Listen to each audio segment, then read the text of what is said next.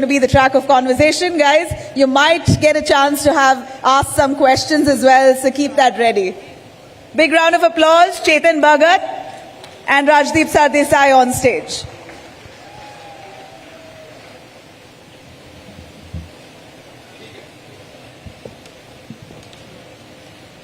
Hi, you guys can hear? Hi, hello? Okay. Okay, you guys can hear us, right? Okay.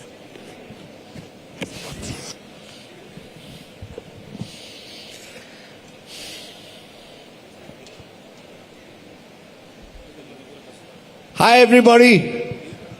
Namma Bengaluru. First of all, why are you all so far away? Should we ask them to break the barriers and bring you forward? Yes. Okay. Now, I presume we are not allowed to do that, are we? Vice Chancellor, are we allowed to ask the young kids, can they come a little forward, some of them? Yeah? Okay, don't have to jump, don't have to jump. You don't have to jump. You don't have to jump. Yeah, but these chairs, they come to this section, guys, so we can interact. We'll find a way by which they can come, at least some of them, to these chairs. On a first come, first come, first serve. Is that okay, ma'am? Who are these black chairs for? Ajao. You all are young, as long as you all can find a way. Please find a proper way. Security, please ensure it's a proper way. Just open the gate, yeah, then it's fine. There is a cage and you have to... Okay, wow. One by one. So all the fit people are coming first because they're able to jump. Hi everybody.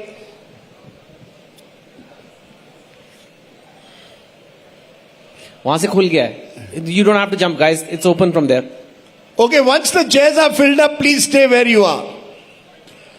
You don't have to jump. It's open there.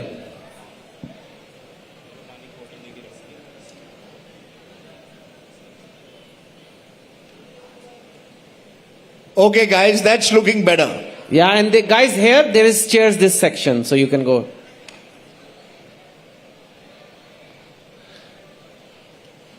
Okay, are we all ready? No worries. Let's say it again. Namma Bengaluru. Okay, I want to say welcome to E-mindrocks. I hope over the next few hours your mind truly rocks and you're able to enjoy this day. Please first welcome one of India's #1 best-selling authors. He's sold more than 12 million copies. His books have become major blockbuster movies. Please welcome the one and only Chetan Bhagat. Hi, guys. Chetan, welcome to E-mindrocks. We're going to discuss with you about how your books have actually become really symbols of social change in this country. And what is the Chetan Bhagat formula? You see, like Manmohan Desai had a formula, the film director. With films like Amar Akbar Anthony, he would do blockbuster movies. What is the Chetan Bhagat formula for writing a blockbuster bestseller? Okay, I'll have to kill you, but I will tell you. No, actually I've been around a long time now, Rajdeep. It's been 20 years since my first book came out, and I've also tried to answer this question. What is it that works? Because I wish I knew. I've tried ChatGPT and all. It doesn't tell me. But the best explanation I've seen so far from all the things is that it comes from this guy Rick Rubin, who's a music producer, who's a big music producer. He says, whenever you create something, create it for yourself. Even if nobody was reading it. Nobody was watching it. If you're creating a video, it's relevant to if you're making music. Nobody will listen to that song. Create it for yourself, and it should come from within you, some sort of a self-expression. And that is what is likely to work. The more you think that this is going to work in the market, or this is going to be liked by readers, or if you're making a TV program, that this program will become viral, it almost never does. The only time something truly works, and I've seen it in my books also, I mean all the books have not done the same. So the books that have worked the best are those that I did for myself. And it's becoming harder and harder because I've been around 20 years. You do get affected by positive feedback, by negative feedback. The moment you start caring about how well the book is doing, how badly it's doing, how well do people are praising you, how much they're criticizing you, that's when the formula breaks down. The formula is it has to come from within you, and keeping that for 20 years is hard. But I think for any piece of art, that is the secret. Let me turn to 20 years ago. I want to ask this audience, how many of you have seen a movie called Three Idiots? Of course, you don't get Aadhaar card if you don't see the movie. If you are an Indian citizen, you have to see it, and it's a requirement to get Aadhaar card. Okay, let me ask this audience who've seen the movie, how many of you know on which book the movie is based? Yeah, 5 Point Someone, 2 States, those are other movies.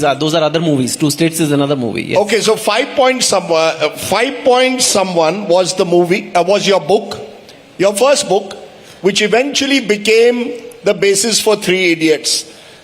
Was it again much more a reflection of someone who had come from IIT, who had gone to IIT, then found something very different with his life? Was it partly autobiographical? Was it also one of the successes of a book is when you are able to write on your personal experience? And was 5 Point Someone, in a way, what Amir Khan portrayed in Three Idiots, was that somewhere Chetan Bhagat seeing himself on screen? Yes, but I didn't do Zubi Dubi in campus. But yes, it was the story of my friends. I mean, actually, I would say that was my purest book because nobody knew me. I was not popular. I was not playing to the gallery. I was not trying to create the bestseller. I was literally writing my college story. I never thought it'll get so much traction and do so well. And in fact, Rajdeep, I've written more than 10 books, but the two that have done the best are that have come from my life. 5 Point Someone and 2 States. If you ask people what are Chetan's books, the most popular ones are these two. And these two are based on my life. And I think because of that, they are more true representation of me. And that definitely works. So 5 Point Someone was in a sense a reflection on the state of our education system. Yes. So do you believe that the more you write about issues that, we are in a college campus, the more you write about issues that concern people are also able to identify then with your theme. It's not just Chetan Bhagat writing about his life experiences, but many people, thousands, millions may well share those experiences. Is that also important? Yes. If you notice any of the writers or movies that have become classics, they represented something that was happening in society in a very creative way.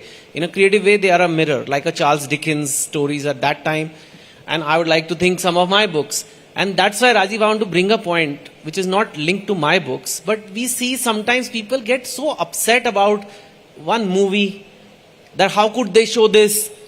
How could this creator show this? Or a web series, how could like this IC814 show this? How could they show that? And they could show that because it is some artist, some creator making it. And they will introduce their bias in it. It is impossible not to. But this is where art is created. True art is going to offend some people. True art is going to upset some people. When I wrote that book on IIT, it talked about IIT professors being very draconian and things like that. So obviously they were upset about it, right? But now if we start like mob attacking the creators, saying, how dare you make this, how dare you make that, you're basically cutting self-expression of the artists in your society, and ultimately you're going to cut your self-expression. You're basically saying, we want to live in a society where somebody is in charge and we are the slaves.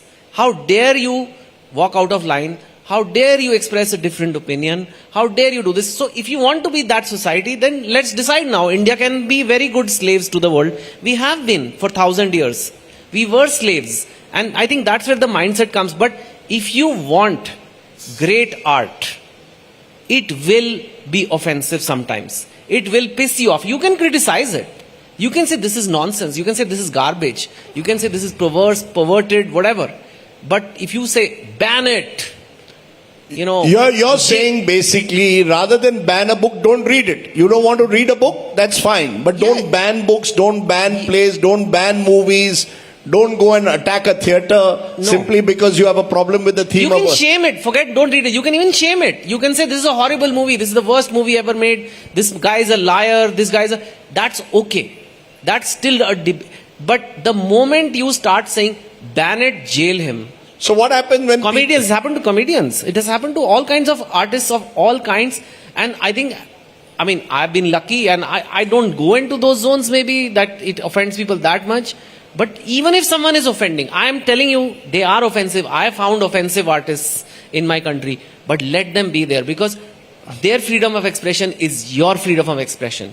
If you today cut someone's freedom of expression because it upset you, tomorrow your freedom of expression will be taken away and you will not have a democracy anymore. So let me therefore turn to one of your themes, which may have again pushed the boundary. 2 states. The story of my marriage. Where it was a classical ek duje ke liye, but for the 21st century. Boy from one part of India, north meets south. yes. The girl from southern India, boy from north India. Was that again autobiographical strongly? And do you again believe that is something which again people resonates with campus? I don't know how many of you have relationships of a girlfriend or boyfriend is from a different state. How many from a different state put up their hands? How many of you have a girlfriend or boyfriend from a different state? See, now fewer of you are putting up your hands. Sir, because relationship वाले मैंने भी realize किया 2 relationship वाले कम है, half girlfriend वाले ज़्यादा है. तो उसके बाद जो मेरी next book आई वो half girlfriend थी. But 2 states, you're right. In fact, I remember when I was about to write it, I also referenced ek duje ke liye. In fact, that's referenced in the book also. And my wife also said, what are you writing? This is a 1980s movie, but this will not work. I said, but this is what I want to write. And my difference was, in ek duje ke liye, the girl's side says, no, you are not going to marry your daughter. And they beat the hell out of Kamal Hassan, right? They beat the shit out of him. But I said, what if the girl's father folds his hands and says, please, we can't marry your daughter to you. Can you please leave us alone? Then what do you do? When they are not beating, because if it's a hero-villain situation, you can make a story. Now how do you win them over? When they say, sorry, we can't do this. We are simple people. Please leave us and our daughter alone. How do you win them over? I thought that will be a more interesting and more realistic story. Because I think most... And that's your story? Sort of. Is that your story? I mean, it is your story, yes, sort of. It's spiced up. It's very spiced up. Okay, my mother is not like that in the movie. It's a bit exaggerated. Amrita also took it to a different level of mother-in-law. And yeah, even my in-laws are not so bad to me like they are in the movie. But yeah, because then you came up with half girlfriend. Yes, which everybody has. How many of you have half girlfriends? How many of you have half girlfriends? Where the half girlfriend ka matlab half girlfriend, the boy is from rural Bihar and the girl was a sophisticated girl from Delhi. How many of you have half girlfriends? Sach batao, raise your hands. मन में girlfriend, Instagram पे है. अभी कर रहे हो को सच्चे लोग. How many of you have Instagram girlfriends? You see, half girlfriend Chetan was written before the Instagram generation came. Yes. So in a way, you write a book in 2014. 10 years later, people are dating, even getting married based on Instagram relationships. The world seems to be changing even faster than a fiction writer could imagine. Yes. No, so I have. In fact, my latest book, 400 Days, is about a child's kidnapping who, when they have to figure out who kidnapped her, they use Instagram to figure out. They see the girl's Instagram account. So it has changed. And yeah, the boys today, they think they have an Instagram girlfriend, but many of them don't. एक तो मैं आज इतने सारे लड़के यहाँ बैठे, मैं उन्हें एक चीज बोलूँगा, ये लड़कियों की फोटो पे लाइक करना बंद करो. ये जो तुम करते रहते हो ना, सारा दिन बैठ के थोड़ी पढ़ाई कर लो, कुछ करियर बना लो। एक कोई ऐसे अदिति ने फोटो लगा दी और तुमने ऐसे लाइक दबा दबा के इमोजी डाले जा रहे हो, एंजल फ्रॉम हेवन, क्या कर रहे हो यार? क्योंकि मैं देखता हूं, I see these girls and I mean like, हम यहाँ राजदीप इतने लंबे लंबे प्रोग्राम बना रहे हैं, 50 लाइक्स, मैं बना रहा हूं 200 लाइक। उसने एक फोटो लगा दी अपनी छुट्टी की गोवा की, बाप रे 2 लाख लाइक आ रहे हैं एंजल फ्रॉम। और तुम्हें क्या लगता है कि तो तुम ऐसे लिखोगे और फायर का इमोजी लगा दोगे तो वो बोलेगी आदिति यार ये मनोज रोज मुझे फायर इमोजी भेजता है, नहीं अभी चलती हूं उसके साथ डेट पे। कोई लड़की गई है आज तक ऐसे? This is simping and stop it, just stop giving like only your girlfriend. You like every post of hers, yes, अगर तुम्हारी गर्लफ्रेंड है तो उसकी पोस्ट 4 अकाउंट बना के लाइक करो, वो अलग बात है। पर ऐसे रैंडम आदिति आरती ये सब ऐसे करे जा रहे हो, तुम्हें क्या मिल रहा है इसका? हाँ, बंद करो ये। अच्छा, you are asking them to discover real love. Insta love में मत जाइए, रियल लव डिस्कवर करिए। You see that even with a book today, we are in this age of social media where you in whether it is Twitter, Facebook, Instagram, even Snapchat, everything is bite size. Now your book size is 200 pages, so you expect someone to spend at least a day, couple of days going through a book. Do you believe that social media has therefore made even books sooner or later bite sized? I see shorter books being written than ever before. Do you have to adjust in a way to this social media age? To a certain extent, yes. My more recent books are shorter. They are even simpler to read. I switched to murder mysteries for a while because that is more attention grabbing and we are in the war for attention. So yes, you're right about that. At the same time, books have their charm, which Instagram reels won't. I try to write simple books that anybody can read, but Rajdeep, I must have one grudge against the publishing industry or literary crowd who कोई book उठाता है ना उसे जज करने बैठ जाते हैं। अरे तू चेतन भगत पढ़ता है, तू सलमान रश्दी नहीं पढ़ रहा, like they are creating a class system. और रील्स देखते रहो सारा दिन बैठ के, कोई नहीं, उसमें कोई नहीं कहता कुछ। Someone has finally picked up a book and we start judging it कि यार ये तो ये पढ़ रहा है, इससे हाई लिटरेचर पढ़ा करो। अरे वो क्या करता है, वो किताब बंद करता है, he doesn't go to the high literature, he or she goes back to the reels. So guys, reading is important. नहीं, आप रील्स किया करो। नहीं, हाँ, we do reels. I do reels. I have a YouTube channel. I do everything. But guys, and I do everything. But reading is reading. It's like saying there are some people who very proudly say, हम तो सिर्फ video देखते हैं, हम books नहीं पढ़ते। You know what it's like saying? गाड़ी है तो पाँव क्यों चलाने हैं? पैदल नहीं जाता मैं तो गाड़ी में ही बैठता हूँ। Are you guys stupid? Right? You have to use your brain. You have to use your mind and the reading is going to show। जो बंदा बुक्स पढ़ता है उसे वेल रेड पर्सन बोलते हैं। किसी को बोला आज तक well TV watched person, well reel watched person? तुम्हारे दिमाग का दही हो रहा है वो तुम्हारा भरता बना रहा है। मार्क जकरबर्ग भैया करोड़ों कमा रहे हैं, तुम्हें नूडल्स बेच बेच के इंस्टाग्राम पे, टी शर्ट्स बेच बेच के, और तुम्हें लग रहा है तुम I am so cool man, I don't read books and all, I watch reels. Dude, you are the product, you are getting used. Reading is coming back. I thought it's going to go away, but it's coming back. So, just as live events are coming back, people are coming to this. Look at all the concerts that are announced. Immediately tickets of 10,000 get sold. People are discovering कि ये जो video की दुनिया है, this is fake and it does nothing for your brain. It doesn't relax you. You think you're sitting watching reels? No. Read a book. You'll get immersed in the story. Not mine. कोई भी पढ़ लो.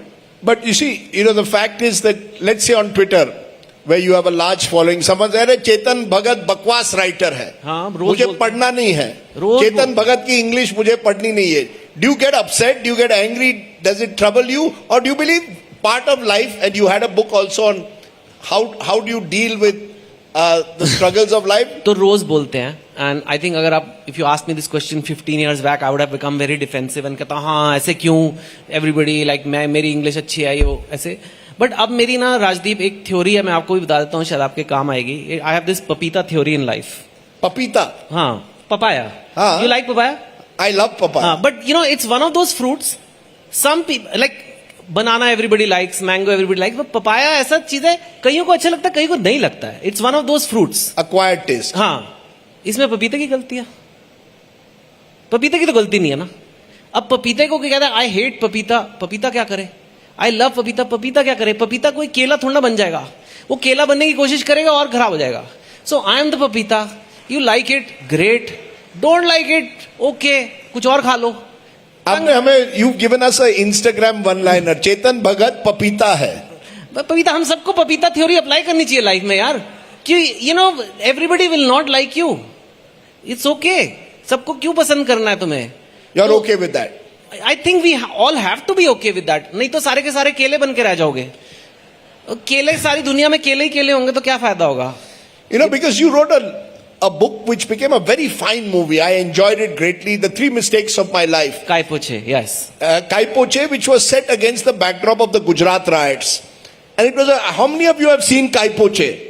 Yeah, Sushant's first movie. You know, it was Sushant Singh Rajput's first movie, and it was a very, very good, well-made movie. It was a book which resonated with me since I had covered the Gujarat riots. So there you were actually pushing the boundaries in a way by talking about a contemporary event which divided people. Do you believe that's okay? Do you believe you were entering unfamiliar territory? Was that a kind of book which excited you when you were writing it? Yeah, I mean, I was very. उस time पे मैंने सोचा भी नहीं कि it could become such a big issue. But nowadays, when I see what happens to certain movies, I think it's a miracle that that book came out and went, and the movie came out, and I must give credit for something. You know, at that time it was CM Modi, not PM Modi, and we had gone to Gujarat, and we said we want to make this movie. This is the story of this movie. It's like this, and we want to shoot it in Gujarat only. Because it's set in Gujarat, and he fully supported, and that is the fact. And we in fact shot all the scenes of Kai Poche where the temple and all are there are shot in Vadnagar, which is his own kind of constituency. So maybe at that time we got all the support for it, and I think the movie or the story tries to be balanced. In that case, I think we did try to do that job. But imagine if such movies are never made. All the movies that are made are like, you know, just fantasy kind of movies, or ऐसे पुरानी कोई legend को लेके बना दिया. If we never make movies about education, if we never make movies about, you know, intercaste marriage or intercultural marriage, if we never make, isn't that something missing in society? सिर्फ circus देखने जाते हो क्या cinema? You know? So you're saying whether movies or books should tackle these contemporary themes, social commentary more and more? If you ask me, I'll feel that is the only reason to write them. But okay, you can write them for pure entertainment also. I don't judge. But I think that's what gives art purpose. Otherwise, to kahani hai. You can all watch reels and do your time pass. Agar time pass hi karna hai to. But I think every story is an opportunity to make people think a little bit. And give a broader narrative, and sometimes it make you feel uncomfortable. Let's say there is a movie on, I don't know. Would you write on Hindu? You know, there is this whole talk of love jihad. Since we are talking of love and romance, ki agar if a Muslim boy marries a Hindu girl, koi kehta hai love jihad ho gaya. I've never been able to understand. What if if they are in love with each other? They're perfectly entitled to. Everyone has the right to marry whoever they want, right or wrong? Do you agree? Each of you have a right to marry whoever you want, right? As long as the other person agrees. If it's a love marriage, what's the harm? So the point is, would you explore a theme like that in the future? I could, but I mean, there are a couple of factors. One is if that, and you have to be honest with yourself, if that is the theme that is bothering you, not letting you sleep at night, you know, if you have some experience of that, like someone in the family had that situation or me, am I able to bring an angle to it, which is like somewhat unique? But yes, why not? I mean, but at मेरा कभी हुआ नहीं love jihad type इतना ऐसा situation. But I don't have to personally experience it. Like I said, I wrote a book on call centers at one time, one night at a call center, which was the whole. At that time, call centers were being celebrated. कि इससे बढ़िया कोई चीज नहीं आई. But the people inside had a lot of issues, so I wrote a book on that based on talking to call center people. So it depends on what. If it fascinates me, I could do it. But yes, what you're saying would possibly be a talk. But will we let such a movie release? Would we let such a movie say? They may say love jihad is okay. They may say love jihad is wrong. They may. I don't know. It depends on the creator, na. Uski marzi hai. So, like people had even objected, if you recall, a few years ago to an advertisement where the girl was dressed in, you know, the boy was dressed in Muslim clothes, the girl in Hindu clothes. I think it was a watch ad, and there was a lot of there was a question mark over the way people had been portrayed. You're saying Gio or Jeene Do. That's your motto in life. When you write a book or anything in life, Gio or Jeene Do. Yeah, especially a country like India, where we have so many different points of view, so many different cultures, and frankly, आप इतने jobless हो क्यों कि आप protest कर रहे हो बैठ के किसी मूवी? तुम्हारी, इसका मतलब है तुम्हारी लाइफ में कोई पर्पस नहीं है, तुम वेले हो और वेलों का काम है ये करना. You know, people just, if you are really productively, if you have a great job and you have an amazing girlfriend or boyfriend, you're not going to have time to say कि ये कैसी add बनाई है, ये गलत है, आज पूरा दिन हम ट्विटर पे लड़ेंगे इसके लिए. ओनली जॉबलेस वेले लोग करते हैं काम. तो if you are doing, you catch yourself doing this, I think it's a bigger message कि अपनी लाइफ में कुछ बनो और लोगों को भी जीने दो, लाइक यू सेड, एंड अपनी भी लाइफ को कुछ बनाओ यार. This country will sort it self out. People don't get, no religion gets damaged or no country gets damaged by one little piece of art that will be forgotten in 10 days anyway. Okay. We're going to do a rapid fire round with Chetan Bhagat. अरे बाप रे. I'm going to try and यहाँ play. फंसता आदमी. नहीं, वो Karan Johar type करेंगे अपन. I hate, love, carry, marry. No, hook up, love, marry. Type. Okay, my first question. Which politician do you admire the most? Narendra Modi, Rahul Gandhi or Arvind Kejriwal? तीनों stud है. तीनों नहीं, honest बात है. If you are talking admiration, all three are super stud, very good politicians, all three of them. अरे नहीं, मैंने ये बोला तो मैं भी अच्छा पॉलिटिशियन बन गया. नहीं यार, ये अच्छा, okay. ऐसे कैसे बोलो? Because all three bring something to the table. All three are Indians. All three are Indians. You know that, right? दोनों, तीनों हैं, एंड तीनों अपने बात को. How many of you like the answer? How many? If you didn't like it, thumbs down. देखो, लोगों को डिप्लोमेसी अच्छी नहीं लगती. मैंने कहा ना मैं पपीता हूँ. अच्छा, ये बताओ. Who do you think is the actor you admire most? Amitabh Bachchan, Shah Rukh Khan, Rajnikant or Kamal Hassan? I think I am little biased because I've interacted with Shah Rukh out of these the most, and they are all good actors. But Shah Rukh as a human being, like, I'll tell you one thing. I'll give an example. Two examples actually. I've not done a movie with him, but I've gone to his house once. We went for some work only, and I've gone to the houses of actors who've done my movies, and many actors, people. Shah Rukh is the only one who walked out of his house to see me to my car. So that's the kind of manners he has. Once I remember Om Shanti Om was being shot, and at that time I was new, I was not that popular also. One book had come, and my mother was there and she wanted to see the shooting. So I took her, and she was standing there. The shot got over and he saw that my mother is older. He went, and nobody on the set thought of it, and he picked up a chair and got a chair for my mother.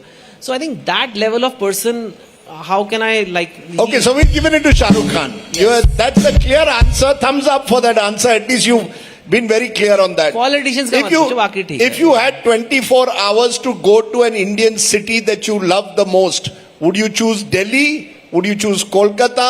Would you choose Mumbai? Or would you choose Bengaluru? Where would you come if you wanted to have a good time? Saturday night, which is the city that you think is the best place to go for a Saturday night? That's a very good question actually. तो 24 में से बैंगलोर में 6 घंटे तो traffic में ही लगा लो. ठीक है, तो और 8 घंटे. Just for me, I would pick Delhi. I'm from there. I have friends there. Delhi can be fun. I'm a little Punjabi, तो मुझे वो पंजाबी टाइप गाने, पंजाबी टाइप खाना मेरे लिए fun है. But maybe for others, I've heard Bangalore is fun. There are some nice places here. But एक दिन ट्रैफिक पार करके पहुंच ही जाएंगे. Cricket, Bollywood or politics? What is Chetan Bhagat's first love? I love, in terms of just watching and observing. I think I'm a bit like you. I can't tell about you because for you cricket is, I think, very big. For me, it's politics. I don't like watching too much sport. I feel you are watching other men achieve excellence. You should spend the time achieving excellence yourself. Watch 10 minutes, get inspired by those Olympic players, cricket players, and then go do it yourself. ये जो fan पंदी करते रहते हो ना सारा दिन, you are like wasting your own life. I don't like to watch. It's my view. Papita hu, that's up to you. If you had to, I love politics because it is the ultimate brain involvement. Like, doing politics is so difficult. Trying to convince people to go along with you and not go along with someone else. It's fascinating for me. That's like, for a writer, it naturally fits understanding society. So for me, if you, like, election results versus World Cup final. Okay, what about you? Election results versus World Cup final. Final Lok Sabha election result, World Cup final. no, look, for me, live, election day live is the best thing on TV. Yeah. Because I love to see politicians who think they are winning actually losing. I love to see their face.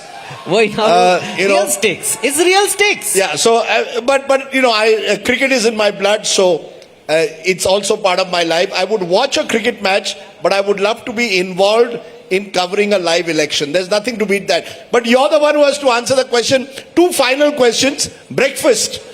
If you had a choice between Sunday morning breakfast tomorrow morning, idli dosa at MTR, paratha at Chandni Chowk, or poha at Dadar Shivaji Park, what is Chetan Bhagat's choice for a good Sunday morning breakfast? Rajdeep, मेरा अभी एक trainer है और ये तीनों rejected breakfast है, क्योंकि तीनों कार्ब्स और कार्ब्स. तो प्रोटीन खाना है तो अंडे खाने पड़ेंगे, कोई चॉइस नहीं है. या मत खाओ ब्रेकफास्ट. अच्छा, तुम अंडे के आदमी हो? अंडे, यार, it's really bad now. I have to eat so much protein.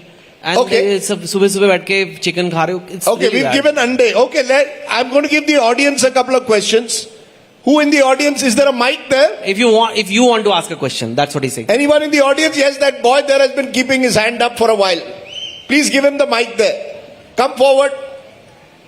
Please come. Hello. Yes. Hello sir. आगे आ जाओ. Tell us your name first. Hello Chetan Bhagat sir, Rajdeep sir. क्या नाम है आपका? What's your name? My name is Shatadru Mukherjee. Okay. I am from Kolkata. So sir, it's a request from my side to Chetan Bhagat sir. Actually, I read these 3 mistakes of my life after it was released some 1 or 2 years later. And as at that time I was not very much into politics, I didn't keep note of what's happening in politics. I was unaware about Gujarat incident. So I got to know everything about Gujarat incident after I read the book. So my request to you is, sir, now there is a very bad incident that's going on in Bengal. We all know about it, but maybe some youth who is staying far off from Kolkata doesn't know what's going on about Arjikar and the kind of politics that is happening, and this East Bengal. So you want him to write a book on Arjikar and what is happening? Yes, definitely. Okay. मुझे खुद ही नहीं पता है किसको पता है exactly क्या हो रहा है वहाँ पे अभी. So either way, if Rajdeep sir will be able to help. I'll be able to tell you if is that the kind. Would you like to write more and more on contemporary politics? I would love to, but like I said, you need to be honest with yourself that, see, there is a lot of problems in the country. There are some that we feel very strongly about. Like there may be someone in the audience who feels very strongly about animal rights, right? And someone else may feel strongly about something else. So it has to resonate with me for it to be an effective book. But definitely it is, something like this is, I don't know if I can do a book on a specific individual case. That's not my thing. Okay. But yeah. Okay, the girl here is wanting to ask a question. Also. Go ahead, ma'am. Yes, sir. I am actually a very big fan of you. What's your name? My name is Manya Singh. I started reading books because of you. Thank you. And your book, One Indian Girl, made me like, मुझे इतना interest आया that I am pursuing investment banking right now because of you. Oh, thank you. अरे पर ये तो investment banker होते होते author बन गए. हाँ. But still, I would like to ask that what values did you got from IIM Ahmedabad which you carry right now? Like which you would... I'll tell you. So, the course and all is good, but what that place did, I think, for me, is a very underrated but rare quality is it teaches you how to think. And I know everybody thinks, but we don't really think. We are often reacting to things. Our thoughts are not our own. They are based on what other people have said to us. We've read somewhere, seen somewhere. And I would say the moment you learn how to think, which means how to solve a problem, you can solve anything in life, even your career or your health or anything else. the step-by-step way of thinking. So what's is your what you one learn. tip to this young audience for success in life? Everyone wants to achieve in his or her field success. As someone who went through a very unusual career journey, IIT, IIM, went to investment banking, became a best-selling author, what's your one tip of success to the young? It's a lot of tips. I have a book called 11 Rules for Life. You can read it if you want to know fully. But I would say live a life of purpose and discipline, you know. Discipline trumps motivation. Discipline trumps everything. Just hard discipline. I know it sounds fun. I wrote 2 states. 3 idiots. It sounds like a fun thing. It's a grind to write. You've written a book this year, right? Isn't it one of the hardest things to do? I've been getting up for the last 100 days every morning at 5 in the morning. Because the only way you can write a book is between 5 and 9 in the morning when nobody disturbs you. Yeah, So are you willing to wake up every day for 100 days at 5 in the morning? So it's the hardest thing for me. Like IIT exam was nothing. And even though I'm writing a comedy, I'm writing a love story, the discipline a book requires. And even now that you've already done it, you know, so I think just that. Okay. I'm not a genius. I'm not a huge writing talent. I have some talent, yes. But where I have won is because I've been at it for 20 years. And Lage raho. Lage raho, bas. Basically, apna time aayega, lage raho. That's the message. If you can continue to focus on doing what you do or what you like to do and are disciplined, you can become the next Chetan Bhagat. So Chetan, thank you very much for joining us. You're looking extremely fit and trim. Thank you, Rajdeep. You have also lost a lot of weight, and I heard like it's because of your son's clinic. My son is a facial aesthetic surgeon, so he makes me go on a particular diet, but you've been remarkably fit as well. I'm older That also than... discipline, Rajdeep. It's all discipline. Chaliye, discipline. The one first word at Mind Rocks, if you want your mind to rock, remember, stay disciplined. The one and only Chetan Bhagat, ladies and gentlemen, give him a very big hand.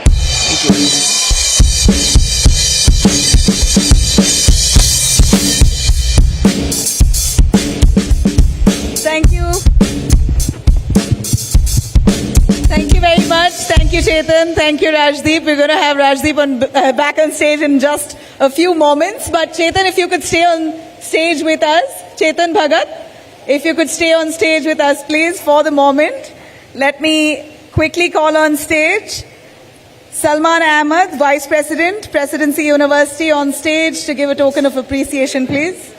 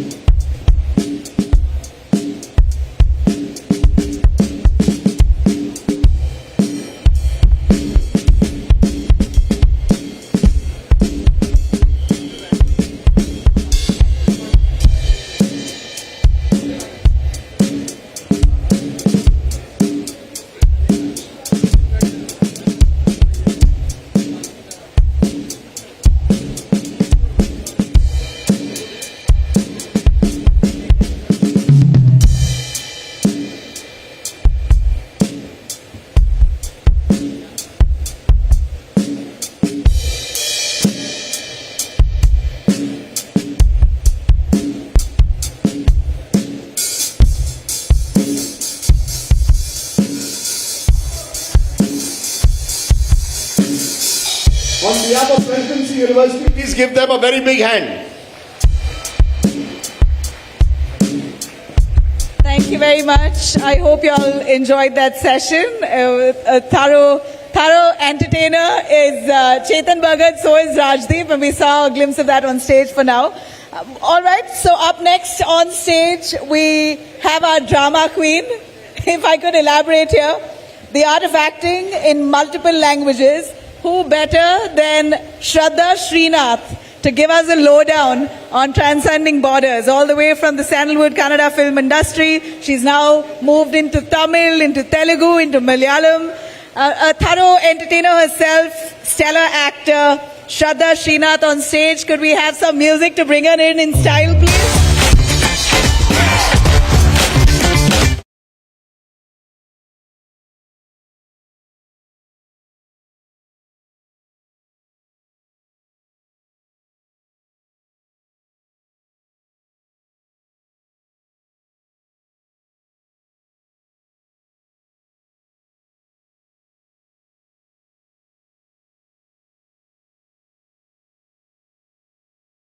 here with Shraddha. Shraddha, you want to introduce yourself? Go right up ahead, have a chat.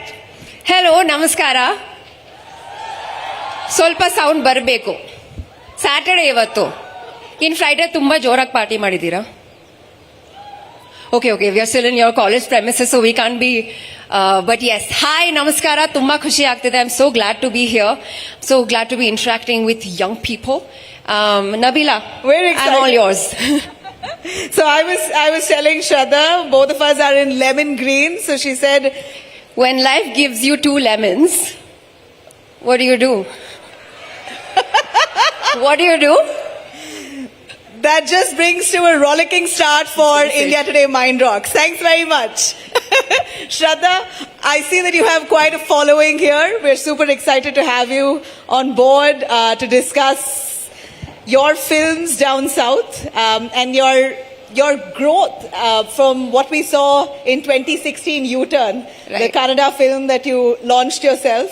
A fantastic film, a super hit, Right. slightly offbeat, which wasn't really likely of the Salwood film industry. Right. But I think you were one of those who broke barriers at that point. Right. From then to 2024, what's Shraddha's journey been like? The journey has always been that of, like your first movie and you're being launched, and when I remember people would ask me, so what do? I would say I'm an actor. Oh, what have you done anything? No, I'm just finishing a film called U-Turn. It will release next year. Oh, what character are you playing? The heroine's friend or the heroine's sister? And I would be like, no, I'm playing the protagonist. Oh, hero yaru, they would ask me. So they wouldn't peg me to be a hero. And I was a little, I'm not your typical heroine material. And so my Instagram bio very cleverly says, oh, I'm patting myself on the back as I say clever, but it says heroine, actress, not heroine. Meaning to say, I just have so much more to offer. In terms of like whatever substance and so this is where I think my strength lies. So from being asked if you're going to be playing the heroine's sister or like hero's friend to today, it's been quite interesting. It's just, if I really truly believe that as an actor,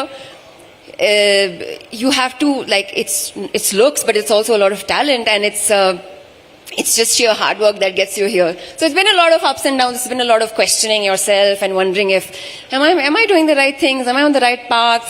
But it's been very challenging. It's been fun actually.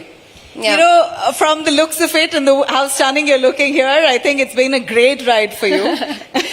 Yes. And to be very honest, I was actually speaking to a bunch of them backstage, and a lot of them said that the films that Shraddha Srinath has been part of has sort of lit up because of Shraddha. She's brought so much to the table as part of her role and her character to a film that the film, more or less, even if she's not the protagonist, in a way revolves around her. Right. I don't know how you do that. I'm very selfish. I look for characters like that, and I will not settle for anything lesser than that. I mean, the thing is, the only thing I know to do is to act. If I had other talents, I would probably be, But doing other things. I think you're lying. No, but truly, the only thing I can do is act. And so for me, my acting career or the films I choose, they're so sacred. The choices I make, I feel like I put a tremendous amount of pressure on myself to pick the right kind of roles. Because to me, I'm setting an example to myself. The Shraddha from 10 years ago would be so proud of herself and to see where she's reached. Of course, I could have done far more. I could have done 10 films a year. But I know what made me choose 3 good films a year. It's because I go to sleep happy thinking, okay, I feel challenged at work. I feel like I'm doing justice to the part. There could have been anyone else in my place as an actor. I just need to do justice to the fact that I quit my corporate job and I'm an actor, and I'm not just taking this life for granted. I cherish it very much. You know why I said Shraddha could be lying that she has no other talents? Let me tell you, for your fans, I'm sure they know that you're an advocate. You've studied law, and that takes a lot of work through the years of your education, for you to be excelling in your education and then jumping to acting, and that was your choice. But you're a total multitasker, so I wouldn't believe if you say I have no other talent except for acting. Okay, I had 2 talents. she's an advocate, and I think it's amazing and refreshing to see someone who's done her education, completed it, and then decided to make the switch to acting. I want to know, and I want you to sort of guide our student crowds here today on how you made that switch. Because your family members, I'm sure, must have said, hey, you're acting? I'm not too sure. No, on the contrary, they were really supportive. Really? And I expected no less of them. But I also know young people whose families may not be supportive. Yeah. In that case, what does one do? Do you go against the odds? Do you fight your family members? Because at some level, they do have some life experience. Of course, they are a bit jaded and they are quite practical in the sense that, acting ella agala, idella tumba kashta. Exactly. And to be honest, in Karnataka, there is a sense of resentment when it comes to the film industry here at least. Yeah. I mean, generally, and like, maybe I don't know, like it's a completely different field. It's like, there's no formula to be a successful actor. So how do you just send your child away, push them into the deep end and say, ja Simran, ji le apni zindagi. But my parents were very supportive. However, it took I think they saw in me that I was very, very determined. And I remember not asking them. I remember I went to them in their room and I said, I told them, I didn't ask them, I said, this is my decision, I want to quit law and I want to take this up and I want to see where it goes. So I'm letting you know. I'm not asking you for your permission. So this was very bold of me also. It's very unlikely because I'm totally mama papa's kid. I'm a very papa hudgi. But yeah, this is something I did and they were super supportive. Again, but then because I was it was a multitude of things. It was YOLO, I'm young, I can choose to, I can afford to take this decision now of going freelance, being an actor, and maybe if worse comes to worse, if things go, really haywire, things go really bad, I can still go back to a desk job. It's okay. At least I will have tried. Like at the age of 50, you don't want to, at the age of 52, you are fully allowed to take risks and make decisions and, do crazy never stuff. An age bar. There is never. Yeah. But that was one of the things that made me say, hey, you know what? I think it's a good time to try now. Also, I was not a very good lawyer. Can I tell you this? Like I studied 5 years of law, and I think after second year or third year, I realized that it was just not my thing. Somehow because I was a smart kid, I cleared my exams really well and everything. So all of that was fine. But you can either be happy or you can pretend to be happy. And I was pretending to be happy as a lawyer with a really good pay package and all of that. But I realized that, oh my God, my true absolute joy lies in, acting on stage, rehearsing with my co-actors and, finishing a play and, receiving that round of applause and sometimes absolutely no claps, like crickets chirping. I have had shows where after my plays on a Friday afternoon, it was 1/4 full auditorium. Nobody even responded. Nobody laughed at our, punchlines of our play. But post that, we'd all still be very happy. We'd all still go to the director's house. There would be biryani and coke and, we would just that would be our party. Life was so simple. I really, truly found joy in that. So I realized that I'd rather live a simple but fulfilling life than lead a life where I just find no joy in. So yeah. Absolutely, right? And then your first plunge was, or first film was U-Turn. Yeah. Why don't you take us through your high points of your career? On the best, the actors that you worked with, your most favorite star that you've worked with? The high points of my career, the very first would be the night before U-Turn released. It was Bhumika Theatre, Majestic Hatra, somewhere near Corporation, and this was the premiere show where fans had bought tickets to watch the show, and I got out of my Innova with 8 other people in the car, and suddenly all phone cameras moved towards me. And everyone's taking pictures, and it was a very filmy paparazzi moment, but I could suddenly see the attention shift.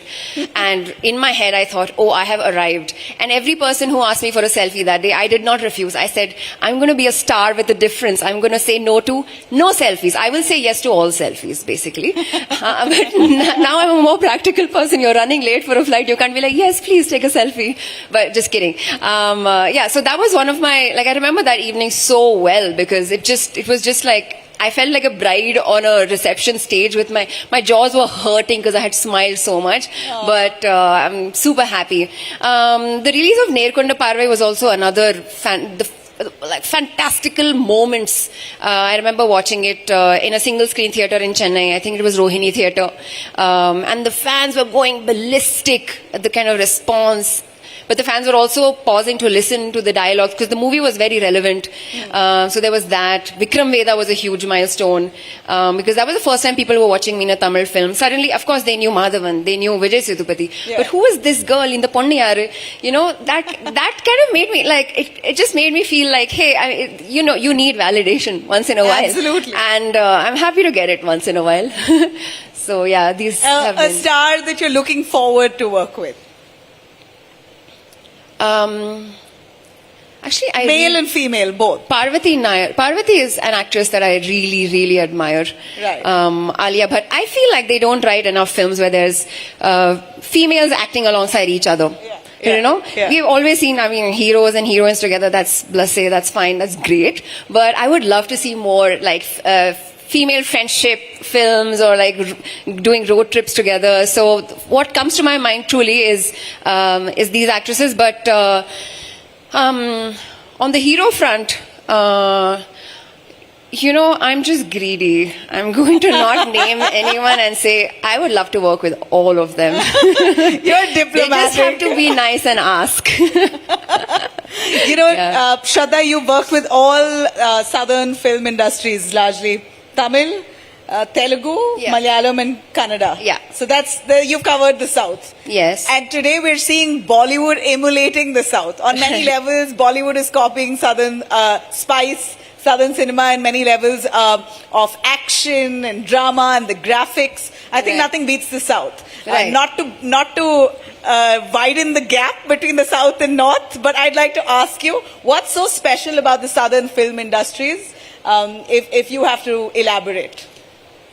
Southern cinema. Perhaps in the eyes of Bollywood, we are so exotic, right? Yeah. It's just they don't understand the language. That itself makes it so, ooh, what are they saying? For us, now you have subtitles. But I'm saying the cinema itself the films that we are making in the South is excellent.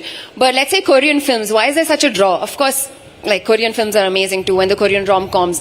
But I absolutely enjoy watching Korean content because at some level I'm like trying to imitate them, trying to listen to them and learn the language. So I feel there is this draw of like mysticism, like, okay, what's happening in the South? There's a lot of films that are just rooted in who they are. They are unabashedly, who they are. A film like Kantara, Malayalam films, a film like Pushpa, where it's Telugu is being spoken, but it's also it's a dialect of Andhra. So it seems very interesting when you watch it, when you hear when them speaking their lines, things like that. So I just feel like going back to your roots really is probably the way the authenticity, the rawness that southern films bring, and the fact that a lot of the films, especially in Malayalam, made with very low budget, but the storyline is so impactful. Absolutely. I think that's what really makes the South an edge above. Yeah, I would say that too. So Shraddha, over the years of you in the film industry, have you realized, did you have an epiphany of sorts of being in the film industry? A vision that you had of the film industry and what you have now being an insider?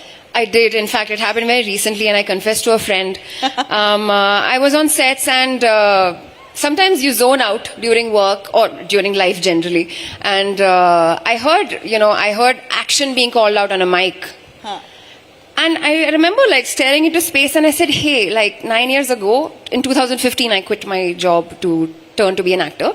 So 9 years ago, just hearing the sound of action and cut would have meant that I'm just watching a film being shot as a spectator. But today I'm in the midst of it and they're saying action and cut to me. It felt surreal. It felt, I'm a pretty practical person, but somehow the last 9 years have made me believe in destiny and that some things are really written for you And again, like if some things are not meant to be, they will not happen. It's a very hazy, vague zone, but I really have started believing in such things. But I know you are a deep thinker. You have always batted for sustainable living, Yes. for climate change, and that's very lovely and refreshing to see. Not all stars actually use their responsibility or their popularity to propagate it. Right. And I read during the COVID times you refused to wear new masks every day. Is that what I saw? And I was very surprised because Yeah. you don't see that of a star. No starry airs.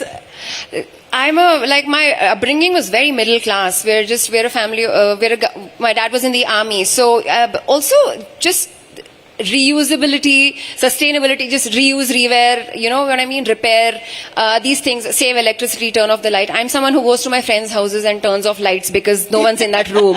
I'm that person. And like even my friends' parents make fun of me. Ye aa gayi Shraddha, like light off karne, hamare paise bachane, sort of thing. But I have always been that person. And somehow it seems very out of character for me to now change just because I'm an actor now in the public eye and I have a little more money than I used to have, you know. So for me, re-wearing old clothes is very, very normal. And I make it a point to talk about it on my social media about how, okay, this dress is, 9 years old. It is still, whatever. I talk about fast fashion. I talk about saying no to plastic. I talk about many things. We are, though, living in 2024, and there are some things you cannot avoid. If someone asks me in my DMs, oh, but what about the number of flights you're taking? I mean, it is a fast-paced life. You have to get somewhere because, I wish I could take a train. And I took a train as recently as March 2024. I went with my family from Delhi to Jammu on a train. So what I'm saying is, there are times that I can do it, there are times that I cannot. But I truly, truly do my best, and there's no point in trying to be 100% sustainable. Just do your best every single day. And Absolutely. that goes for life About also. fashion. When it comes Yeah. to fashion, you always want to wear a different dress every day. At least I'm Yeah. obsessed with new clothes all the time. How do you deal with that? The thing is, it's so easy and it's so tempting. Now the spending power is so much more, and your fast fashion brands are selling things to you which look so trendy, and like you're seeing everyone else around you dress up so fashionably, you don't want to be left out. Correct. For me, it's just I believe in fashion that is timeless. So skinny jeans may be out, but I'll still wear skinny jeans because I can, because I am the one setting my own fashion statements. But also just reimagine, think of how else I can wear this, and just the point is to look well presented. The point is to look good, and you look like everyone's beautiful. We look great no matter what.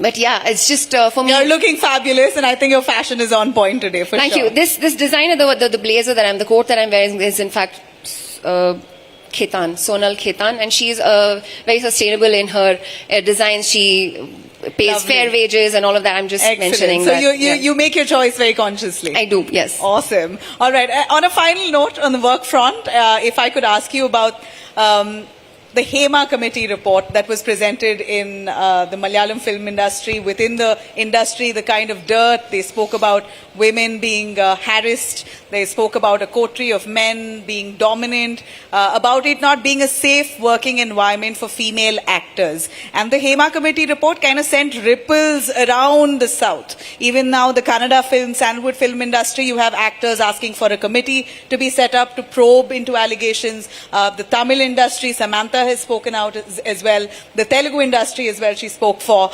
How would you look at it? Safe working environment for female actresses in the industry. Have you felt safe? I have felt safe. I have felt safe. I have felt unsafe outside of my working space.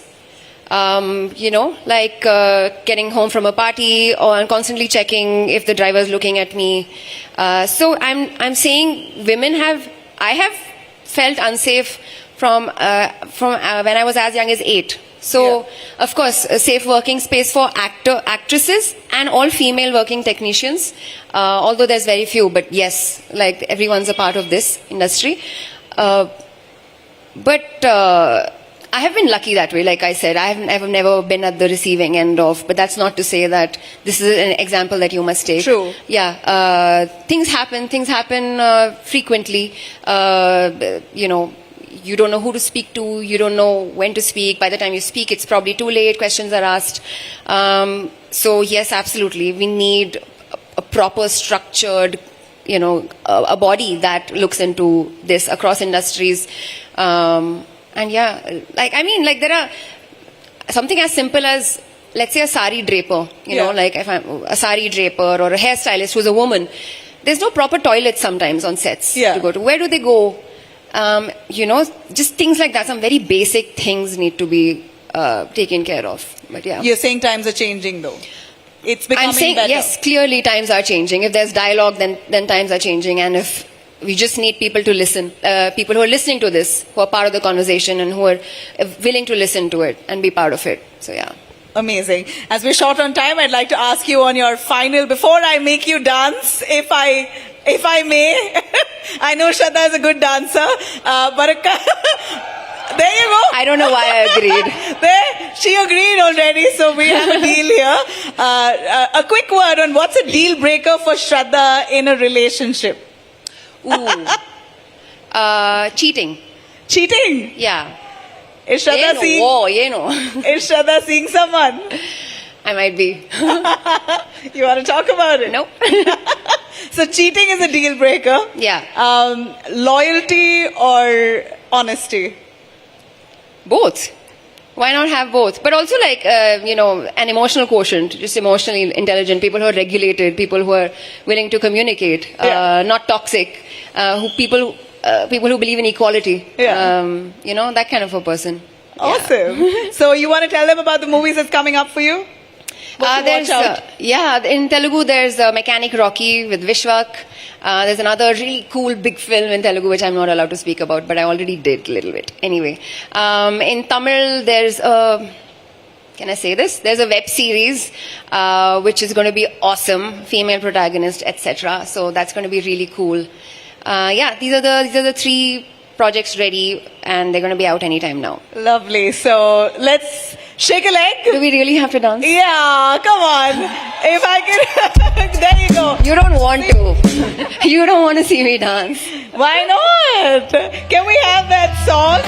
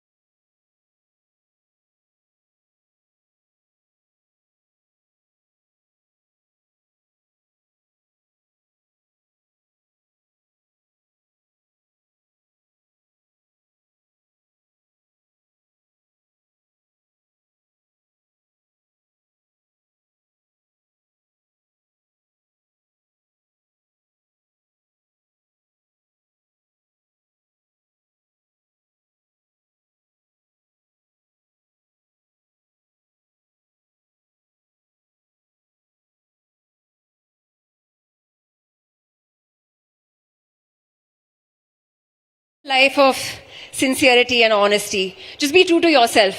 And if you're chasing success, define what success means to you, because his idea of success may be different and yours might be different. So yeah. Awesome. I think you're a great My example. gyan for the day. And for a Kannadiga, you've made us so proud. Thank you. Thank you very much, Shraddha, for joining us right here Can I on take this a really stage. quick video with everyone? How about that? Do you want me to take it for you? No, I'm just gonna... but I need you guys to be loud, otherwise it's a fail. You gotta be louder. Yeah. Good job. Full marks. Thank you so much. Thank Can you. we have Anubha Singh, Vice Chancellor of Presidency University, please up on stage.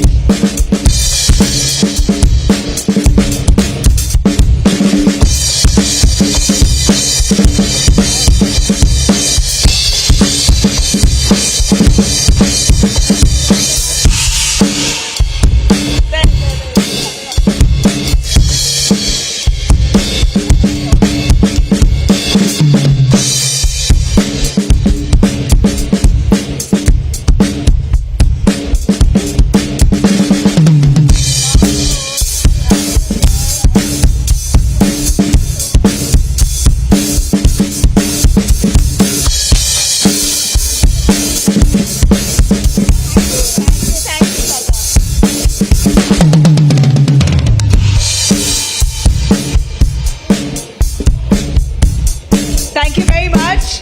Guys, you were a great audience. I hope you all enjoyed it. We have more fun that's coming up on stage with someone very inspirational. Our next session here, Dare to Dream Big. To introduce to you the speaker I'd like to call on stage, Mr. Raj Chengappa, Group Editorial Director Publishing for India Today Group. And along with him, I'd like to request Pavan Kumar Chandana, founder of Skyroot Aerospace, joining us on stage for this enriching, fun conversation right here. Just for the moment, sir, they are placing your chair. Oh, okay. My bad. All right, please come on stage.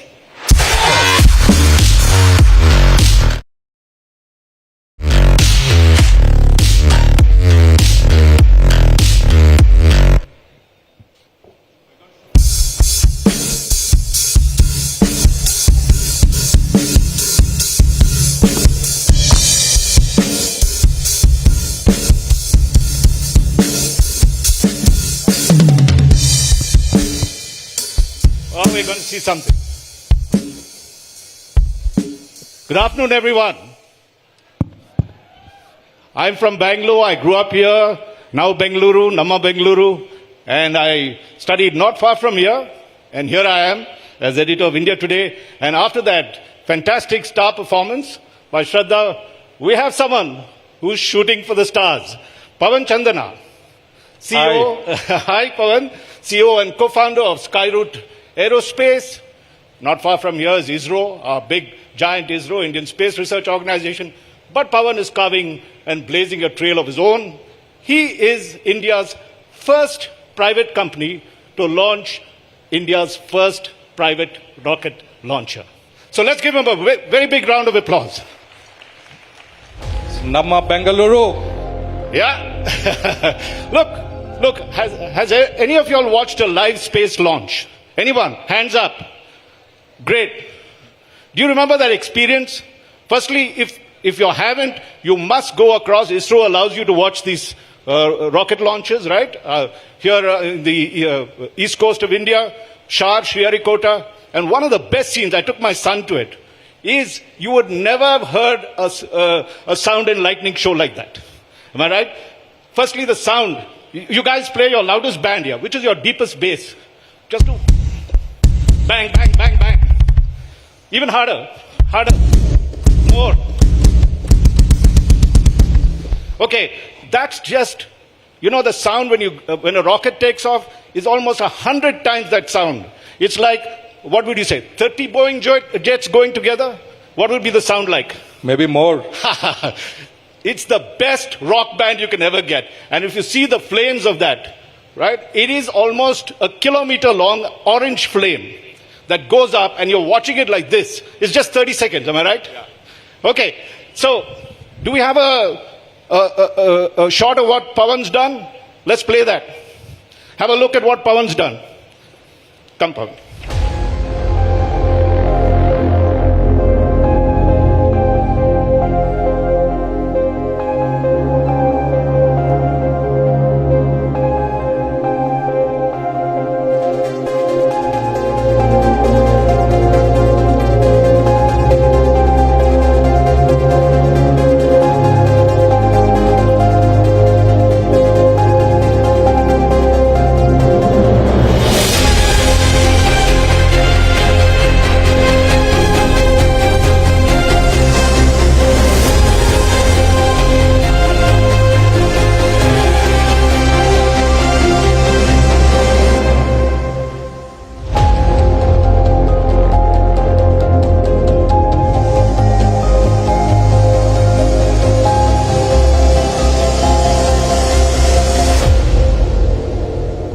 Ladies and gentlemen, that was Pradhan. That was the first Indian rocket built by a private space company and built by Pavan Chandana and Skyroot. November 2022, that's a name in history. That's because earlier it was only Indian Space Research Organization that built spacecraft and we're allowed to own it and launch it. But that policy changed. But Pavan, let's start really young. Did you build Diwali rockets or not? Of course, I think biggest inspiration for me is the Diwali rockets. Let's all of us, I'm sure all of us love launching rockets, and we love launching it to the neighbors and neighborhoods and all. We all did it. So that's the biggest inspiration that made me get into rockets, get fascinated by rockets. I think India is, everybody in the youth, everybody loves rockets. And I think, my fascination also started there. Now, did you take that passion? You went to IIT Kharagpur, right? Was that something that you wanted to do at that age, or IIT Kharagpur was something that every young guy wanted to be? Yeah, absolutely. In fact, I was very bad student in school. Very, very bad. I was also. So in fact, I remember getting, very, very low marks in maths. And, starting from there, of course, my teachers encouraged me, and, I started doing really well. And of course, the middle class dream in India is to get into IITs. I got into IIT. and then I wanted to build machines. Right. And that's why I took mechanical engineering at IIT Kharagpur. Okay. And now working on the most fascinating machine ever built by humans, which is a rocket. Well, I'd like to be in that place. I'm writing and you're doing the shooting. But let's talk about that journey, right? 22 years old, you have your co-founder come, Naga Bharat, and you all decide to join ISRO. 22 years, am I right? Absolutely, yeah. So why did you all go into ISRO? You could have done it yourself. You could have started an entrepreneurship before that. You would have had the lead on what prompted you to go to Indian Space Research Organization. Yeah, so in fact, especially people in the IITs, they want to join companies or go abroad, get fat paychecks, etc. But in fact, I was very clear that I are really very fascinated with rockets. And I want to do something very exciting with my life. But still I want to start a company at that point of time, but I never imagined that a rocket company would be something in my mind at that time. But I wanted to start a company, but didn't have the guts to start straight out of college. But my fascination is towards space, rockets, so took on that leap of faith and joined ISRO as a scientist straight out of college, which very few people choose, especially from the IITs actually. Yeah. And both Nag Bharat and him, they built the GSLV. Of course, you were in charge of the GSLV and he was in charge of the electronics. GSLV, guys, is the Geosynchronous Launch Vehicle 3. It is ISRO's biggest rocket ever. It's the third largest rocket launcher in the world. Am I right? It's giant. If you look at it, even that, Pawan, your first rocket's about that high, right? This yeah, it's 7-storied building tall. Yeah, maybe right? Of that height. Yeah. Right. And so you quit ISRO. I mean, this was a fantastically safe-paying job. You had the best rockets that you're building. Why did you quit? So in fact, and let me tell you, he was 28 years old when he quit. Am I right? Yeah. You're right. Yeah. So in fact, since college days, I told, I always wanted to be an entrepreneur because I believe that entrepreneurship brings a lot of independence, can create a lot of impact in the country, and I strongly believe that entrepreneurship is going to change India. And I always wanted to start a company, but I didn't know what to start, where to go. But my fascination is always to tech, so I joined ISRO, and I would say even though I graduated from an IIT, I really became an engineer after joining ISRO. After doing this cutting edge work at what ISRO is doing at that point of time, and really loved that time. And 6 years there, I felt the future of Indian space is a mix of public agency and private agencies. That's the future, because till then it's only only ISRO, which is a very strong public agency, which is doing really good. But to go global scale and to become a global player, I think it's a good mix, very healthy mix of strong public agency, which ISRO already is, and a very strong private enterprise. So I saw an opportunity there, and I thought would take that leap of faith and start the company. No, but at the beginning is duddu, right? Money. Where did you get the money? You have a great job, you have a safe job, you can get married easily. People will want to come and say it, but you gave up that. Where did you get the first bit of money that you did? From Bengaluru. Okay. And in fact, our first investor is Mukesh Bansal, who built CureFit, Mintra. It is based in Bengaluru. And in fact, I came traveling to, meet him, and then pitched to him that, this is what we are doing, quitting our jobs. This is a vision we have. We want to build strong private enterprise which can go global. And out of our surprise, he decided to invest. And he wrote in I think we just had a 45 minutes meeting, and we had a 10 crore check wow. To start the company. Guys, listen, 10 crore check immediately. I'd like that. I haven't earned 10 crores in all my life, but still, go ahead. Yeah, so that's how the journey started. So I think successful entrepreneurs, boosted our initial journey. Okay. Because they have seen that journey and they believe that India had this in deep technology, especially in space. Because we're already top 5 countries in the world with space technology. And then I think the private space is the next big step. And I think really fortunate that we had that support from investors to start with. And I think so far, we have raised like 750 crores. 750 crores, guys, from 10 crores in 4 years, 5 years. Fantastic. Let's give him a really warm round of applause for that. And he's the leading space technology company. And let me tell you a little story, right? Okay, yeah, give him a little band here, 750 crores.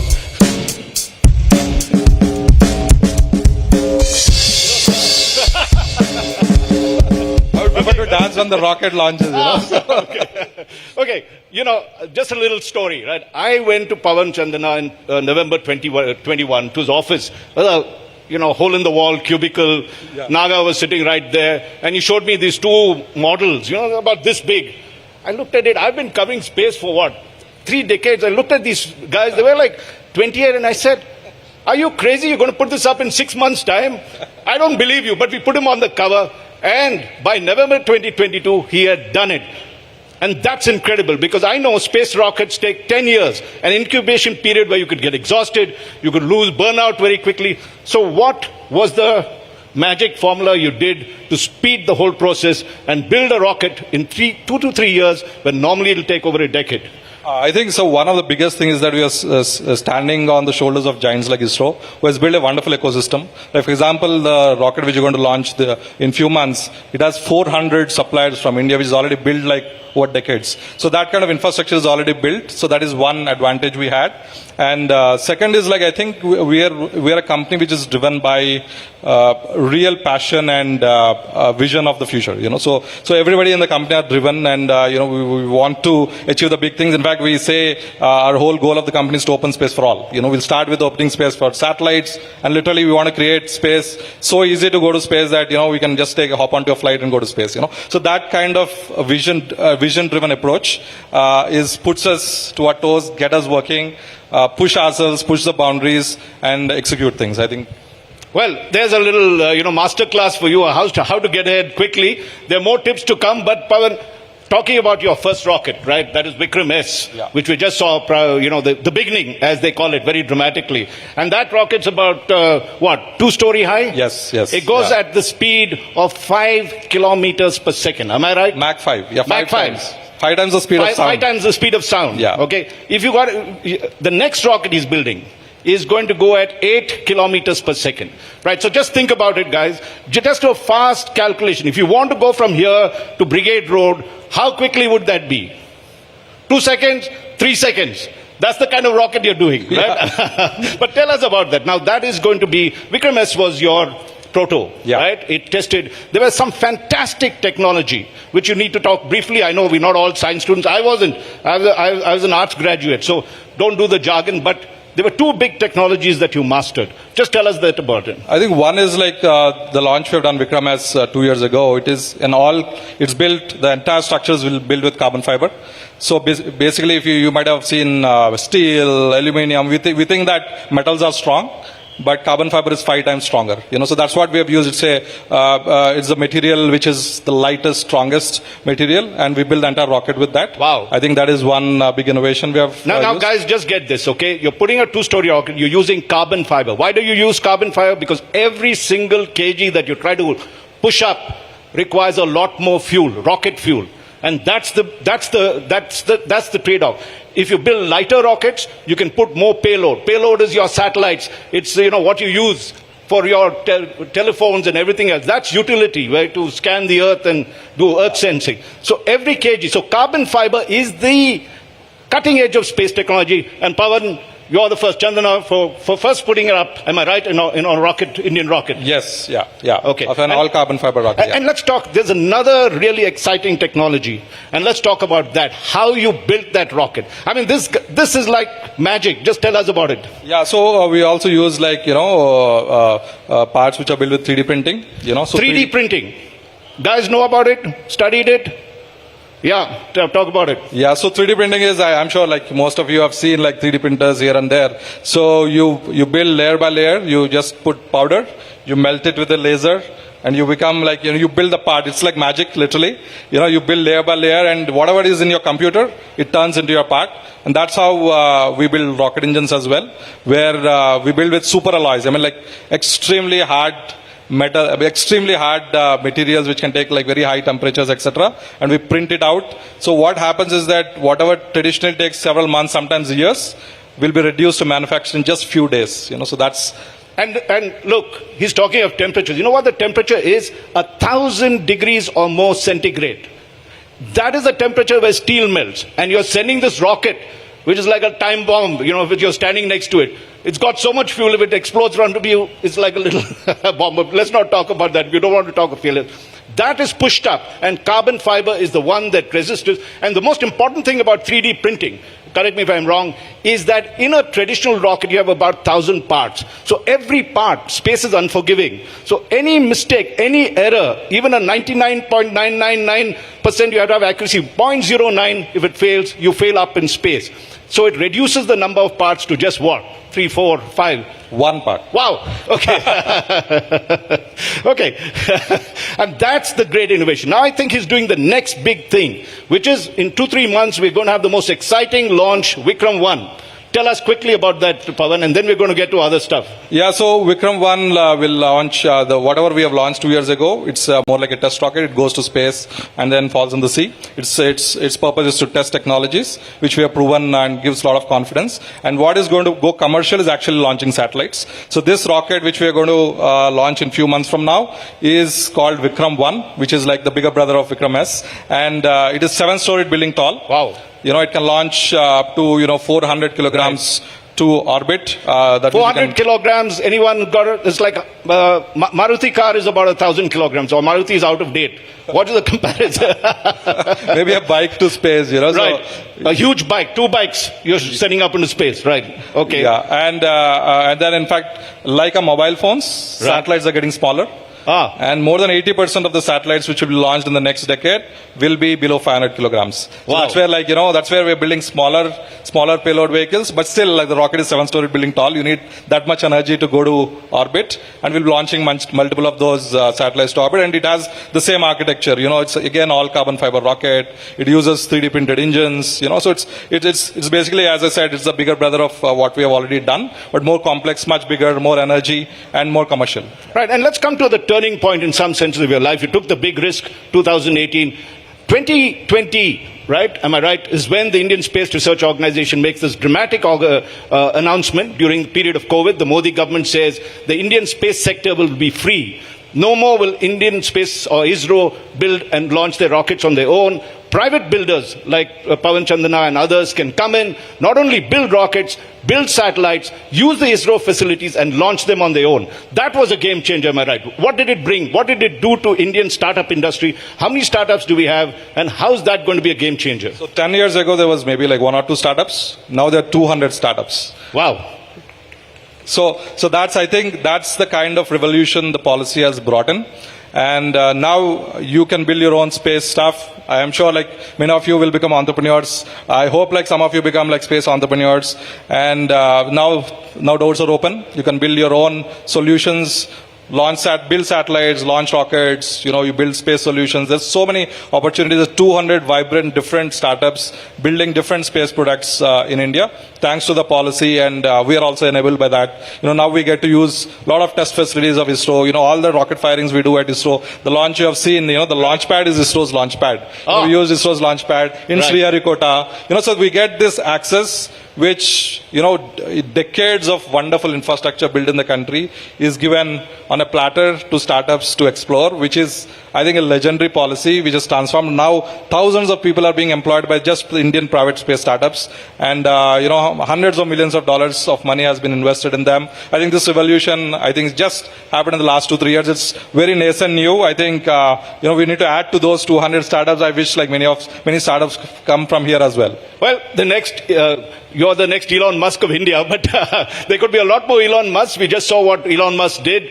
If you're reading the papers, watching your mobile news or whatever you do to consume it, you would have seen Polaris, right? The first space tourist going up there. He's a billionaire himself. He's like you and me. We just walk on, get into a spacecraft, and we do a spacewalk. I mean, at one time that used to be big news. How do you see space tourism? Where do you fit into this genre? What are you going to focus on? Where does India need to keep its strength? Absolutely. So I think like where I imagine is like in next 15, 20 years, I think it will be quite regular to go to space. I'm sure like this generation, many people would, want definitely go to you're space. just 32 years old. Yeah? You're the same.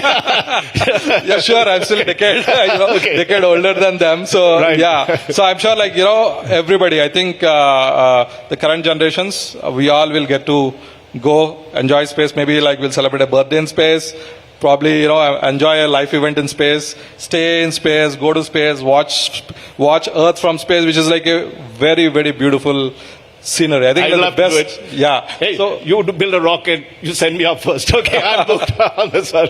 absolutely. Yeah. But we got a couple of minutes, just a minute actually. Let's look at what are the big management tips you'd give. You were an entrepreneur, you were a technologist, you went into IIT, you came and built one of India's first rocket. What are the 3 or 4 things that even I could learn, or all of us here, as to how we should get there? What are your life learnings from this? I think first most important thing is like, I think being very decisive.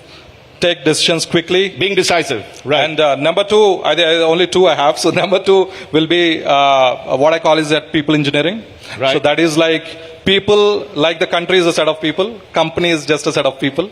People have the what who build the company, and people have to be like legendary. Literally, you have to build a team which is so good, execute things repeatedly so fast, and I think people are everything. So people and their culture is very, very important. And like we have 2 engineering streams at Skyroot. One is rocket engineering, other is people engineering, and we see that the people are better and better with time, so that they can deliver on the big vision of opening space for everybody. Okay, just 15 seconds. Your best moment of your life.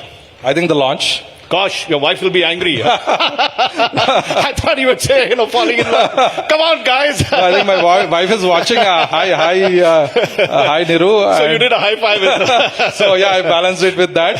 But I think the launch moment was extraordinary. Even my wife was there in the mission control, and right. You blew a kiss to her. and it was like so tense. It was like it was like live everywhere in the TVs, Right. and then the rocket is launching, and anything could go wrong in a rocket. A zillion things can go wrong. You just imagine like the kind of state I'm in. Like it's a mix of tension and excitement. Excitement that we're going to do something big, and tension that anything can go wrong. I think it's a very unique experience which I experienced. And the moment the rocket just flew right, I think it's the best experience I felt so far. And for all Indians, let's give Pavan Chandana a fantastic applause for this. India's first private rocket launcher, Pavan Chandana. Thank you very much, Pavan. Thank you. Thanks, everybody. Thank you. Thank you. Check.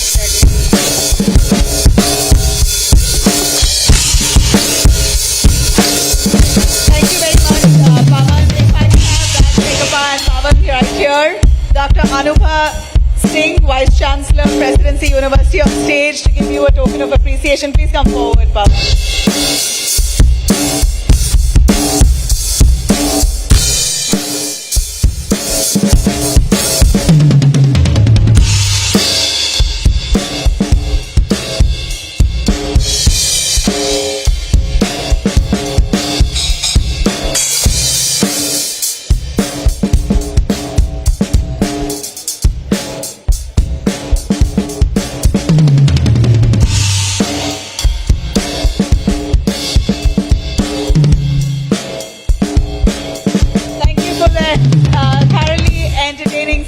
Pavan, I hope all of you all enjoyed. Up next, we have Progressive Karnataka, a vision that the cabinet ministers hold very strongly. Strategies for inclusive engagement of the youth. To introduce our speaker today, I'd like to call on stage Rajdeep Sardesai, consulting editor, India Today Television, and our young, dynamic Cabinet Minister, Priyank Kharge, joining us here to speak a little on building a progressive Karnataka, on strategies for inclusive engagement of the youth. A big round of applause. I'd like to request Priyank Kharge, Cabinet Minister for Electronics, ITBT, Rural Development, Panchayat Raj, the Government of Karnataka, to come on stage. Rajdeep Sardesai, our consulting editor, to be speaking extensively on a vision for progressive Karnataka, strategies to include and engage the youth. Thanks very much, Priyank and Rajdeep, for joining us.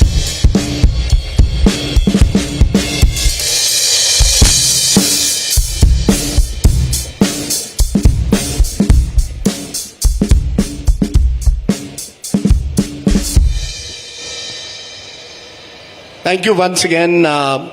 Welcome everyone to Namaskara. Welcome to Mindrocks here at Presidency University in Bengaluru, where we are joined by a very special guest.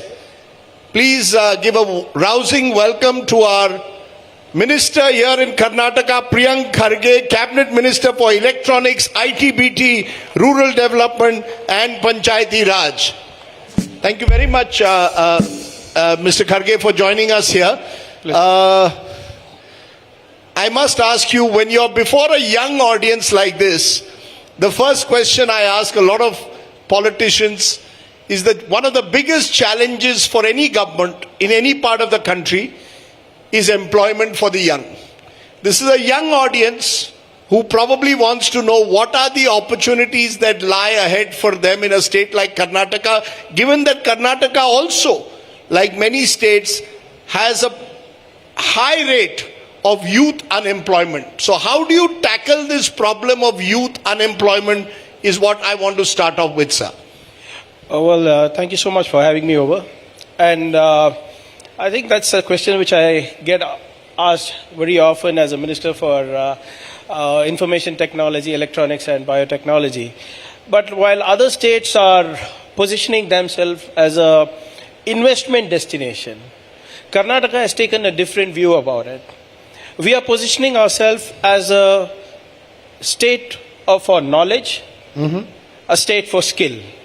So we are building a solid foundation for education and employable skill sets. So we are the first state in the country to set up an advisory council in emerging technologies.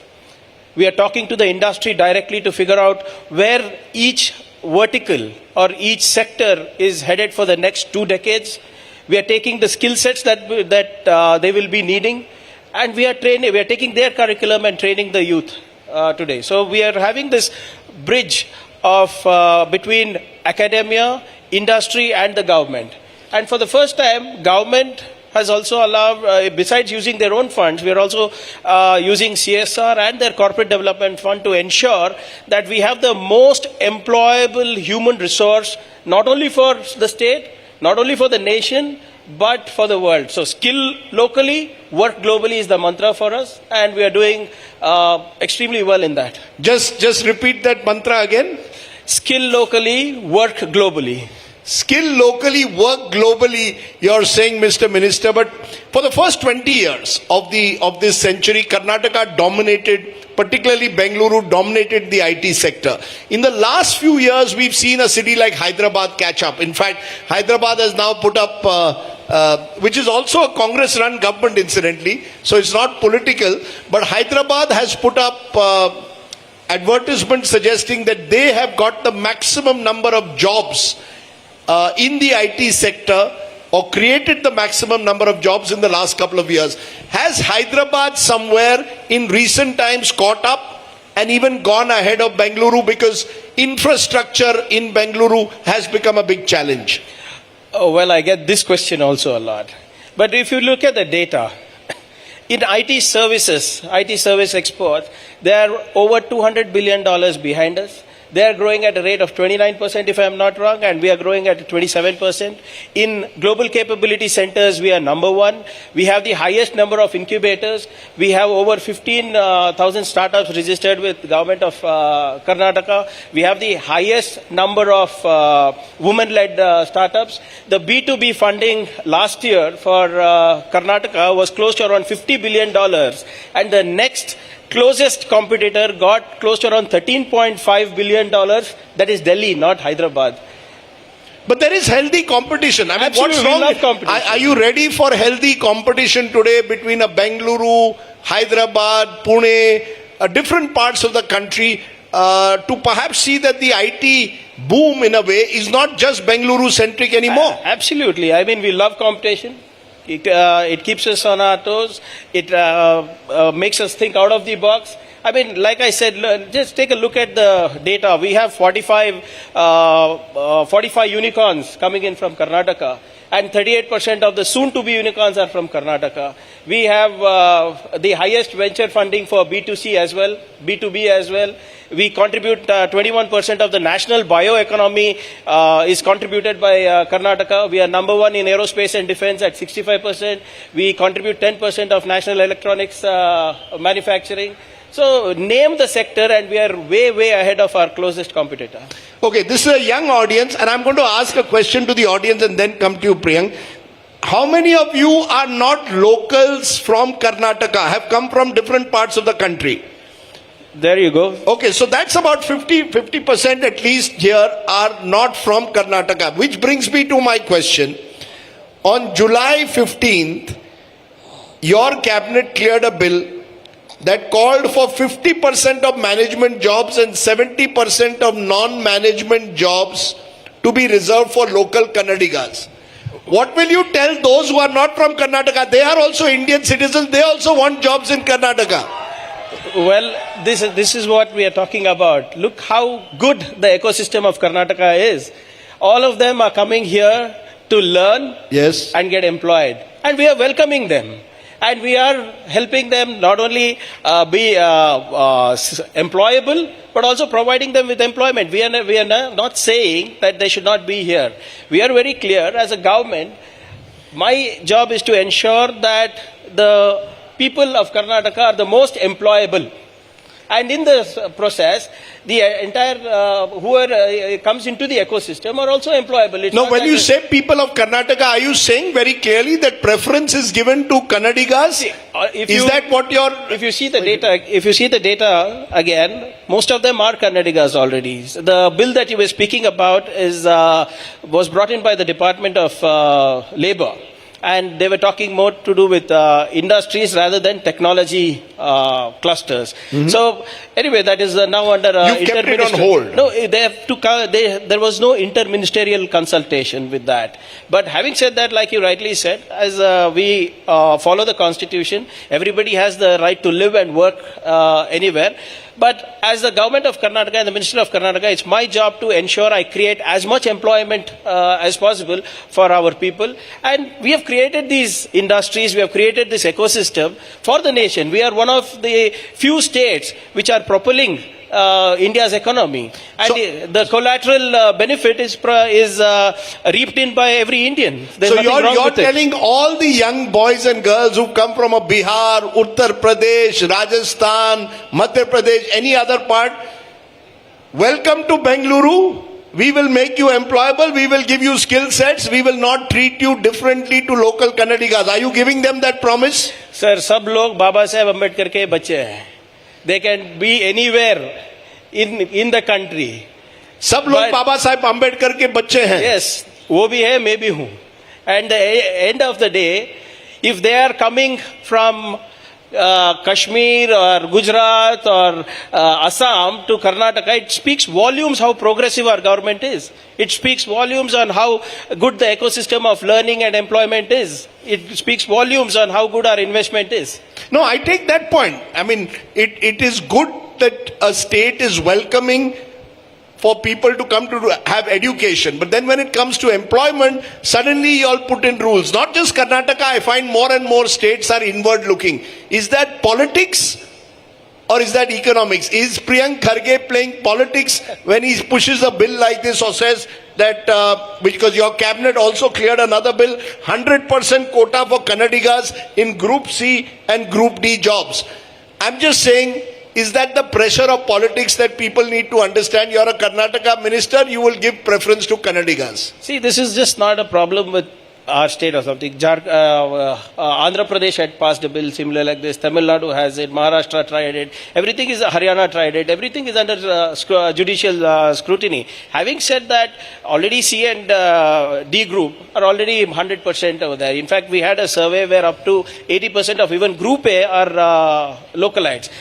But having said that, again, I would like to reiterate the point that as a minister for Karnataka, it is my job to ensure that I provide the best employable skill sets for my people. The schemes are meant for the government schemes, the state government schemes are meant for our people, and we will ensure that more than a reservation, they deserve better skills, and we will ensure that we provide an environment to make our people more employable. Like I said earlier, skill locally, work globally. I cannot tell our people not to go to Chicago and work. I cannot tell my people not to go to Singapore and work.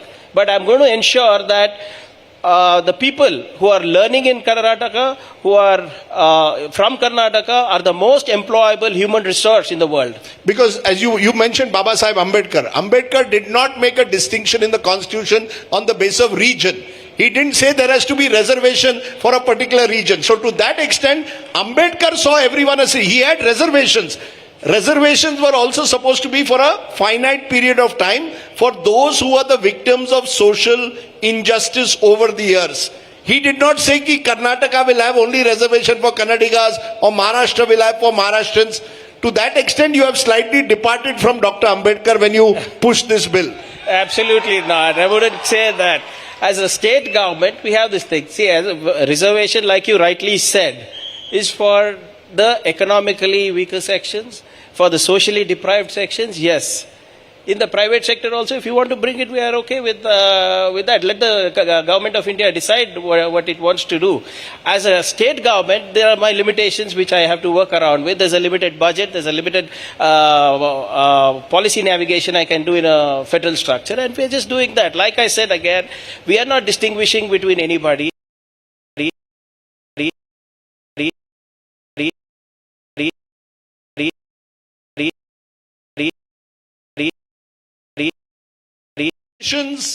Are here in perpetuity that no one can touch reservations, that even the private sector, even IT and BT companies should have reservations, or are you very clear that should be purely on what is to be seen as merit? Well, see, the reservation thing which you said, the cauldron which you said should have been finite, was with hope that the society would realize the banes of it. And there would be Prabudh Bharat someday, not just a Samruddh Bharat, but that Prabudh Bharat is still a work in progress. And that's why it's been 75 years. And even now you see what is happening. I mean, you understand India more than me. And you see how the socially disempowered are treated. So the idea is to get them the economic empower, the social empowerment. And whatever it takes to do that, we should do it. One of the challenges, Mr. Minister, is to skill people. It's one thing to give them a good education, and certainly Karnataka has been on education ahead of the curve when it comes to information technology. But what about the skill sets to make them competitive? People are looking for the best possible skill sets. You've got a program, Nipuna Karnataka. Is that going to become a basis for a skilling of people? People need the top skills to compete globally, as you said. How effective is that going to be? Well, the scheme that you just mentioned is a new scheme, Nipuna Karnataka. Nipuna means highly effective, highly skilled, precision skilled people. And this is different from other programs because we are directly engaging with the corporates and with the industry vertical. We are going to the most minute detail. So if a company wants digital forensic experts, we train them in digital forensic curriculum. If they want data scientists, we do that. If somebody wants people trained in quantum computing, we help them with that. So it's just not about getting skill sets in packaging or in menial jobs, but also skill sets to the highest level. And this is happening with not only with industries. We have we have got a tie-up with around 31 countries called the Global Innovation Alliance with my department. So we are doing skill corridors. So we are one of the top 5 artificial intelligence cities in the world. So we are AI skilling is a huge thing. So we have tied up with, we are tying up with San Francisco for that. We are tying up with incubation. We are tying up with San Francisco with that. We are tying up with incubation centers across the globe. We are talking with Dusseldorf. We are talking with Australia for skill corridors. So it is, we skill them in Bangalore, but they can work anywhere. The reason I ask, and there are two questions. One, you mentioned artificial intelligence. Many believe that you will have to create that large corpus of people who are trained in artificial intelligence. The fear, of course, is artificial intelligence could result in a loss of jobs. Does that worry you? Do you believe that you could have a situation where actually jobs will become scarce because of the focus on artificial intelligence? Is that a worry? That's question number one. Whenever there is a new technology that comes in and catches the imagination of people, there is always a knee-jerk reaction of loss of jobs. This happened during the Industrial Revolution. This happened during the early 2000s as well. But more jobs are being created in newer sectors. I mean, just look at a few years back, if somebody would be doing animation, they would wonder why he's doing animation. But now animation is a degree. How many people knew about all these So would you encourage the young move into those areas? Would you encourage, as an IT BT minister, encourage the young audience here? Look at animation, look at artificial intelligence. I'm suggesting they look at anything that is in emerging technologies, whether it's in IT, BT, manufacturing, industrial processing, industry 4.0, cyber security. This is where the next jobs are going to be created. The gap between academia and industry is going to be filled by programs like Nipuna. You keep mentioning Bengaluru, or maybe I kept mentioning Bengaluru, and you are a large state of Karnataka. One of the concerns is there is so much of focus on Bengaluru. The city itself is exploding. How are you going to spread and evangelize what you're saying to other parts of Karnataka? You need to somewhere spread these skills, these employable qualities to other cities, other towns of Karnataka. Would you concede that that's a big challenge for you going ahead? Absolutely. I mean, we are not concentrating only in Bengaluru. Of course, Bengaluru is the anchor. It's the pride. When we go pitching for investments across the globe, people recognize Bengaluru. Bengaluru is the anchor. And from Bengaluru, we have blossomed across the state. You'll be quite surprised. Mysuru IT exports is close to around 3,000 crores. Mangaluru IT exports is close to around 2,000 odd crores. We have the Mysuru cluster has close to around 450 startups registered with us. We have in the Mangaluru, in the Hubli, Dharwad, Belgavi clusters, we have close to around 460 startups. And in your Mangaluru coastal belt, we have close to around 300 startups. And we have funded close to around 983 startups so far from the government of Karnataka, out of which 38% of them are from Tier 2 and Tier 1 cities. So even our electronic manufacturing clusters, the 4 clusters that we speak about, only one is just outside Bengaluru and the rest of them are beyond Bengaluru itself. So we are encouraging people to invest in Belgavi, Kalburgi, your Mysuru, Mangaluru. So this is where it is all. And we are having sector-specific focus here. So Mangaluru has a fintech focus. Mysuru has a global capabilities plug-and-play focus. So we are moving, and the numbers speak for themselves.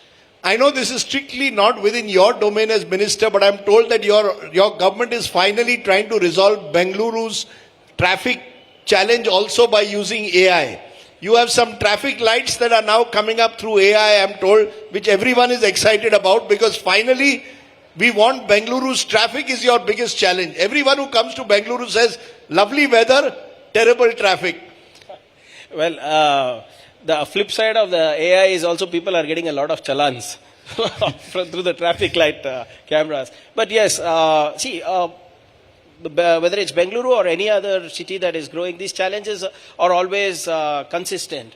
You cannot say that you cannot wish them away, because we are growing so rapidly. Like you pointed out earlier, the migration to the city is huge. And policies are always playing catch up. I was in Delhi day before yesterday for the Semiconductor India. I was wading through 3 feet of water. It took me close to, what was a 45-minute drive, took me close to around 2.5 hours. But unfortunately, nobody complained there. Only when it comes to Bangalore, people are a little vocal because we are a government that is listening. And we are a government that is willing to listen, learn, adapt, and take corrective measures. Okay, I don't want to create a Bengaluru versus Delhi debate.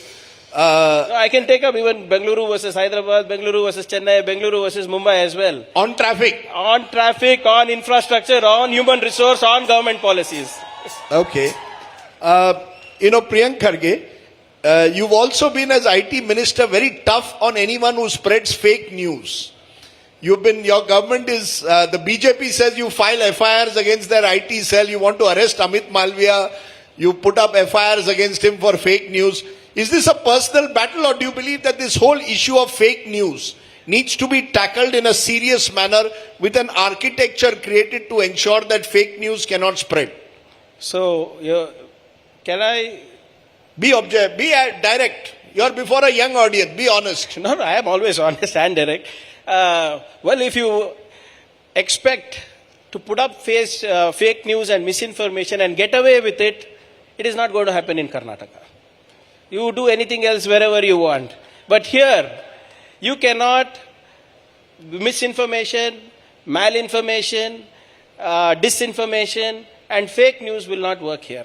If you see, the quantum of fake news that is coming up in Karnataka is drastically reduced. And we are not doing anything that is subverting democracy. We are not doing anything that is subverting the freedom of speech. We are merely following the laws of the land. And, okay, forget me as an IT minister who's saying. The Supreme Court, the CJI, has said that fake news is the biggest threat to democracy. The Chief Election Commission, during his press briefing during the parliament election, said that 3 M's, money, muscle and misinformation, is the biggest threat to democracy. Modi ji himself comes out and says misinformation should be curbed. So, and we are just doing our job. And for doing my job, why is the BJP so itna घबरा क्यों रहे हैं? नहीं, इतना घबरा रहे हैं क्योंकि वो कह रहे हैं कि if a Congress person spread misinformation, will you throw him in jail? If a BJP person throws misinformation, you put an FIR. Tomorrow, if a Congress person also spread misinformation, will you put them in jail? Absolutely. Show me one misinformation that any congressman has actually done. These people run factories. These people run factories of misinformation, fake news, and then they expect to get away.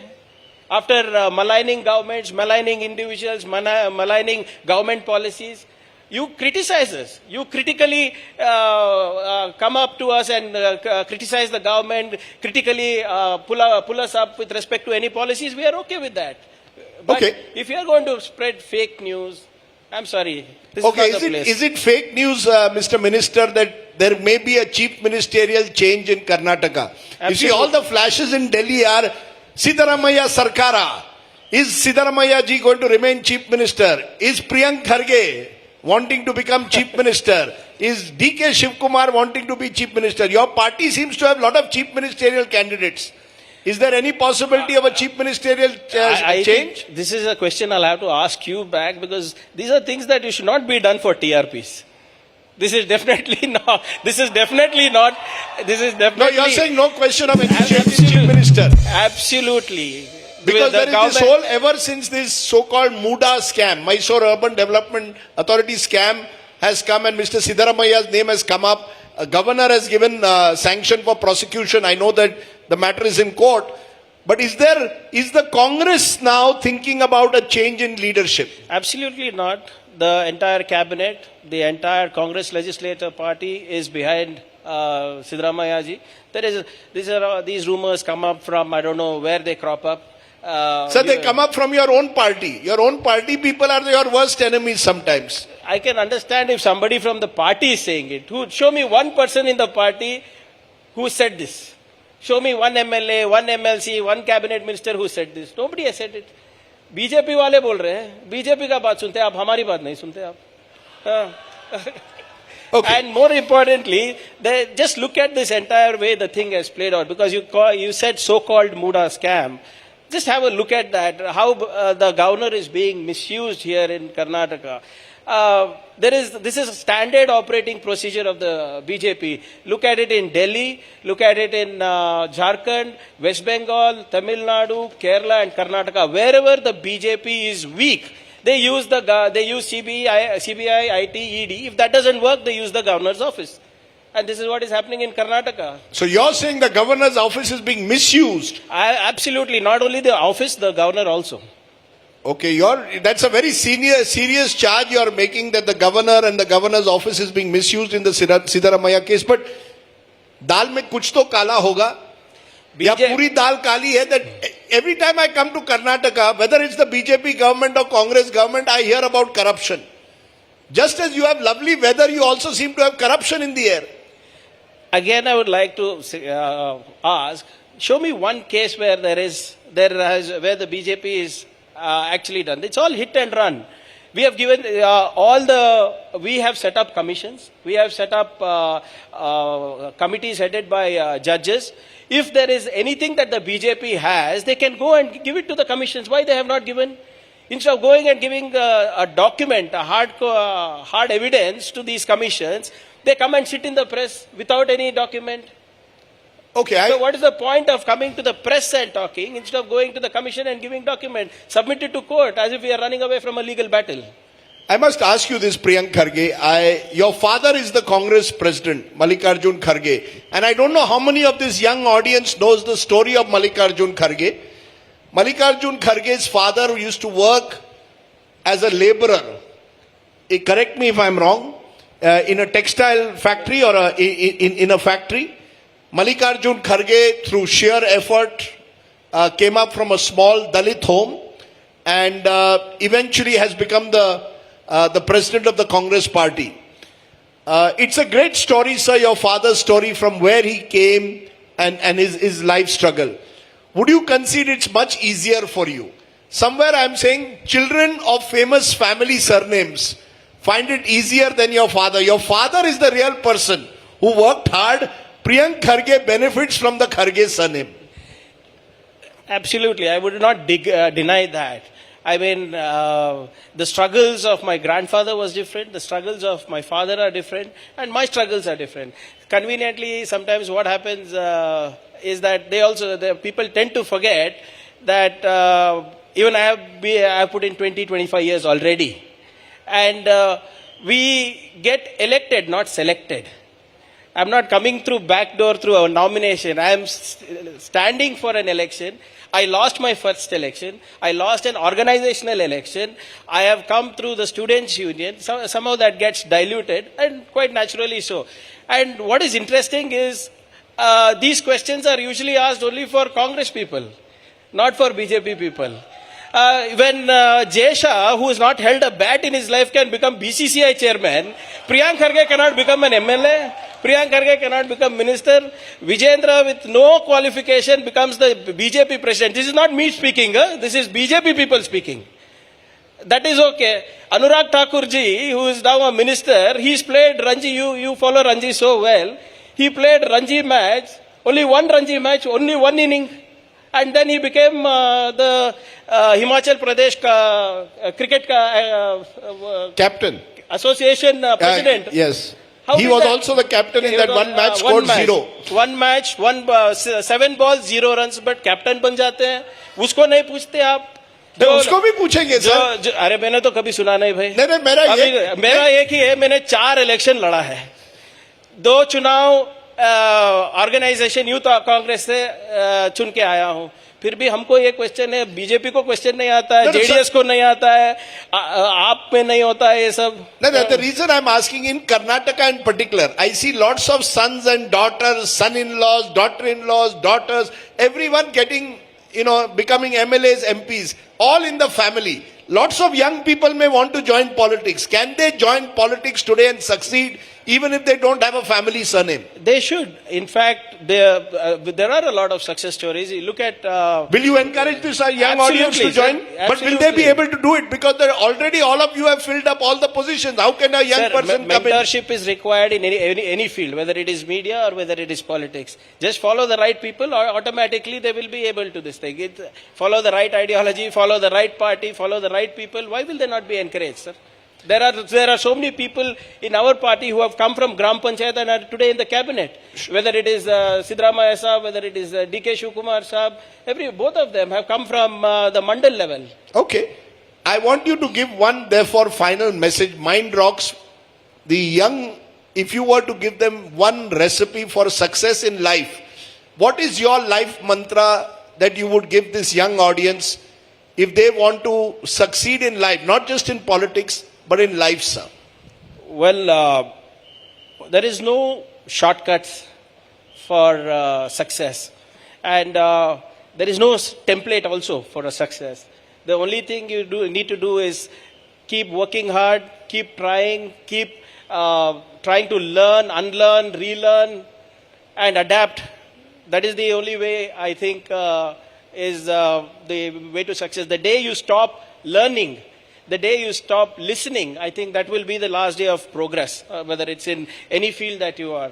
And my only request to the youngsters over here is, the nation has the advantage of 2 Ds right now. One is democracy and one is demography.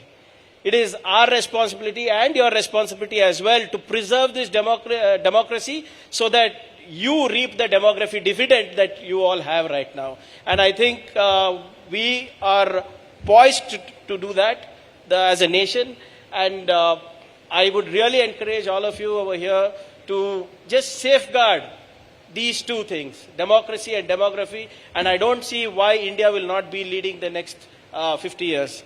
I want to ask you though, your father could not become Chief Minister of Karnataka. Is the son hoping to do what the father could not do and perhaps become the first Dalit Chief Minister of your state, or the first Chief Minister? Do you hope to become Chief Minister what your father could not achieve? Like I said, sir, there is no shortcuts. So you're not ruling it out? I have, the party has given me a very specific role of ensuring that I create a great ecosystem for skilling and for employment and for investments as IT Minister.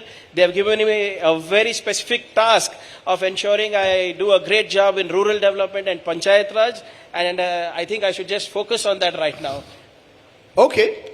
So we won't put a headline. Priyank Kharge says does not rule out becoming a future Chief Minister of Karnataka. That's how fake news travels. Either way, आपका TRP बढ़ेगा, मेरा घटेगा. Okay. Ladies and gentlemen, to have a candid young minister come and speak so frankly, please give a warm welcome, please give a warm thank you to Priyank Kharge. Thank you very much, Mr. Kharge, for joining us here on Mind Rocks at Presidency University. Thank you.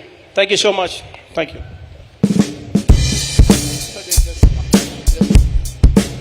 I'd request Mr. Priyank Kharge and Rajdeep to stay on stage, please. Inviting on stage, we have Presidency University's Chairman, Nisar Ahmed, Dr. Nisar Ahmed. If we could have you on stage, please.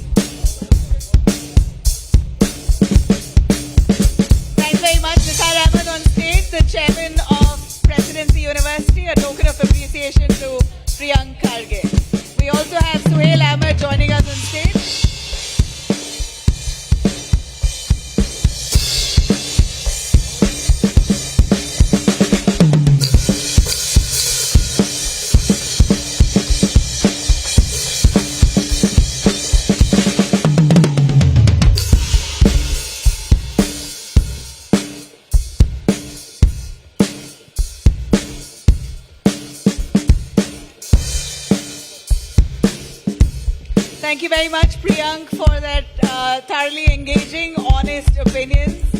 Thank you, Nisar Ahmed, for joining us on stage.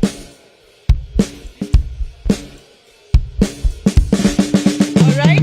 After that candid, frank, honest chat, we have a very interesting session that's coming up next here. Here we have beloved creator who's remodeled himself to an actor. And to introduce this speaker, I'd like to call on stage, of course, India Today's star Saurabh Dwivedi, editor, India Today Hindi and the Lullin Top. And along with him will be on stage Bhuvan Bam, actor and content creator. We're just waiting.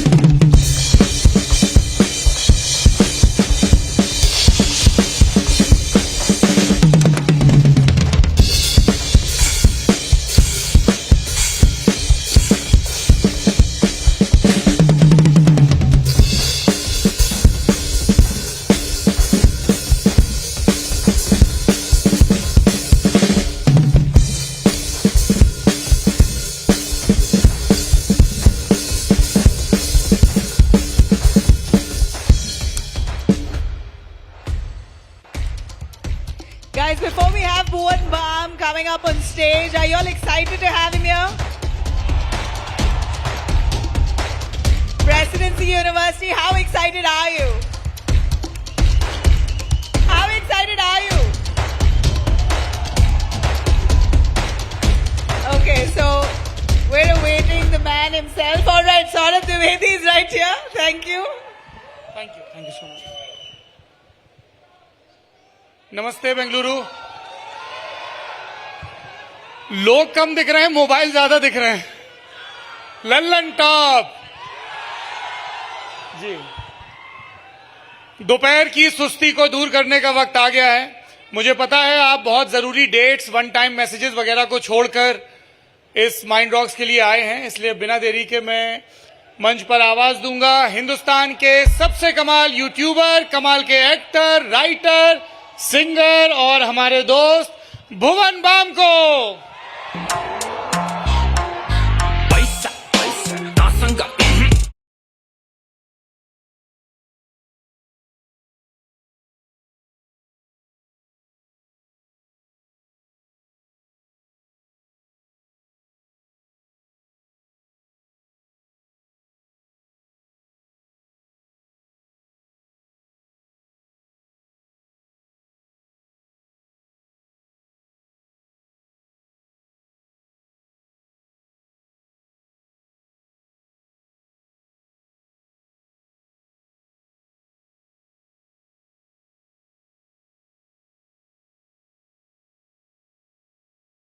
जूता है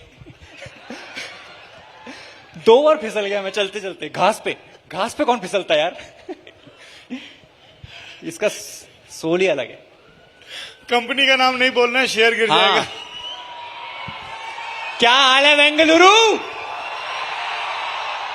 सबसे पहले तो बहुत बहुत शुक्रिया कि आप लोग इतनी धूप में खड़े हुए हैं और आप लोग का उत्साह देख के मेरे को काफी मजा आ रहा है. और हैं हाँ आता हूं, अभी वहीं आता हूं.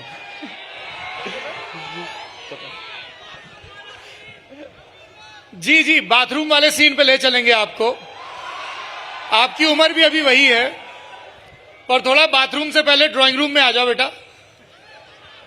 ऑलराइट भुवन, सबसे पहले तो आपको बहुत मुबारकबाद.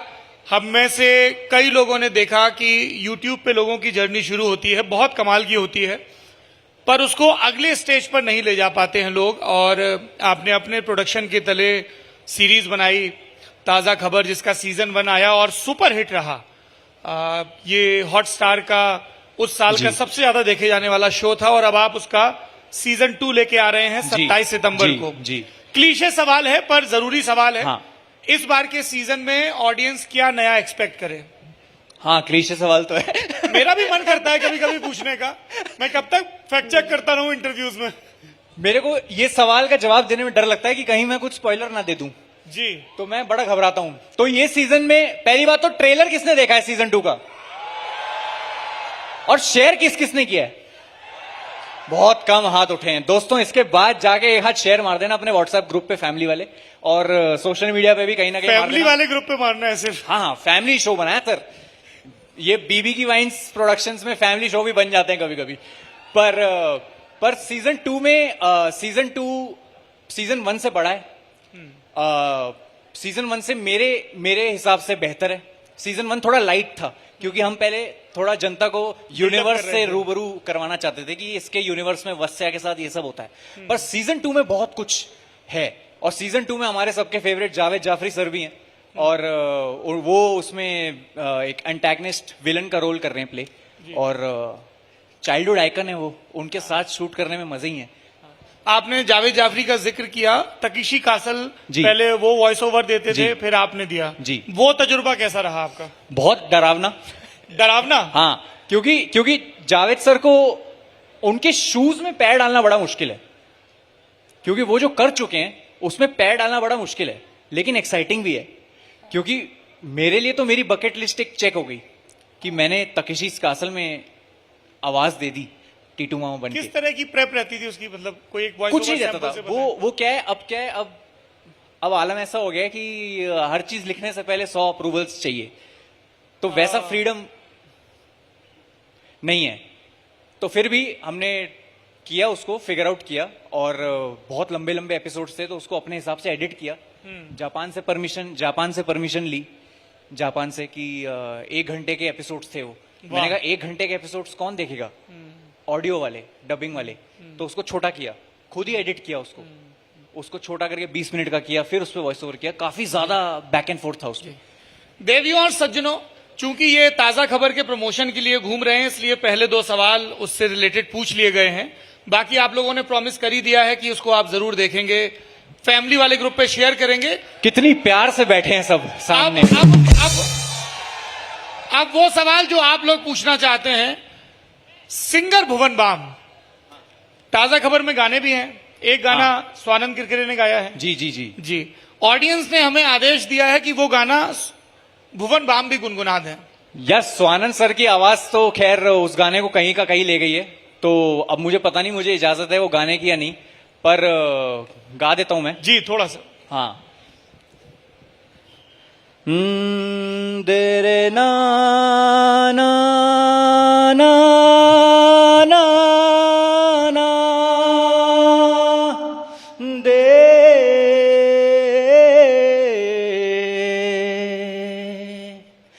के सब जग झूठ माया काया ले संभाल जोगी होए, लिखी जो रब ने है तकदीर में वही बात होगी होए, कि तेरे पाप पुण्य का घड़ा टूट के बह जाएगा यूं, कर्म की राह पे ना बन जाना माया का भोगी होए, कर्म की राह पे ना बन जाना माया का भोगी होए। क्या बात है, वाह साहब। तो ये आपने, ये सुपर एक्सक्लूसिव है, पहली बार गाया? हाँ, ये फर्स्ट टाइम गाया है, और फर्स्ट टाइम मैं कहीं किसी को सुना रहा हूँ ये MP3 के अलावा। लवली। आप ये गा रहे थे, मुझे आपके स्ट्रगल के वो दिन याद आ गए जब आप रेस्टोरेंट में गिटार के साथ गाने गाया करते थे। जी। कौन से गाने गाते थे तब? पुराने गाने हेमंत कुमार के, किशोर कुमार के? हाँ, हेमंत कुमार साहब के, मोहम्मद रफी साहब के, किशोर कुमार साहब के, और बड़ा मतलब उस टाइम में 22 साल का था जी जब मैं करता था, तो मेरे को विदाउट लिरिक्स गाने की आदत थी, क्योंकि बचपन में ही ये सुनते सुनते बड़ा हुआ हूं। बाबा थे एयर इंडिया में, तब इंडियन एयरलाइंस होती थी, तो वो जब वो मास्टर टेक्नीशियन थे, तो वो उस काम के लिए दोहा, कतर ऐसी जगहों पे जाते थे। तो जब जाते थे तो वहां की मार्केट से hits of Rajesh Khanna, best hits of Kishoreda, Manna De Kishoreda का कॉम्बिनेशन, ये सब लेके आते थे, और हमारे घर में वो बैकग्राउंड में रोज बजता रहता था बस। और इतनी लाइट जाती थी कि मैंने हर गाने का एक एक अंतरा सुना हुआ था, बस अगला नहीं पता था मुझे लगता था इतना छोटा ही गाना है ये। बट फिर धीरे धीरे जब मैं और म्यूजिक सुनने लगा, तब मुझे रियलाइज हो यार ये तो सही मीनिंग बैठ रहा है, गानों का मीनिंग भी है। कौन सा गाना आपको बहुत अभी जो ध्यान आ रहा हो, पसंद हो, जो आप थोड़ा ऑडियंस को सुना सकें?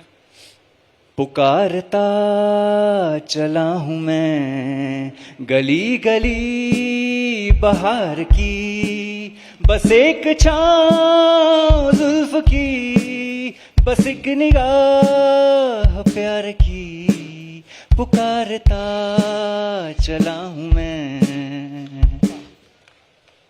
आपने पुकारा, और मुझे एक दूसरी पुकार याद आ गई, ढिंडोरा आपकी एक बहुत कमाल की यूट्यूब ओरिजिनल सीरीज थी।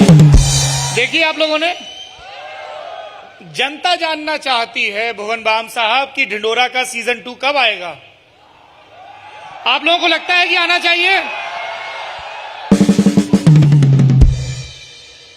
थैंक्स भाई मजा आ रहा है, ये मुझे हमेशा से चाहिए था लाइफ में। ढिंडोरा मैं क्या सच सच बताऊं या ऐसी बता दूं? देखो सच सच सच कड़वा होता है और पड़ोसी हमेशा तो अरे ये सब बातें नहीं करते ऐसे।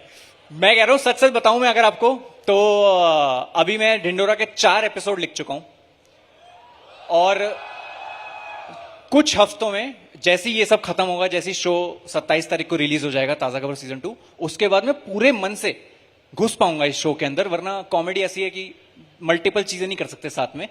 पर हाँ, कुछ हफ्तों में इसकी शूटिंग कर देंगे शुरू, क्योंकि आप लोगों से ज्यादा मैं बहुत एक्साइटेड हूं सीजन 2 लाने के लिए और मजा आएगा। मजा आएगा उसमें बहुत।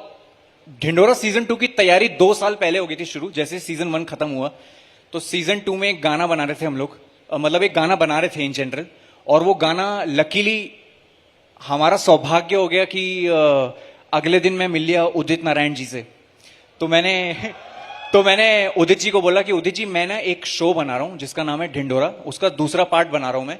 अब वो कब बनेगा मुझे पता नहीं, क्योंकि अब मैं ताजा खबर करने वाला हूं सीजन 1, एक नया शो आ रहा है सीजन 1 ताजा खबर का। तो मैंने कहा उदित जी एक गाना है तो, और क्योंकि ढिंडोरा 2 पूरा टीटू मामा के आसपास है, पूरा उसका मेन प्रोटैगनिस्ट टीटू मामा है, तो मैंने कहा टीटू मामा के लिए एक कैरेक्टर है मेरे, उनके लिए क्या आप आवाज देंगे? तो उन्होंने बोला बिल्कुल देंगे। और फिर और वो गाना हमने 2 साल पहले रिकॉर्ड किया था और प्रॉपर नहीं वो तो मैं गा ही नहीं सकता, मैं नहीं छू सकता, उनकी आवाज नहीं छू सकता मैं। पर वो गाना मैं अभी गाऊंगा भी नहीं वैसे, क्योंकि वो गाना बहुत ही एक्सक्लूसिव है, वो नहीं मैं किसी को वो बहुत। और उदित नारायण का कोई और गाना जो आपको बहुत पसंद हो? उड़ता ही फिरूं इन हवाओं में कहीं, या मैं झूल जाऊं इन घटाओं में कहीं, एक कर दूं आसमां और जमीन, रह जाऊं या करूं क्या नहीं।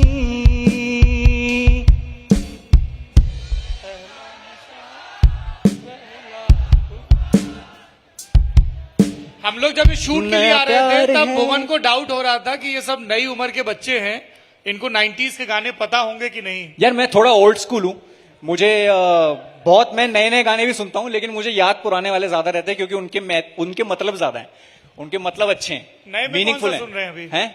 नए में कौन से सुन रहे हैं? नए में एक वो गाना बड़ा पसंद है मुझे, इल्लुमिनाटी अनदर। पर मुझे बड़ा उस बात का बड़ा दुख है कि मुझे उसके लिरिक्स याद नहीं होते, पर कभी कर लूंगा मैं याद, वो जैम है मेरा गाना। भुवन, हम लोग जब आपको स्क्रीन पर देखते हैं तो बड़ी कमाल की लाइफ दिखती है, और उसकी जो सबसे मजेदार बात हमें लगती है कि आप और भी कमाल लोगों से मिलने का मौका पाते हैं। 5 ऐसे लोग बताइए, 5-6 बड़े जाबर तोप किस्म के लोग जिनसे आपकी मुलाकात हुई हो और आपको लगा हो यार मौज आ गई। मैं अक्सर बताता नहीं ये बातें, क्योंकि वो वैसे बहुत प्राइवेट मोमेंट्स होते हैं जो मैं सिर्फ अपने बहुत करीबी लोगों को बताता हूं। दोस्तों, क्या आप बराक ओबामा के साथ भुवन बाम का प्राइवेट मोमेंट सुनने के लिए तैयार हैं? प्लीज। तो ओबामा जी आए थे दिल्ली टाउन हॉल, तो मेरे को सौभाग्य मिला था वहां जाने का। तो तब वो प्रेसिडेंट नहीं थे, मतलब वो पास ऑन कर चुके थे, 8 साल रह चुके थे। हाँ रह चुके थे वो। पर ऑरा उनका प्रेसिडेंट वाला ही है। वो जब घुसे, वो एक कुछ स्टारबक्स की कॉफी लेके घुसे अंदर, और वो जिस तरह बात कर रहे थे, आधी बातें तो सर के ऊपर से चली गई मेरी। वाह। पर हाथ मिलाने का मुझे मौका मिला, और बस दो तीन बातें उन्होंने पूछी कि क्या करते हो, यूट्यूब पे क्या करते हो। तो मैंने कहा सर मैं कैरेक्टर्स प्ले करता हूँ यूट्यूब पे। तो कहते अच्छा। मैंने कहा मैं उस टाइम 16-17 कैरेक्टर्स थे, तो मैंने कहा 16 कैरेक्टर्स प्ले करता हूँ मैं। तो ऐसे हो गए। कहते अच्छा and how do you shoot it? तो मैंने बोला सर फोन पे करता हूँ।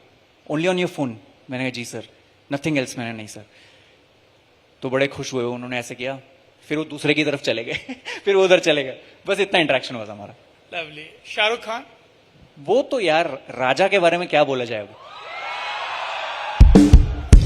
उनके साथ ये हाँ ये मुझे कहीं और से वैलिडेशन आया ना है, भाई मुझे सही वैलिडेशन दे रहे हैं। सर से मिला था मैं T2 टॉक्स फर्स्ट टाइम किया था जब, तब चंपी वंपी हो गई थी हमारी, चंपी दे दी थी उन्होंने। फिर उसके बाद मुझे लकीली उसके अगले कुछ महीनों बाद प्लस माइनस जो मेरी शॉर्ट फिल्म थी उसके लिए मुझे फिल्म फेयर अवार्ड भी मिला था। आज ही के दिन रिलीज हुई थी। हाँ, और आज 6 ईयर एनिवर्सरी है प्लस माइनस की, तो उसके लिए मुझे फिल्म फेयर अवार्ड मिला था। तो तब उन्होंने अच्छा, और ये टीवी पे कैसे डाल दिया उन्होंने, मुझे समझ नहीं आ रहा है। टेलीकास्ट हुआ है प्रॉपर, मुझे लगा मैं गया हूँ स्टेज पे, मैंने कुछ बोला होगा और वो काट देंगे, मेरी क्यों रखेंगे वो बात, मेरी बातचीत क्यों रखेंगे वहां पे। उन्होंने प्रॉपर रखा, जिसमें शाहरुख सर कह रहे हैं कि one of the great talents of this country Bhuvan Bam, ऐसे करके उन्होंने बोल दिया यार। वो मैं उसका जिफ बना के अपने फोन में रखा हुआ है। लवली। और किससे वो आपने वो बार्सिलोना के मैनेजर हैं भाई साहब? हाँ, मैं मैनचेस्टर गया था, मैन सिटी का एक मैच देखने गया था, तब मुझे वहां पे पेप मिले थे। तो जो उन्होंने अपेरेंटली वो कहते हैं कि मेस्सी बनाने में पेप का बहुत बड़ा हाथ है, और बार्सिलोना के रह चुके हैं वो कोच। तो उनसे मेरी मुलाकात हुई थी, तब उन्होंने पूछा था कहाँ से हो, क्या करते हो। तो मैंने कहा सर मैं कंटेंट क्रिएटर हूँ, एक्टर हूँ, और मैं यहाँ पे बस आपका ट्रेनिंग सेशन देखने आया हूँ, और किसी को अलाउड नहीं है वहाँ पे मैन सिटी का ट्रेनिंग सेशन देखने का। तो ऐसे ही अगुएरो ऐसे घूम रहे हैं सामने शॉर्ट्स में, और सब लोग आपस में बातें कर रहे हैं, और मैं वहाँ ऐसे बैठा हूँ, मैं कह रहा हूँ ये कहाँ आ गया हूँ मैं, ये क्या दिन दिखा दिए यूट्यूब ने मुझे, ये किधर ले आया है वो यूट्यूब मुझे। फिर उससे पहले मेरी फर्स्ट एवर ट्रिप थी। अब मैं सॉरी टेक ओवर कर रहा हूँ थोड़ा। जी जी प्लीज।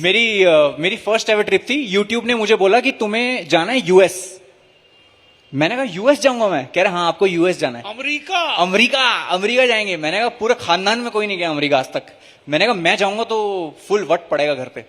तो मैं उस सेंस में गया था कि मैं जाऊंगा। वहां एक वो था, क्या बोलते हैं, जितने भी गूगलर्स थे, जो भी यूट्यूब के एम्प्लॉयज है, गूगल के एम्प्लॉयज हैं, सबके साथ एक सेमिनार था, और मैं स्टेज पे था, और मुझे बताना था कि मैंने कैसे एक गूगल पिक्सल पे वीडियोस बनाना शुरू किया है विदाउट एनी प्रोडक्शन। तो जीरो वैल्यू प्रोडक्शन उस सेमिनार का नाम था, और उसका हाईलाइट मेरा सेगमेंट था, और मैं अकेले वहां जाके टॉक दे रहा हूं। अब मुझे नहीं पता था कि मेरे साथ पैनल में स्नूप डॉग भी है। मैं बैक स्टेज बैठा हूं, और वो चुपचाप वो हाथ में, वो तो भाई साहब करते ही है मामला। क्या हाथ में है? हाथ में क्या?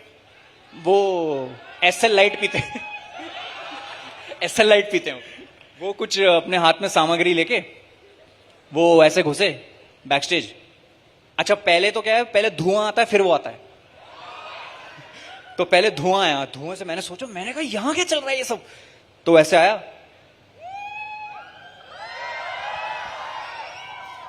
ये मैं मौसम में ये मौसम में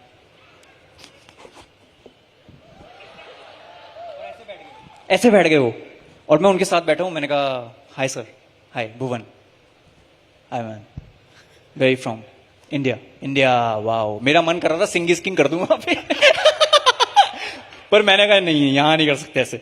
तो बढ़िया उनके साथ बातचीत करी मैंने। उन्होंने इधर उधर का पूछा, मैंने पूछा कि कितना हो जाता है दिन का। उन्होंने भाई बनाने के लिए एक आदमी रखा है यार, बड़ा ही मतलब बहुत सही उनका। फिर मुझे नहीं पता था कि उनका वहां पे पैरामाउंट स्टूडियो, एलए में जो पैरामाउंट स्टूडियो है, वहां पे उनका कॉन्सर्ट था। तो वहां पे सबको इनवाइट था। तो सेमिनार के बाद हम लोग वहां गए, और फिर वो पूरा जितनी भी इंडियन टीम थी वो पीछे से सिंगी स्किंग चिल्ला रही पर ये इंटरेक्शन था उनके साथ मेरा। हम लोग अगली शख्सियत पर जाएं उससे पहले, बहुत यंगस्टर्स हैं, इंप्रेशनेबल एज के हैं, और इन लोगों को लगता है कि सारे कामयाब लोग और उनका स्वैग किसी ना किस्म के नशे से ही जरूर आता है। हाँ, पर आप तो कोई नशा नहीं करते हैं। नहीं सर, जीवन का नशा ऐसा नशा है ना जी, लाइफ का नशा एक ऐसा नशा है जिसके आगे सारे नशे फीके हैं। कोई भी ऐसी चीज इतनी मत करो कि आप अपना लक्ष्य ही भूल जाओ लाइफ में। मैंने अपने आसपास देख लिया सर, मैंने बहुत लोग देख लिए अपने आसपास, मेरे बहुत करीबी लोग मैंने देख लिया आसपास। वही है उनके लिए, उसके बिना फंक्शन नहीं कर पाते, उसके बिना सुबह का पैखाना नहीं हो पाता उनका। वो बहुत दुखदाई है। वही वो मिर्जापुर का डायलॉग है ना, शुरू मजाक में किए थे अब मजा आ रहा है, तो वैसा वो सिचुएशन है। तो अपने को मजाक में भी नहीं करना शुरू। 8वीं में एक बार रॉयल स्टैग पी थी मैंने, जब मैं 8वीं में था, कि क्या है ये, इतना बड़ा ढक्कन होता था उसका, पूरी रिम तक भर के पी थी, पी के सो गया और फुल गाली देता रहा खुद को कि कहां फंस गया तू, सांस ही नहीं आ रही, गला चिल्ड हो गया और चल रहा है पूरा गला। मैंने सोच लिया कि ये तो भाई, ये तो क्रेजी लाइफ है, ये नहीं पी सकते आप। और 8वीं में था मैं तब, मैं बड़ा उस टाइम बड़ा क्यूरियस था मैं कि क्या होता क्या है इसमें। पर अभी आपसे इतने पॉपुलर हैं, सक्सेसफुल हैं, मुंबई पार्टीज, तो वो पीयर प्रेशर नहीं लगता यार कि कूल दिखना है तो ये सब करना पड़ेगा? कई लोगों को ऐसा लगता है, कई लोग उस प्रेशर में आ जाते हैं। नहीं सर, एक हैक है मेरे पास, एक हैक है लाइफ में, एक हैक आ गया है कि अब क्या है, अब सबको चाहिए कि आप सोशलाइज करें, और अगर आप बिना ड्रिंक के सोशलाइज ना करो तो ऑफेंड हो जाते हैं बहुत लोग, और फिर बोलते हैं तू तो पीता नहीं, क्या है बच्चा ही है, फिर वो आपको सीरियसली भी नहीं लेते। उनको लगता है ये जो कह रहा है गलत ही कह रहा है, क्योंकि इसमें अभी मैच्योरिटी नहीं आई है, ये मैच्योर नहीं हुआ है। तो उस मैच्योरिटी पे आने के लिए मैं लेता हूं कांच के गिलास में एक रेड बुल, वो देती है बियर जैसा लुक उसको लेके घूमता रहता हूं पूरी रात, वो एक रेड बुल चलाता हूं मैं। वाह साहब। हाँ, और उसमें हो जाता है, जागा भी रहता हूं और सबकी बकवास सुनता भी रहता हूं, और फिर कुछ उसमें से सीख भी लेता हूं मैं चीजें। अच्छा ये बताइए, कई लोगों ने ये एक धारणा बना ली है, आपके फैंस कहते हैं कि धारणा नहीं गलत फहमी है, तो मैंने सोचा आज पूछ ही लूं। एक तो सीरियस सवाल होना ही चाहिए बहुत, क्या भुवन बाम पूरी जिंदगी सिर्फ अपने ही प्रोडक्शन हाउस की सीरीज में काम करेंगे, बीबी की वाइन्स, ढिंडोरा, ताजा खबर, या एज एन एक्टर वो दूसरे प्रोडक्शन हाउसेस के लिए, दूसरी स्टोरीज के लिए भी अवेलेबल हैं? सर मेरा ड्रीम है कि मैं खुद को एक थिएटर में देखूं। मेरे को फिल्म बनानी है, मेरे को फिल्म में काम करना है, जरूरी नहीं मैं वो फिल्म बनाऊं। मेरे भी सपने हैं कि मैं भी कोई बहुत बड़े डायरेक्टर्स के साथ काम करूं, बहुत बड़े स्टार कास्ट का एक हिस्सा बनूं। खुद का प्रोडक्शन हाउस खोलने की वजह यही थी कि कोई और उल्लू ना बनाए मुझे, मैं खुद ही उल्लू बन के सीखना चाहता हूं, इसलिए मैंने वो प्रोडक्शन हाउस खोला। और शुरू में उल्लू बनने में बहुत मजा है, 100 तरह के झूठ बोलते हैं आपसे लोग, 100 तरह के टोपी घुमाते हैं आपके ऊपर, 100 तरह के घोटाले होते हैं, यहां से पैसा मार लिया, वहां से पैसा मार लिया। मैंने कहा यही सीख सीख के आगे बढ़ना है। इवेंचुअल गोल ये नहीं है कि बहुत बड़ा प्रोडक्शन हाउस बनाना है। प्रोडक्शन हाउस बनाने का रीजन ही सबसे बड़ा ये है ताकि जो क्रिएटर्स जिनके पास रिसोर्सेज नहीं है लेकिन टैलेंट है, उनको मौका मिले। तो हम सिर्फ अपनी एज ग्रुप के लोगों के साथ काम करते हैं, हम कभी नहीं सोचते कि हम इसके साथ काम करेंगे, हम ये चूज करके काम करेंगे। अगर मुझे कोई बंदा बहुत पसंद आ गया, अगर मुझे कोई डायरेक्टर की कोई शॉर्ट फिल्म बहुत पसंद आ गई है, तो हम सीधा डीएम कर देते हैं उनको कि प्लीज हम एक छोटा मोटा शो बना रहे हैं, क्या आप आके बनाएंगे हमारे साथ शो?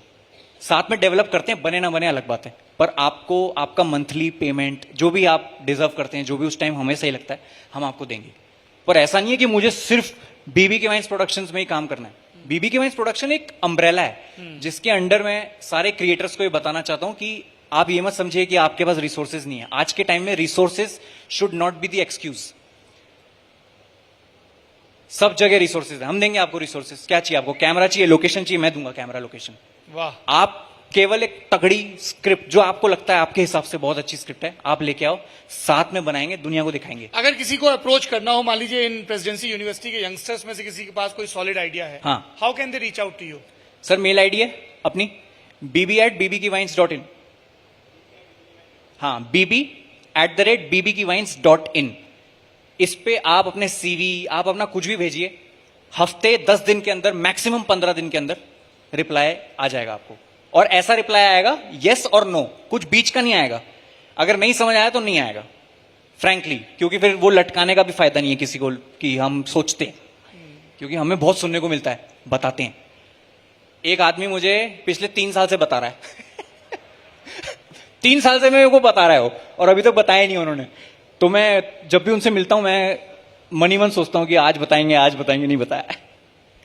आपने कहा कि आपका मन है अच्छे डायरेक्टर के साथ काम करने का। Can you tell us 2-3 directors जिनके साथ आप काम करना चाहेंगे? जैसे मैं कहीं देख रहा था कि अनुराग कश्यप आपकी बड़ी तारीफ कर रहे थे, जबकि एक डिबेट चल रही है आजकल की इन्फ्लुएंसर्स को एक्टिंग में लिया जाए नहीं लिया जाए, तो उसके कंटेक्स्ट में भी उन्होंने कहा कि भाई बाकी सब एक तरफ, लेकिन मैंने भुवन का काम देखा और बहुत कमाल का लगा।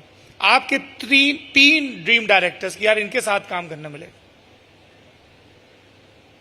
मेरे को काम करना है, ये छोड़ रहा हूं मैं हवा में, कहीं सच हो जाए तो सारा क्रेडिट आप लोगों को और आपको जाएगा। राजकुमार हिरानी सर के साथ।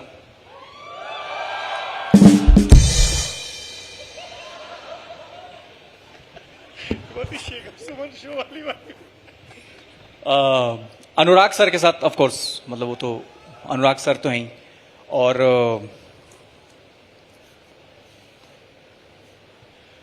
सूरज बड़जात्या के साथ, ताकि जितनी गालियां दी हैं वो सब रिवर्स हो जाए। हाँ नहीं, वो तो कभी रिवर्स, इंटरनेट पे जो चला गया वो कभी जा नहीं सकता वापस। और जल लीजिए हैं? और अपने अरे यार मैं कैसे जुबान पे नाम आ रहा है, मैं हैं? क्या करण जौहर का नाम भूल गए? नहीं, करण सर के साथ तो करना ही है काम, बट अब आप मेरे से जिसका करियर शुरू हुआ है उसको स्पॉट पे डाल रहे हो कि इनके साथ नहीं, उनके साथ नहीं। पर हाँ, करना मुझे सब एक्सप्लोर करना है मुझे लाइफ में, कि जब जिसके साथ कॉल आ जाए, जब जिनका कॉल आ जाए, या जब जिनको मैं समझ आ जाऊं, उस दिन मैं जाऊंगा। और मुझे कोई शर्म नहीं ऑडिशन देने में, कोई शर्म नहीं ऑडिशन। चलिए कुछ ऑडिशन लाइव करवा लेते हैं। ऑडियंस में से कोई सवाल पूछना चाहता है? थोड़ा सा हम लोग आगे आ जाए। Mike please, mike. Volunteers, mike कहां पे? ए बेटा थोड़ा शांत रहे, थोड़ा सा। Do we have mic?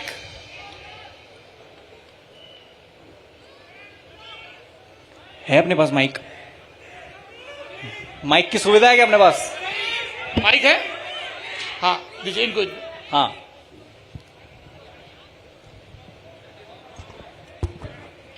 Hello sir, my name is Arpita. Don't call me sir, call me बीबी।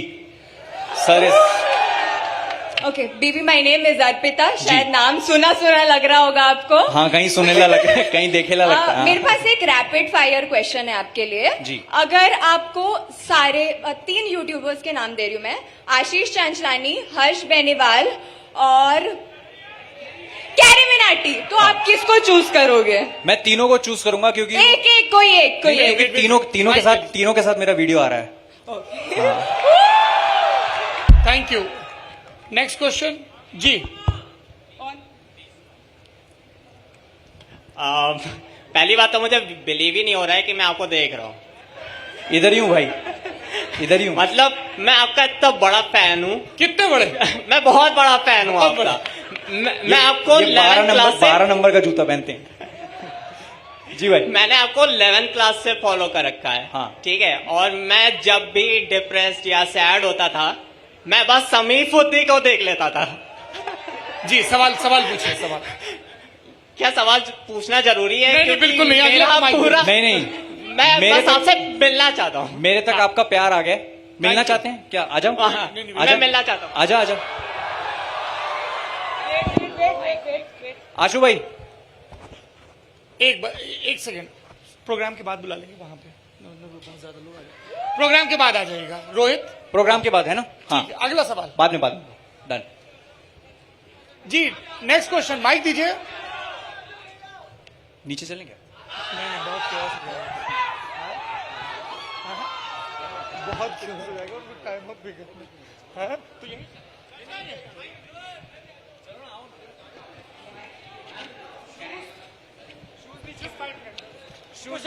जी। अगला सवाल। शूज नहीं चाहिए मुझे।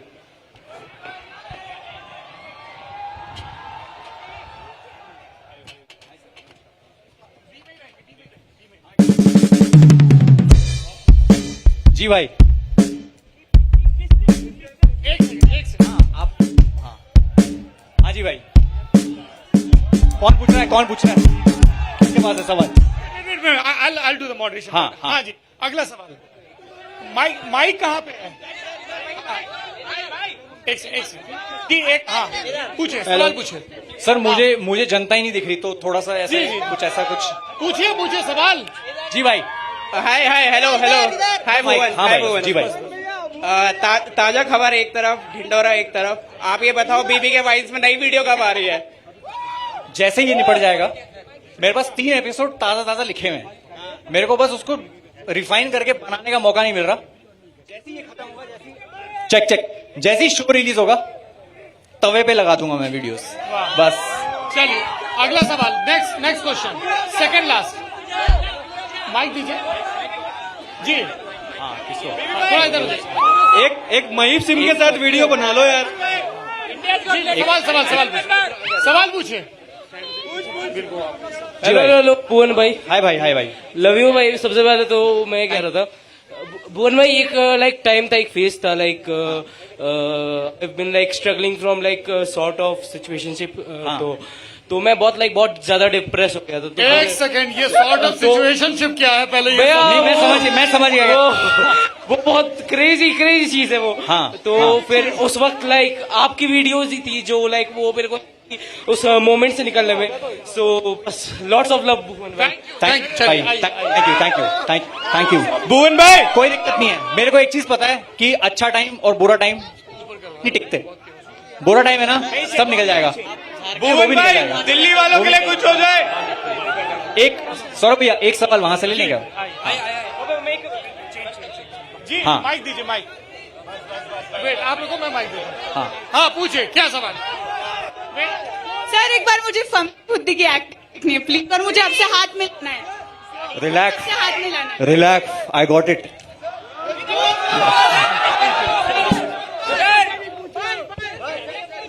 जी, हाँ बताइए, क्या सवाल है? सो 1 फोटो सर हैं? अरे फोटो फिर यार, फिर वो वैसा हो जाएगा, एक हिसाब हो जाएगा। जी, एक काम, सवाल पूछना है कोई? हाँ बोलो। सर सबके लाइफ में अप्स एंड डाउन्स रहते हैं, आपके लाइफ में ऐसा क्या डाउन मोमेंट था जिससे आपको लगा कि इसमें से निकलना मुश्किल है, बट आप यहाँ पे हो अभी भी? करते हैं वो, बाद में बात करते हैं। एक सर, आप इधर जाइए, आप इधर आ जाइए, आप इधर आ जाइए सर, इधर आ जाइए, आप इधर आ सर, आप इधर आ जाइए। एक ग्रुप सेल्फी लेते हैं। हाँ सौरभ भैया।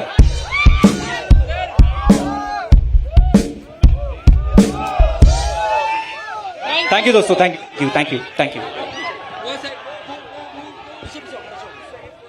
कहां से जाएं? क्लोज कर दें इसे, डोंट गो अपस्टेज। यहाँ से क्लोज कर देते, यहीं से कर देते। On the stage.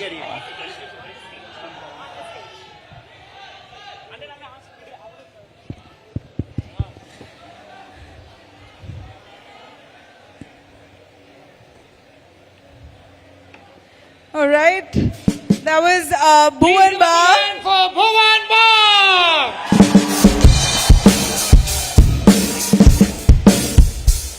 ये जिद कर रहे हैं कि मैं जाने से पहले ऑडियंस को एक गाना सुनाना चाहता हूं। कोई गाना नहीं सुना रहा। हो गए 2-3 गाने हो गए मेरे। नहीं, मैं कुछ ऐसी बात करना चाहूंगा सबसे। मैं एक ऑन अ सीरियस नोट मैं आपसे एक बात करना चाहता हूं, और फ्रैंकली ब्रो टू ब्रो और ब्रो टू सिस मैं सारी बातें करना चाहता हूं कि आपको पता ही है सीजन 2 आ रहा है ताजा खबर का, और आपको यह भी पता है कि मेरी कोई पीआर एजेंसी नहीं है कि जो सब जगह फैला देगी। मेरी मार्केटिंग एजेंसी, मेरी पीआर आप लोग हैं। और अपना रिश्ता ऐसा नहीं है अभी 1-2 साल पुराना, अपना रिश्ता 8-9 साल पुराना है। तो मुझे पता है कि आप लोगों को बहुत खुशी होती है जब मैं ऐसा कोई चीज करता हूं यूट्यूब के बाहर, और मुझे ये भी लगता है कि आप लोगों को लगता है कि यूट्यूब पे मैं ज्यादा एक्टिव नहीं हूं। उसकी भरपाई मैं कर दूंगा। इस तरफ की भरपाई आप लोग कर दीजिए। आप लोग सबको बताइए कि ताजा खबर सीजन 2 आने वाला है, और कुछ नहीं करना आपको, बस ट्रेलर का लिंक बता दो, बातों में सबको बता दो कि शो आने वाला है डिज्नी प्लस हॉटस्टार पे 27 सितंबर को। और मजे की बात है, बिंज वॉच है, एक साथ सारे एपिसोड आ जाएंगे। आप देखिए, अपने परिवार के साथ देखिए, फटाफट निपट जाएंगे। और हाँ, जो लोग आज 2 व्हीलर पे आए हैं, हेलमेट लगा के जाना। मैं रास्ते में देखता हूं बहुत चीजें, ठीक है, रास्ते में दिखता है मुझे। आप लोग हेलमेट लगा के जाइए और मस्त धीरे धीरे चलाइए। घर पे आपका कोई वेट कर रहा है, दिल से कोई आपका इंतजार कर रहा है, उनके लिए आराम से जाइए। थैंक यू सो मच आने के लिए, बहुत बहुत शुक्रिया। जो लोग यहां बैठे, थैंक यू सो मच मुझे झेलने के लिए। बहुत बहुत शुक्रिया। सर जी को भी बहुत शुक्रिया, पूरी पुलिस फोर्स को बहुत शुक्रिया। Thank you sir, thank you. All right, a big round of applause for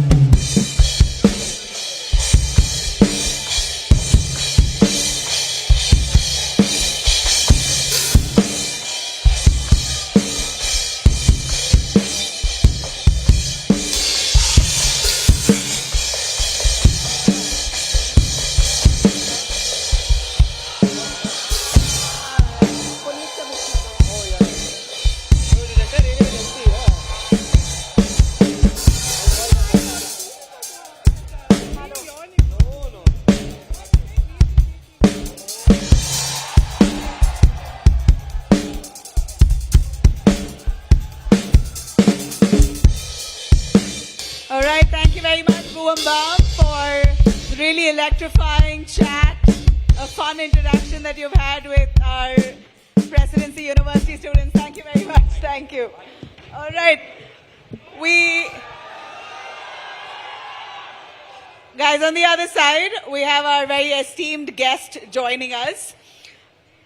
The Police Commissioner of Bengaluru City, B. Dayanand, who's right here with us to have a wholehearted chat about the vigilant force, how Bangalore cops are using tech to fight crime and safeguard women. I'd appreciate if all our guests please take a seat. We have the Bangalore Police Commissioner right here on stage, along with India Today's Nagarjun Dwarkanath, Deputy Editor, joining us. A big round of applause, please. Please can we have B. Dayananda on stage, Bengaluru Police Commissioner. A big round of applause, please.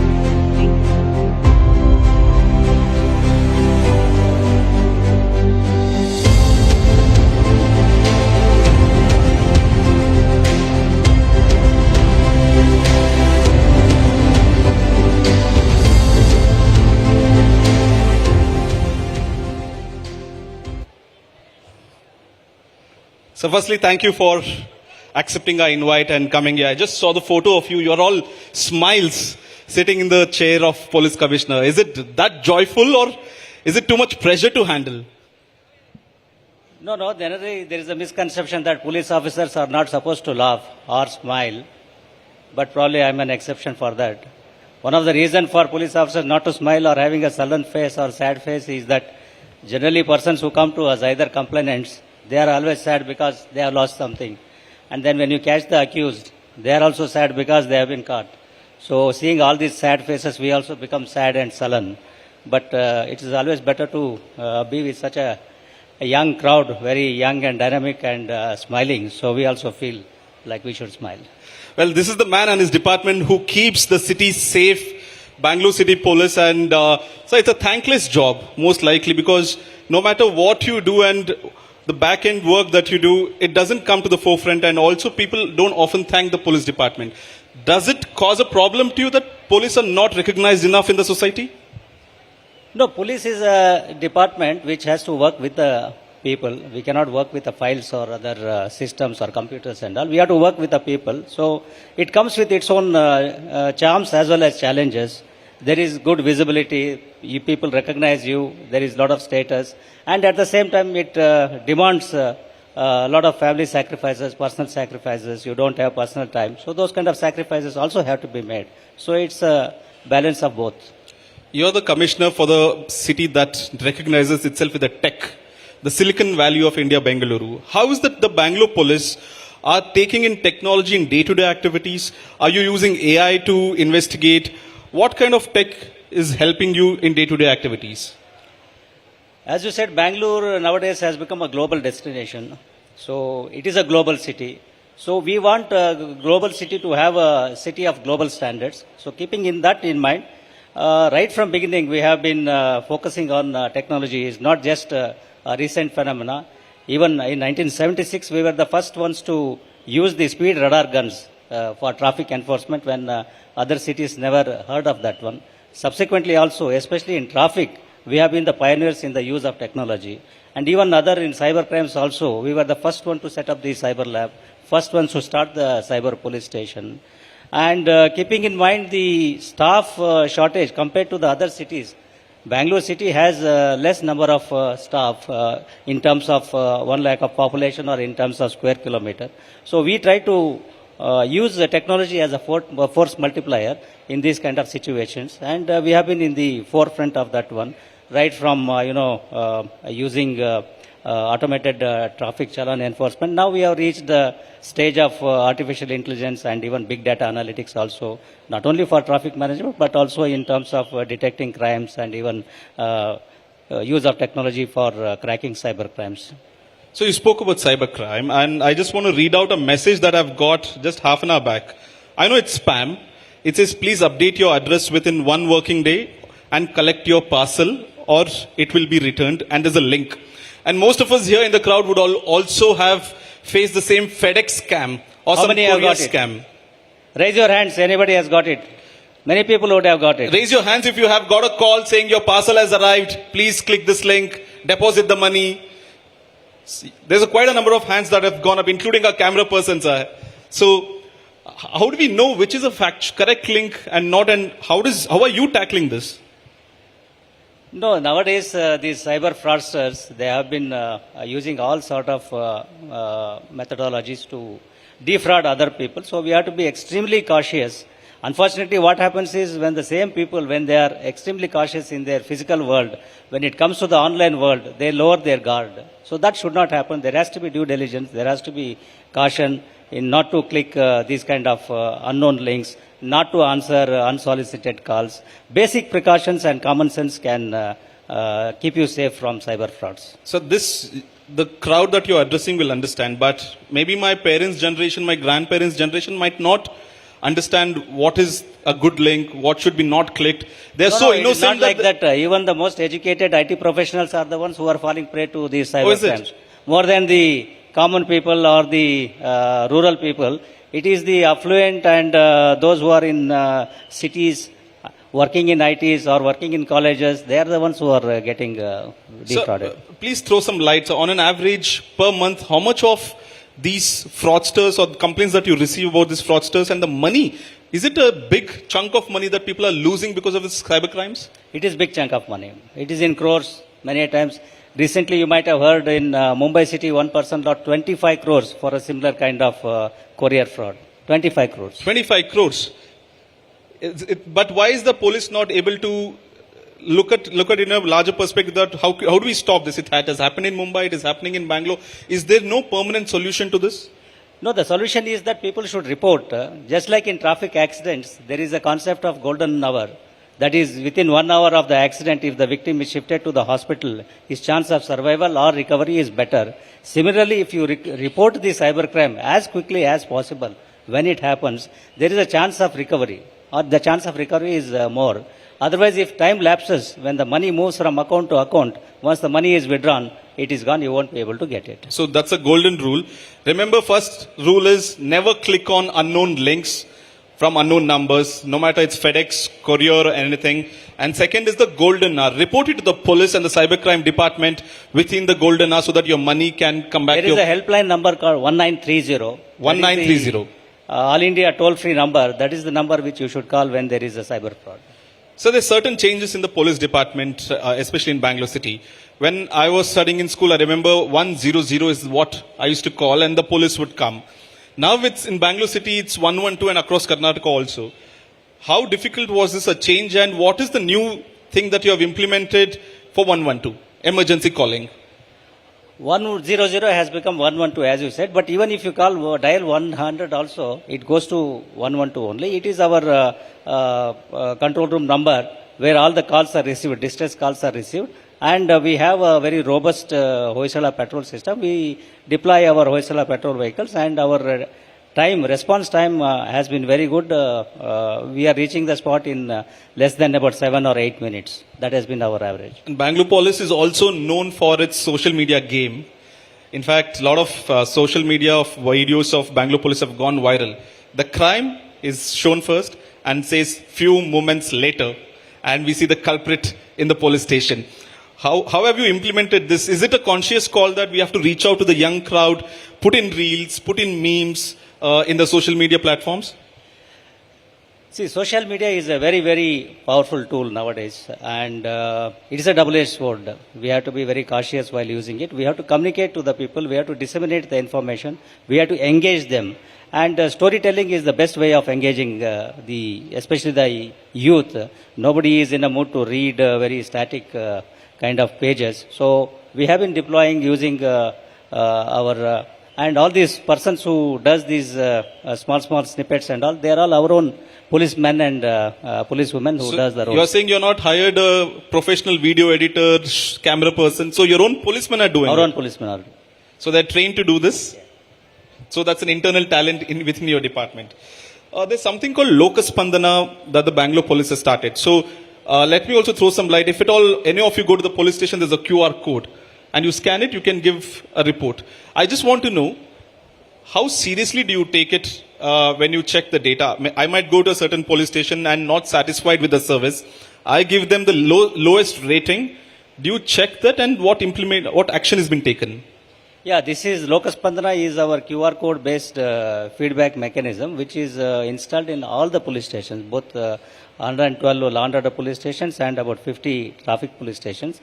The basic idea is to get the feedback of the people who come and visit the police station for various purposes. It could be for registration of crime, it would be for job verification or passport verification. Once they have visited, we expect them to give a feedback, just like all other portals nowadays. You need to give a feedback, and this gives us the actual reality how our policemen have behaved with them, have taken their complaints, and we do take it very seriously. Every morning I see the reports, and especially many of the narrative comments. If there is a positive comment, they are recognized and they are rewarded, and appreciation letters given to them in the parades. If there is a negative remark, we see what are the reasons for that one, whether our people were really at fault or was there any communication gap, was there any delay because of other reasons. And in case there is any high-handedness and other things, we do take action. So it's important to remember that every time all of you go to a police station, scan the QR code, give your comments, give the comments about how to improve the policing and the department, so the Commissioner of Police will take a serious note of it and make changes as well. Sir, Bangalore city is notoriously known for the traffic. Is it a bigger headache for you than the usual law and order issue? Because time and again we see traffic jam in Bangalore city. Which is the bigger headache for you, the traffic or the law and order? Traffic is definitely a serious issue to be tackled, and traffic management in Bangalore city is a major challenge for us, mainly because the city has grown exponentially over the years, and the road width has remained the same, whereas the vehicle number have increased hugely. So this gives us a lot of challenges. Plus, traffic is a matter of, it's a multi-agency thing. Other agencies are also responsible, like roads have to be done by the BBMP, electricity has to be maintained by Westcom. So we have to work with all these agencies, and we are trying to bring in that kind of a synergy and ensure that people move from place to place every day. Are you using AI technology or anything to make sure the traffic flow is smoother or to reduce the burden during the peak hours? What tech are you using there, sir? We are using artificial intelligence for two things. One is for enforcement of our offences. As you might have come to know, we don't no longer flag the vehicles for checking and our traffic enforcement. All this is done by our artificial intelligence enabled cameras put across the city. So they automatically detect the offences, be it not wearing helmet, not wearing seat belt, and so many other things. About 7 type of offences are being detected, and challans are generated and sent to the addresses. Only 97 to 98% of our enforcement is contactless enforcement. Only in cases of drunken driving or some special drives, we take up physical enforcement of these violations. Second thing is for congestion detection, and then alternate routes to be detected, then synchronization of signals. For all these things, we are using artificial intelligence. So you're saying that a policeman will not stop someone who's not wearing a helmet, the camera will take care of it? Or policemen can still stop? No, policemen are not stopping. They are not stopping any vehicles for not wearing helmet and other things. Okay. Only during special drives like drunk driving and other things, we stop the vehicles and check. Otherwise, it is not done. You also have something called a media policy. Usually what happens is the police department is shy to take questions. They're in their own world doing the work. What is the Bangalore police media policy? We are engaging with the media, be it electronic media or the print media, very regularly. Our press conferences are very regular. Every Tuesday we hold the press conference. Any media person can come and ask any question to the police, because ultimately we are answerable, we are accountable to the people, and media has the right to ask questions for us, and we are not shying away from that responsibility. And in fact, we are also live streaming these press conferences, so anybody sitting anywhere can view these. You live stream all your press conferences? We live stream all our press conferences. We live stream our public contact programs. We live stream our parades. All our public engagement programs are live streamed. And can any common citizen walk into your office? Is there a certain set of hours? Because usually what happens is the moment you're an IPS officer, it's difficult to get hold of you. So No, our doors are open all the time. But 4 to 6 is our public visiting hours. Otherwise, also people can walk in anytime. Sir, you have cracked your UPSC long back. A lot of youngsters are sitting here who are still studying, who are aspirants for taking up UPSC. What would you want to say to these young crowd? Is it even worth it to put in so much effort today, because you have certain streams also getting difficult in terms of earning more, your job prospects? What is your message for UPSC aspirants? No, it depends on your priorities, what you want to do in life or what you want to achieve in life. Civil service gives scope to work in public service, to make policy decisions, and it's a great service to that extent.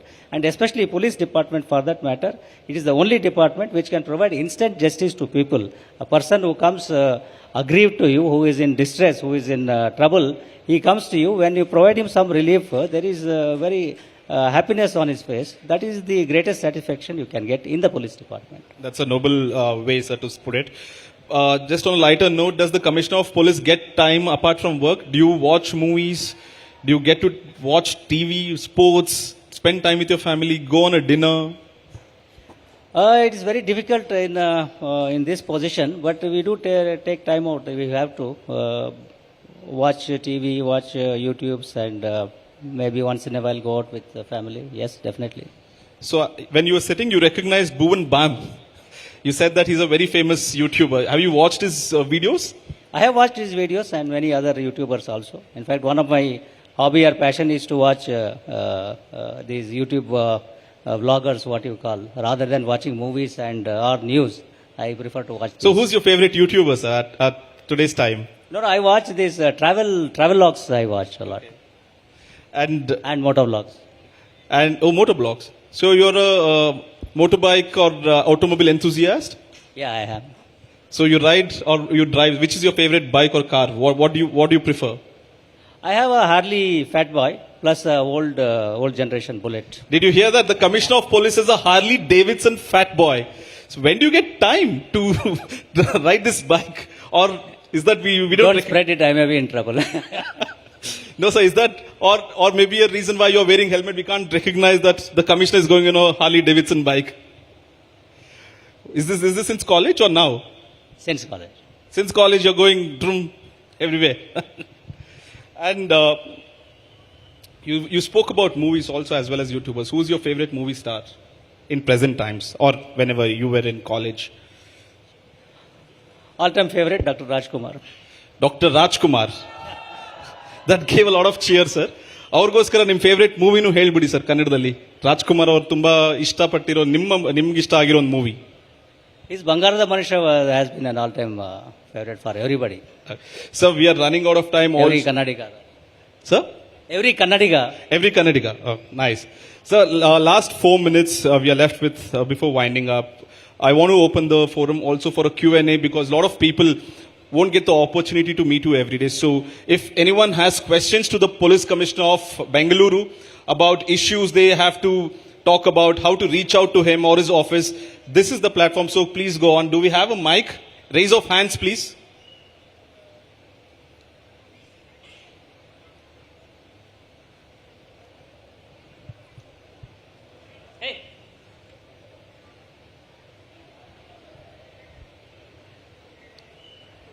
There. Here.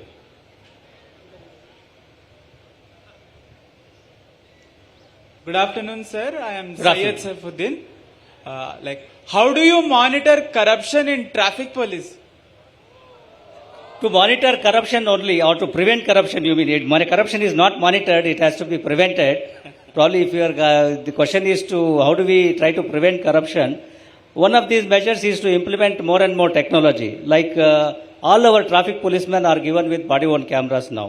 All their enforcement activity or any public engagement they have to switch on the body-worn cameras. Plus, even the Hoysala patrol officers are given body-worn cameras. Plus, as I said already, our traffic enforcement is contactless.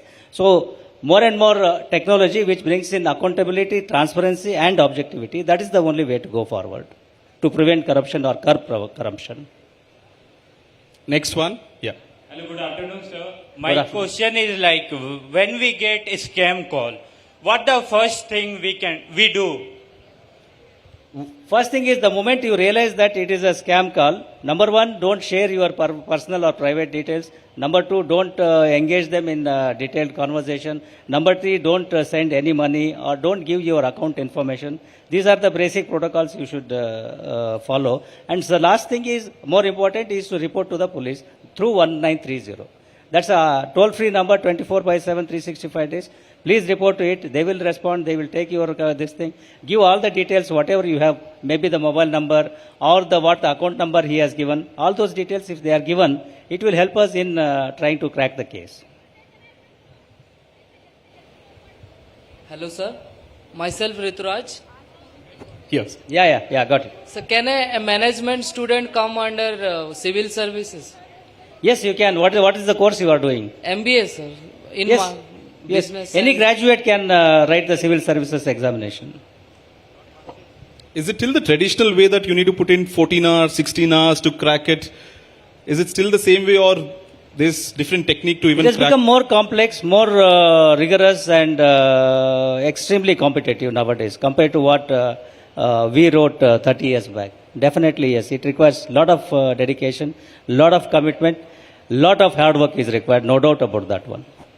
Do we have more questions? Anyone?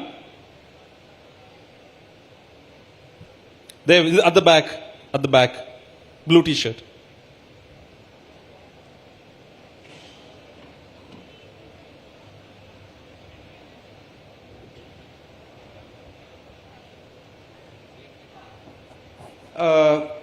Good afternoon, sir. Good afternoon. Sir, actually my question is, what are the preventive measures you are taking for the safety of women? Women's safety is our priority in Bangalore city. In fact, for that one, it's a good question also that we have implemented a Safe City project under the Nirbhaya Fund. All of you may be knowing after the Delhi episode of Nirbhaya, Government of India set up a project for that one. And we have implemented a 667 crore project for the safety of women and all the other vulnerable sections in the society. And it encompasses several aspects: setting up of CCTV cameras across the city, setting up of a command center, monitoring all the activities. So many components are there. In fact, it is being implemented in 8 cities, and Bangalore is the first city to commission the project and also to go live. We are proud of that one. So in today's time, fake news is a big issue that, in fact, in media, we keep fact checking. At times, it would cause law and order situation also. Someone would have tweeted or shared a post. For all you know, it's fake news. And it would have created a riot, for example. It would have created a law and order issue. How do you tackle fake news? Today's time, that's the biggest threat. Yeah, definitely. It is the need of the hour. And for that one, fake news and even the other thing is hate posts. So these two things we take seriously, and right from police station level, we have set up small social media monitoring teams. Maybe in a police station, 2 constables will be doing this activity, and DSP, DCP level, and even at the commissioner's office level also. Wherever such posts come to our knowledge, 2 things. One is we give proper facts and counter any such fake news. And second thing is if there are any hate posts, which are likely to trigger any violent activity, we do register the cases and apprehend the culprits and try to take down those kind of content from the online platforms. So this is hate post, but what if someone's trying to attack someone on the comment section? For example, I put up a post and a lot of people are trolling me, commenting negative stuff about me, abusing me. Can I still report it or do you do suo motu cases? Do you keep monitoring social media? No, those kind of things have to be reported. There is a thin line between what amounts to defamation or what amounts to a kind of abuse which comes under the criminal law. So you also spoke about fixing up accountability as well. How do you ensure that you might be right, but the people below you or under you are doing the right things at the right time? How do you monitor them? Because usually when there's interaction between 2 people, the citizens and the police, that is when the corruption starts, or the genesis of the corruption, when interaction happens. How do you remove corruption from the whole system? Is it even possible?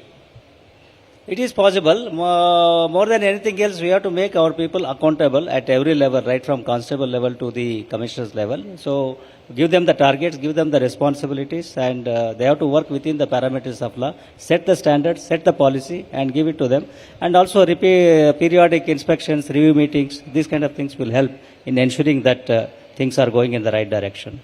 So Bangalore of late has got a bad name in one topic, the road rage incidents. We see time and again that people are getting out of cars, beating up others, getting into a violent fight. Is this something new to the city of Bengaluru all of a sudden that people are getting out of the cars and getting into a fight? Is this also a psychological problem because you're stuck in traffic for 3 hours, 4 hours? Or has this always been happening, reported now? No, there are two things in this one. Number one, as you said, because of the modern day life, this thing and the pressure of work and pressure of other things, people are becoming more and more intolerant, number one. Second thing is what is happening is with the use of technology, now that most of the cars and other vehicles are having these dash cams and everybody has a mobile phone, these kind of things get recorded, these kind of things get circulated in the social media, and they have a tendency to go viral. But every such incident we have taken seriously and we have acted upon that. But what do I do if someone is trying to get into a road rage fight with me? What is the first step do I have to take? First step is to stay calm. Don't engage in an argument with the other person, even if he is trying to be aggressive and trying to be physical. And second issue is to call 112, and we are just one call away and about 8 minutes away. We will definitely reach the spot. Third thing is to note down the details, his physical particulars, his facial thing, or his whatever number plate he has got. And then when the police come to the spot, explain your point of view, allow the other person also to give his version, and then the police will take further steps. Does the police commissioner recommend having a dash cam in every car? Is it necessary yes, today? all our vehicles, police vehicles are having dash cams. No. Right from Hoysala to all our inspectors' vehicles and ACP's vehicles are having dash cams, and even the public also, Yes. it is better to have dash cams. In fact, I wanted to talk about the public. So you recommend public having... 100%, because you will definitely know the actual version. Otherwise, generally earlier people used to say in India, whichever is the bigger vehicle, that will be made the accused in any road traffic accident. No longer is the case now. Now we know, go by the facts, go by the reality, what actually happened there. For that one, dash cams definitely help. Plus the other CCTV cameras, whatever are there, they also come in handy for this purpose. Well, thank you so much, sir. The time's up, and thank you for coming here and taking questions, not just from us, also from the public. Ladies and gentlemen, the Bangalore Commissioner, Mr. Dayanand, here at India Today, Mindrocks. Thank you so much, sir. And most probably the only commissioner who's riding Harley Davidson bikes. There will be many. Thank you so much. It has been my pleasure. Thank you so much. Thank you so much.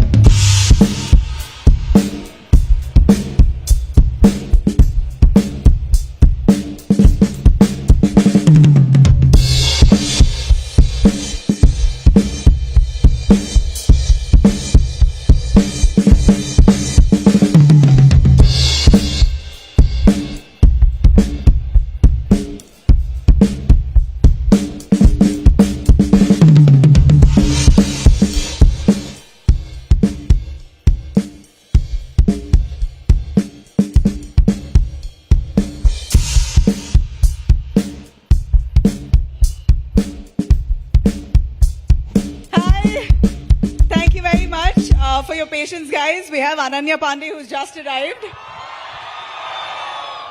She's just going to come on stage, give us just a moment. But I hope you've enjoyed the Mindrocks India Today Youth Summit of 2024 so far. If I could take a moment to thank our sponsors here, Presidency University and hospitality partner, the Lalit Ashok. I'd like to welcome all of you yet again to this very fun session at the India Today Mindrocks Youth Summit. Indeed, the grandest one. In fact, the day-long extravaganza that's designed here to inspire, entertain, across the nation. This exhilarating event promises a day packed with dynamic chats, as we see here, back-to-back celebrities in their own right, who are joining us with stellar musical performances, vibrant dialogues, India's most exciting emerging leaders, all the way from the field of politics and entertainment, startups, social media, business and sports.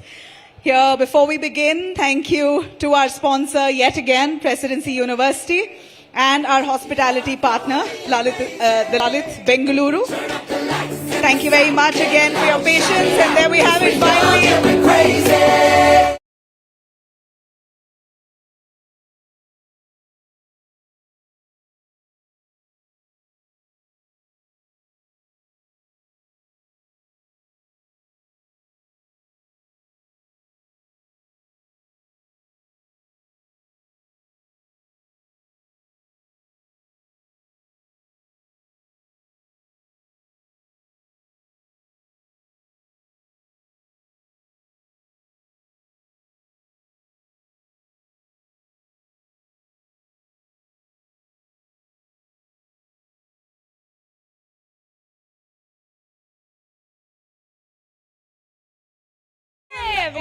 Welcome to Presidency University, and welcome to the India Today Mindrocks Youth Summit. Ananya, we see the craze for you here. Amazing, so sweet. Thank you so much for coming, everyone. Hi. Hello. Hi. Hi. Someone's like screeching in the background. Are they okay? Are you fine? Do you want to greet them in Call Me Bae style? I mean, Bae is very good at rhyming. You know, she says, I am Bae, I'm here to slay, eat, love and pray. I will say, I'm Ananya Pandey. It's very sunny today. Hello, Bangalore. I may look like an eyesore. No. But the flight was very early, but I wanted to be here really. That's my rhyme for the day.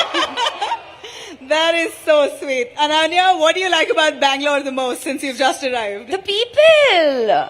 The love and the warmth, the weather, the food, but I think the people the most.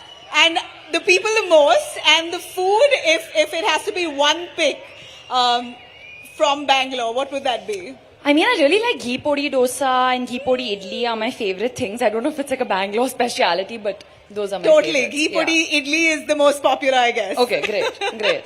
Awesome. Let's have a seat. Yes. A big round of applause for our bright young star, Ananya Pandey, who has just had a big run on OTT.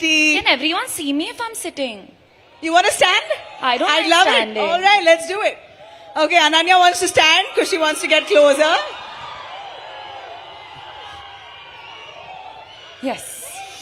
You know what? Now I regret not wearing my heels. I can take mine off. No, it's fine. Okay. All right. So, Ananya, I asked you this question even on backstage. Ananya comes from a filmy family, certainly. Yes. But has that ever acted as an impetus to your career? Has it given really a boost that you wouldn't have if not for the background? And if it has, tell us how has it helped and what were the real challenges that also came with it? Honestly, I see that my father is an actor as a huge thing of pride for myself because he came from a family of doctors and it was his dream to be an actor.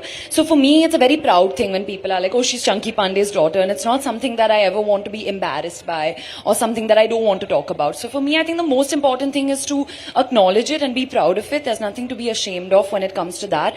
But of course, people in film families, they have more connections. It's easier to get into the room. But once you're in the room, I think it's completely up to you how you show yourself. Yeah, that's what I feel. And what was that one thought you had in mind about the film industry, which is now totally busted, now that you're an industry insider and thriving?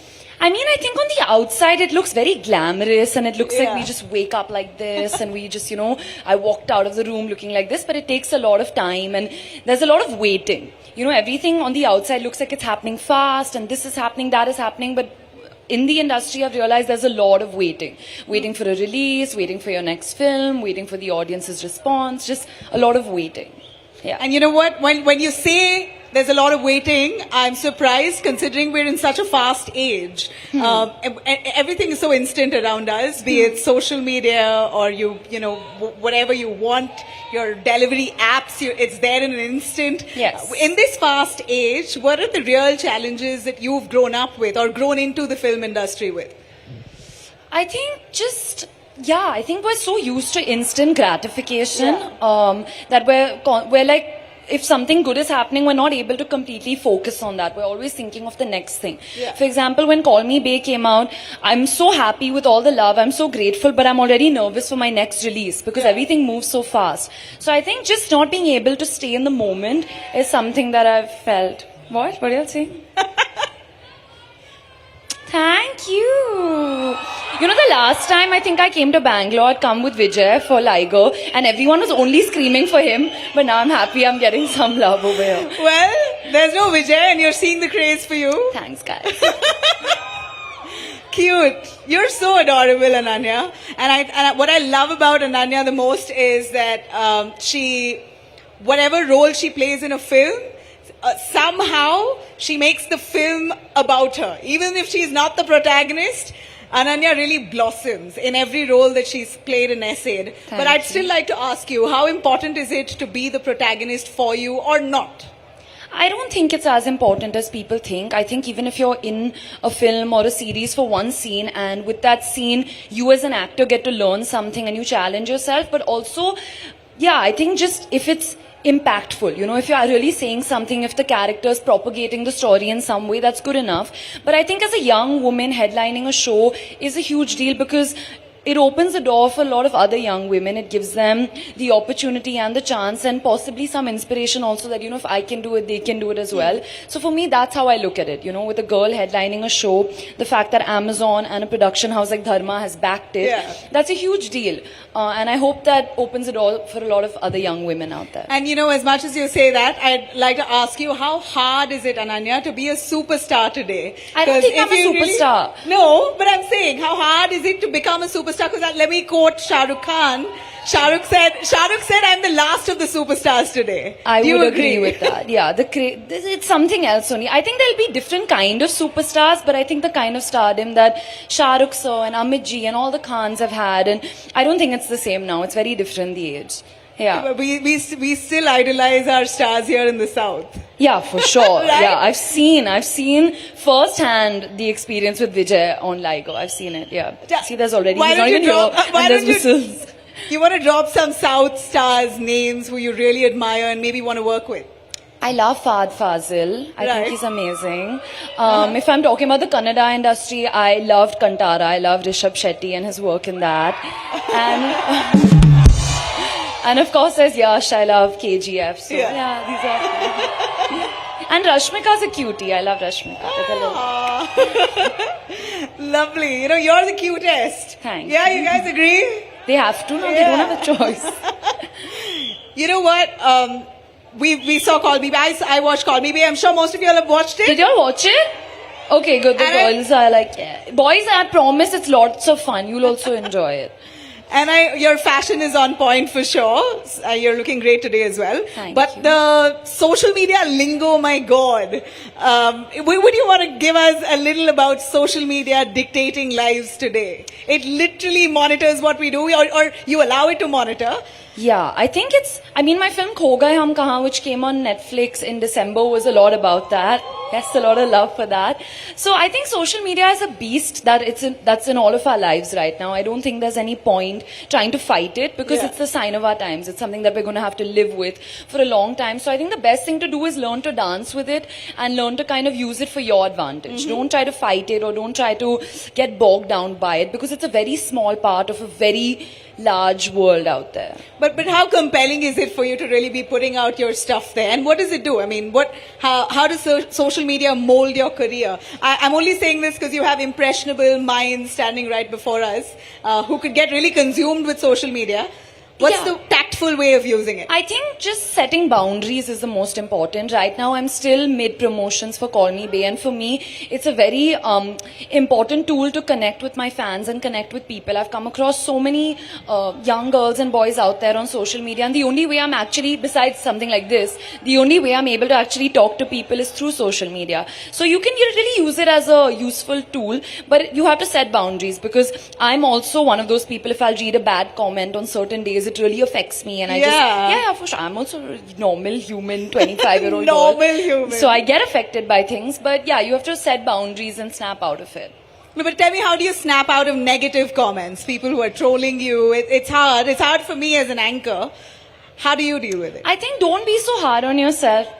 Thanks. There's like pandas on it. I don't know if you noticed. Thanks. What was your question, sorry? On how you really deal with the troll army. I think with the troll army, I think it's important to not be so hard on yourself and kind of feel what you're feeling.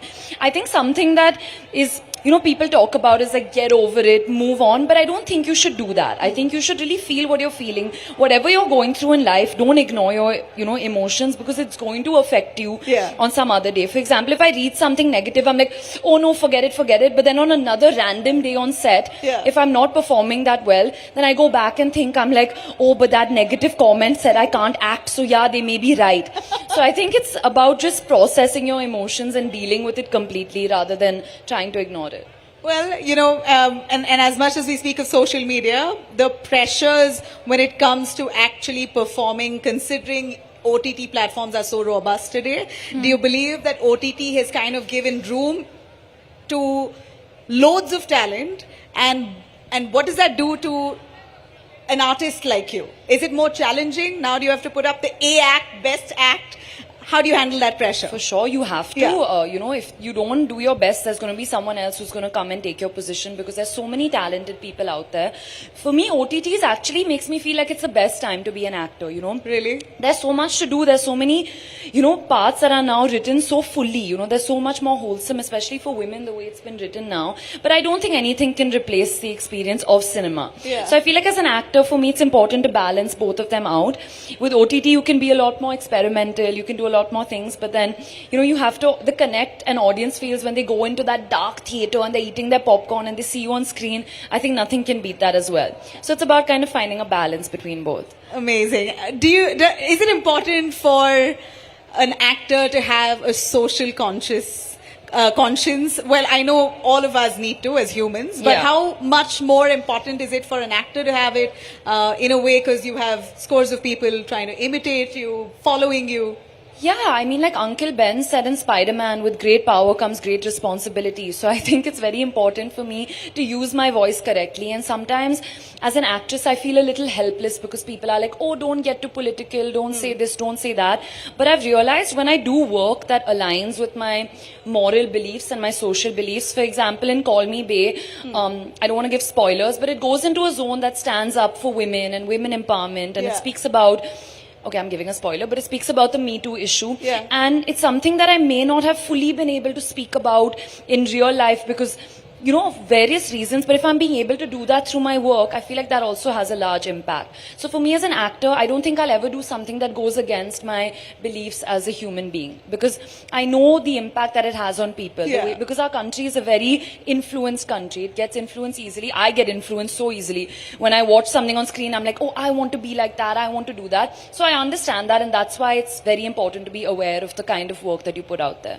Well, and I was saying, is it difficult to actually speak up, considering you're a face, you're on screen, you have a huge following as such? Is it really difficult to put out your true feelings there?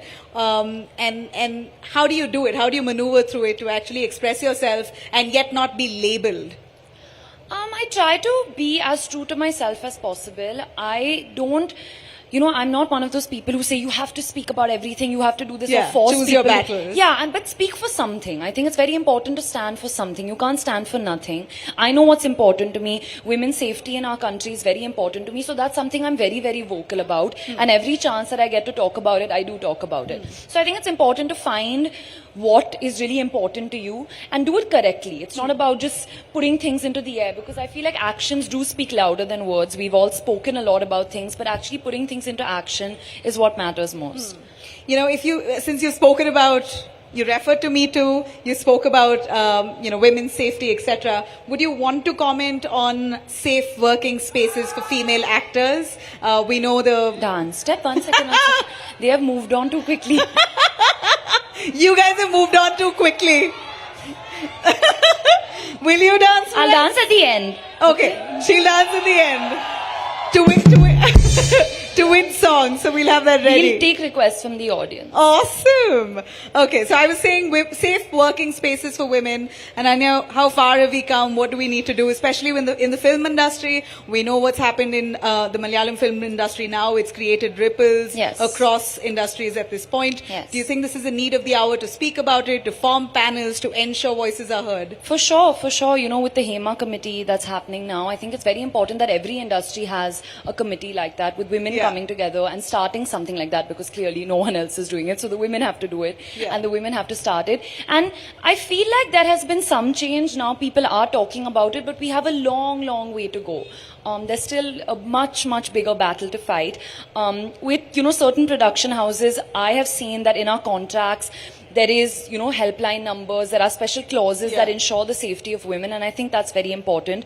And also even our call sheets have helpline numbers that you can call and you can complain to, even if you want to complain anonymously. But I don't think it's an issue that only exists in the film industry. I think it's across industries, and it's very important that, we address this as quickly as possible. All right. So, as much as we speak of a fast life, fast work, fast-paced, or quick gratification, like you did mention, I'd like to ask you, what do you think of dating, fast dating apps? Is Ananya dating? Oh, that's now pushing at this question. This last. I wanted to get done with it.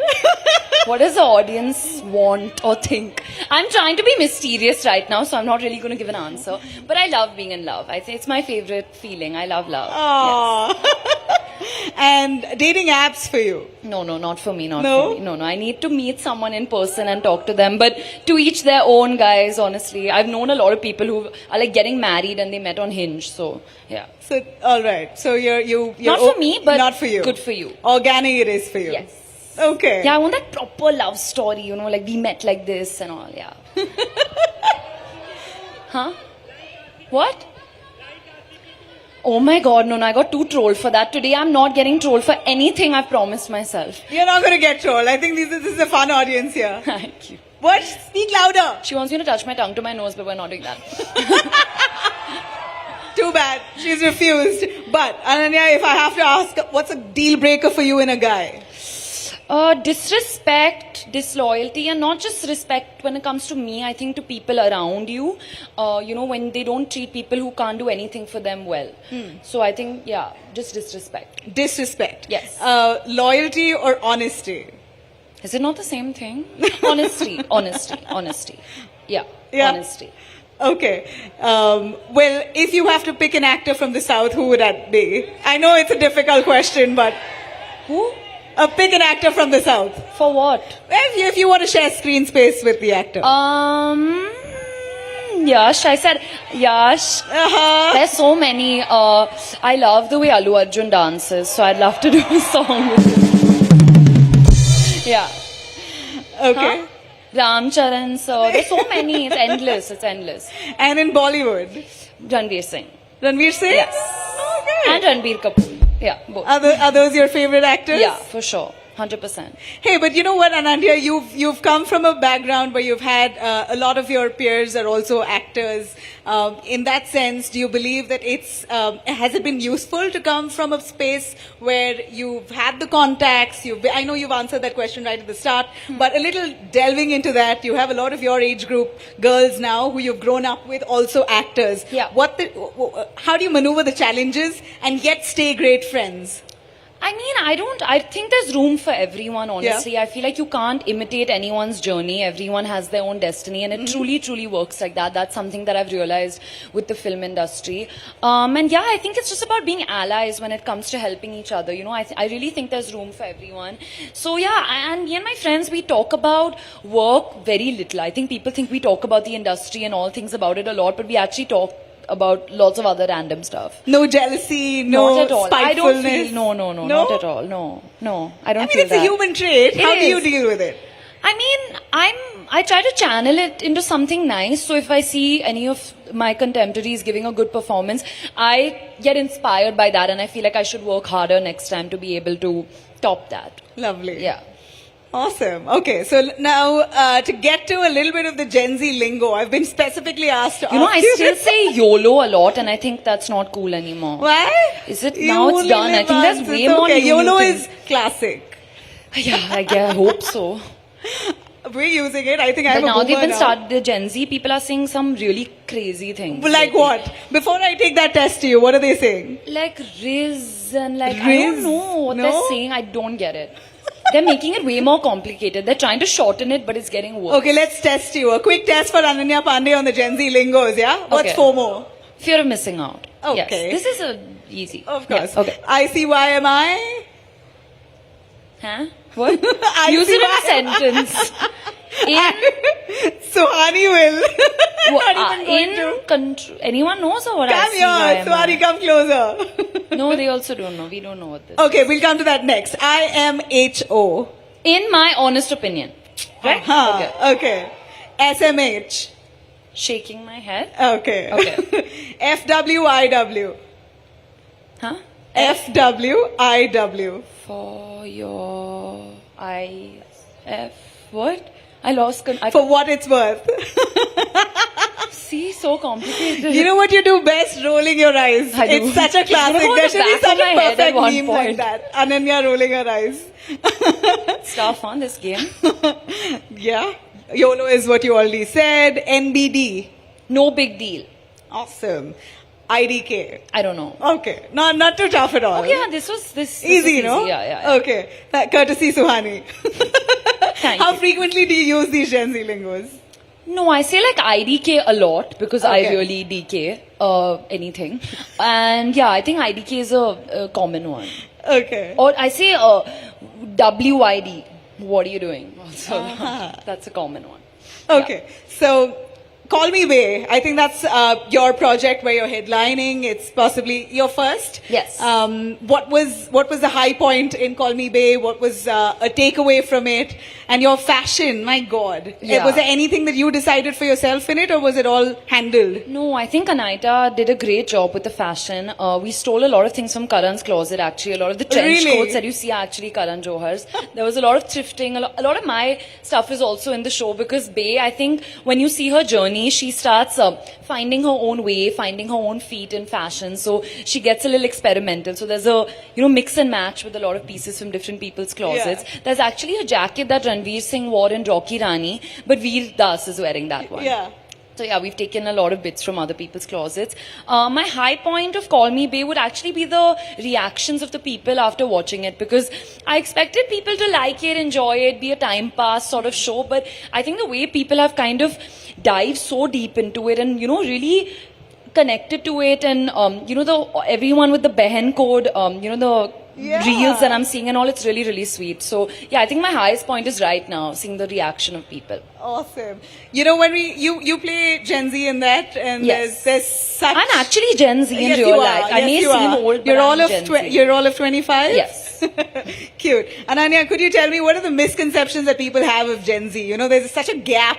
Between the boomers and the Gen Z, I think today, that we don't quite get the Gen Z, their intentions, what they want to do. Yeah.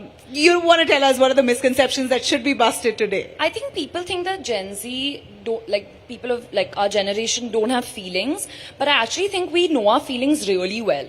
I think this is a generation that's actually identifying their feelings, addressing feelings, going to therapy, which is very, very important. So actually, to the contrary of what people believe that we don't care about anything, I think we care a lot about things. Yeah. You spoke of therapy. Do you believe it's important to speak? Do you want to talk about mental health? Is there something that hold a lot of value to? Yeah, it's people go. I go to the gym all the time, and I'm constantly taking care of my physical health, and it's the same thing like that. You're taking care of your mental well-being. I found therapy to be very, very useful to myself. So yeah, I would recommend it to everyone. But again, it's really up to them what they're comfortable with.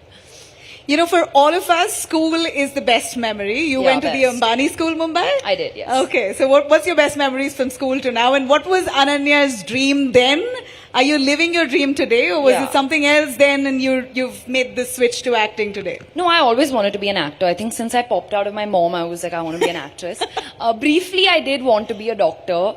Because my grandparents were Cute. doctors and biology was my favorite subject in school, which is not a reason to be a doctor. And I don't think anyone would trust me to be a doctor, but I really did want to be a doctor. Okay. And I also wanted to be a primary school teacher because I love kids, but I generally wanted to be an actor only. So I guess I am living my dream now. School was my favorite time. I would literally fight with my mom to go to school because if I was sick, she would be like, listen, you can't go to school. And I'd cry and beg her to go to school. Like I had 100% attendance every year. So I just loved everything about school. I just wanted to be there all the time. I don't know if anyone like has the same. Oh, well, I feelings love as me. school too. I think school was my favorite. This boy place. loves school. Yeah, school, guys. School lovers. Hi, your teachers are here, so you'll putting your hands up or no? So school it is versus college for you. I didn't go to college. I'm standing in a college and saying that. Didn't go to my college. next question was to you, and how important is it to finish education? I mean, you wanna? Yeah. I think education is very, very important, but I don't think you necessarily have to get a degree or go to a certain place to be educated. For my kind of job, I learned the most when I was on set. So I think there are a lot of ways to be educated and learn about things. Of course, a degree is very, very important. I started working when I was 18, so I didn't get to go to college, but I learned everything I possibly could when I was on a film set. Was that a conscious choice? You made that decision? Yes. And your family backed you entirely for it? Not really. They were like, you have to have a backup plan and everything, but I was pretty sure about my decision. And if you did take up college, what would have been your stream of interest? I was going to study media and communication, actually. Oh, yes. Nice. Yes. Call me Bay. Yes, That's yeah, it. actually, yeah. I think I'd be good at like PR. Being a and journalist? media. Maybe. I'll be interviewing you next time. Lovely. What fun would that be?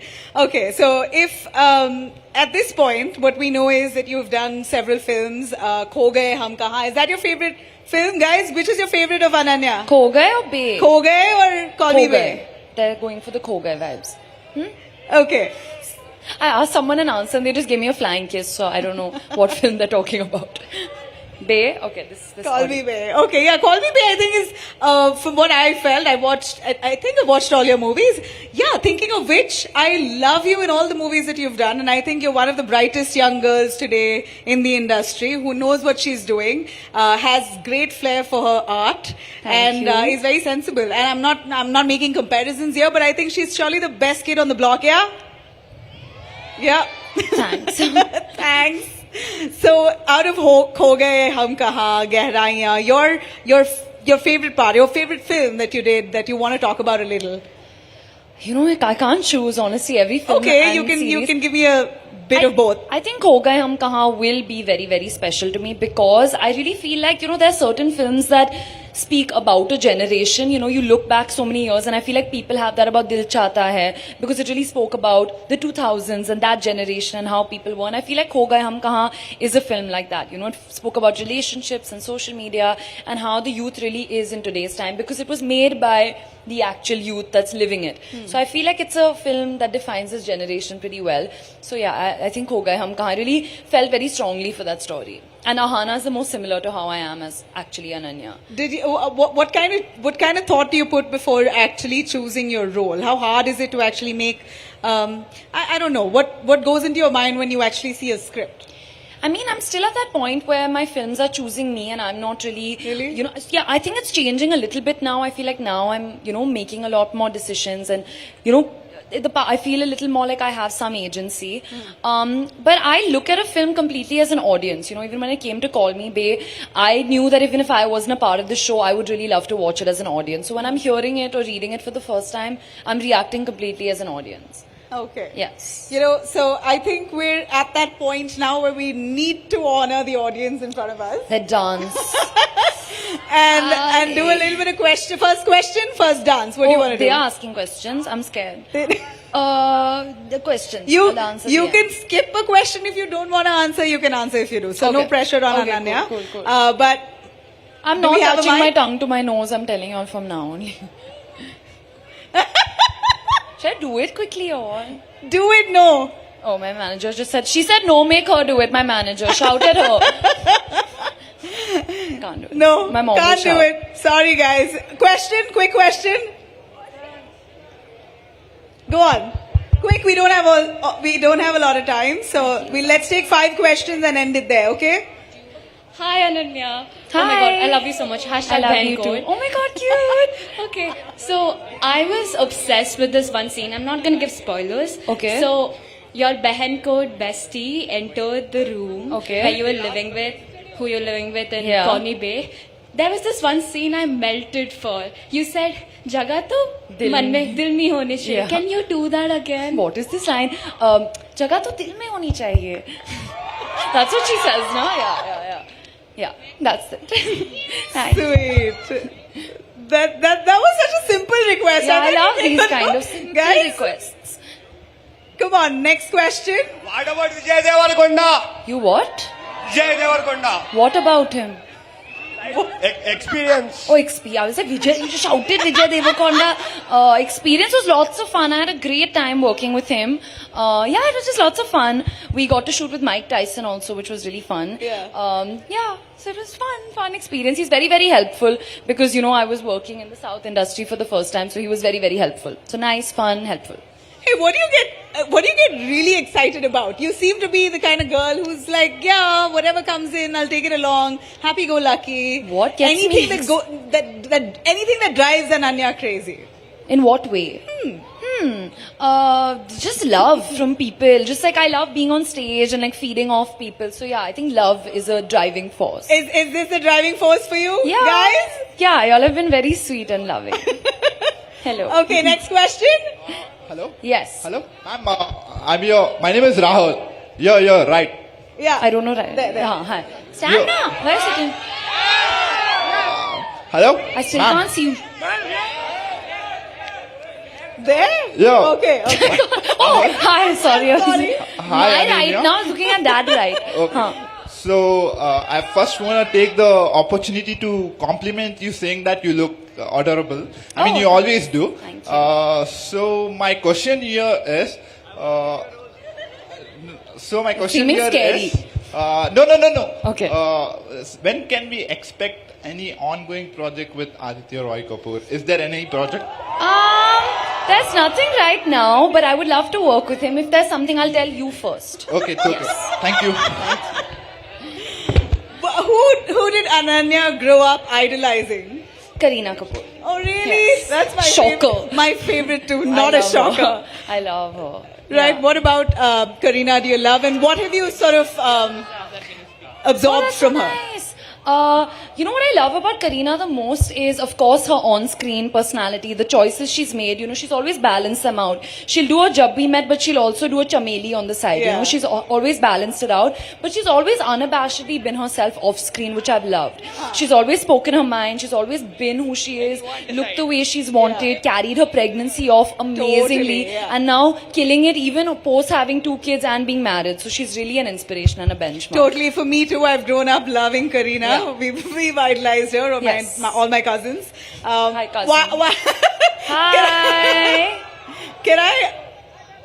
I'll come. Okay, quick question. Can I? Ananya, Hi. I'm your biggest fan. Thank you. I wanted to ask, do you have any plans in working in regional or international films as of now? I mean, I have these kind of plans. I'm hoping other people also have these plans for me. I would love to work in any language, honestly, as long as the story really connects to me. Yes. Until we find the next person to ask the question, how important is it how important is a family to Ananya? When I say family, My own. marriage, Yes. kids. Since I was a child, I've wanted a child, basically. I know exactly what I want my wedding to be like. I know exactly what I'm going to name my kids. I know exactly how many kids I want to have. So, How many kids do you want to have? No, just, I'll tell you, all to find out. Can't tell everything also, no. But yeah, I love the idea of that, and in some time, there's time for that still. Yeah. Do you think our film industry, as is for all sectors, I guess, but do you think our film industry has now embraced women married with children, still working and thriving? Yeah, I think they have. I think the audience is much smarter than that, and I think we don't give them enough credit for that. And I think it also is the courage of the actresses right now. You know, they're making decisions whenever they want to. They're not thinking that it's going to affect their career in any way. So I think it's the courage that's most important to do that and actually do what makes you happy at the end of the day. Yeah, so gone are the hero glorifying films. You know, yeah, we I mean, have those more, are also there. More but for women. There's also those ones coming up now, but those will also always be there. Will always remain. Yeah. Okay. Anyone with a quick question before we get Ananya to dance, please? Yes. Hi Ananya, Gaurav here, a big fan of yours. Thank you. I just want to know like one thing, any crush on the cricketers? Any crush on the cricketers? Oh! No, yeah. No. Any one of them, any team? No. I love Virat Kohli, but yeah. I do. Yeah. Sorry to disappoint you guys. Oh my God! Hi, Ananya. Thank you. I love you so much. I love you I'm too. the biggest fan. Thank You're so generous. I love you. Thank you. That was a question. Good. No question, only love. Best. Teach the journalists also something. No questions, only love. Look, you have all the love. But when you answer our questions right, then you I also get love increase your from fan them. base Yes, now. yes. So we're only Yes. helping. Thank you. Okay. You all want to say hi or you have a question? Do we get a song for Ananya to dance, guys? Let's hit it. Come on. Which one? Afat. Should I take my heels off there? Really? Yeah. I'll do Afat. It's easier than I want to see you dance. But you have to do it with me. I'll try. What Afat? Afat? I've forgotten it. Come on.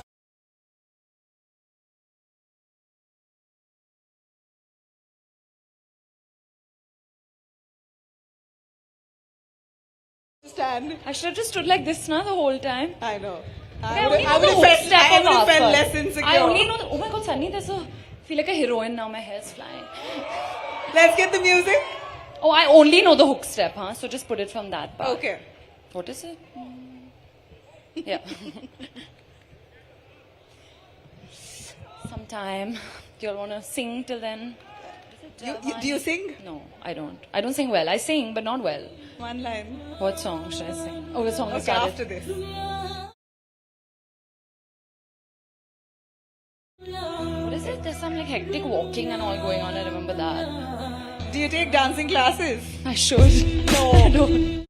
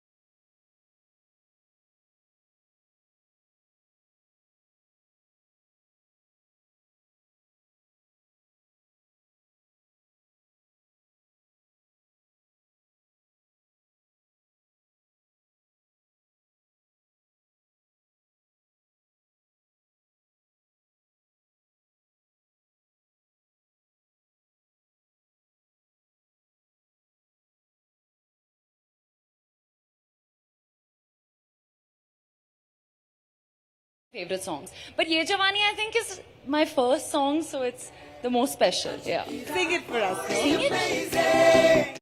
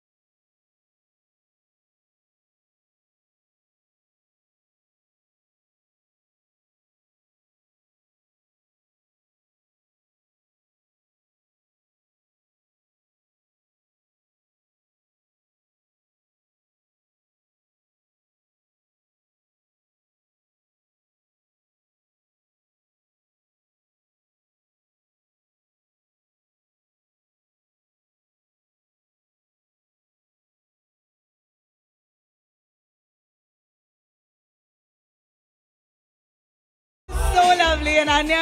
You're such a charmer. Thank you. I forgot You're all so- my steps, but it's fine. No, you were perfect. You're so full of life. You have a bunch of kids here. Hi, kids. Who came They just do to see not you. know who I am. Hi. They do.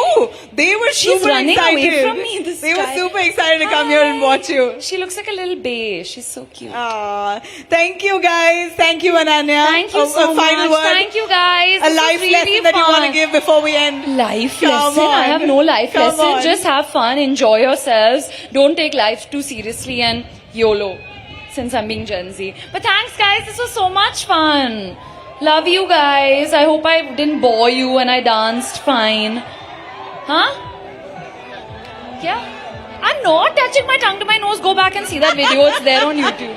This is a very popular Come on, let's request. do a picture backward. All right, guys. Cheer for Ananya. समझ तू मेरे जज्बात ना किड़े चक्कर च पाया मैनू दसा ता मैं दसा किनू हाल जो मेरा ओ सोने यार वे हाय तेनू वेख के मैं संगी जावा तावी कोलों लंगी जावा Thank you so much. Could we have a quick token of appreciation? Kausar Ahmed, Madam Chancellor, Presidency University on stage, please. Also Salman Ahmed, Vice President, Presidency University on stage. Nafisa Ahmed and Shaima Also, someone on wanted stage, an please. autograph.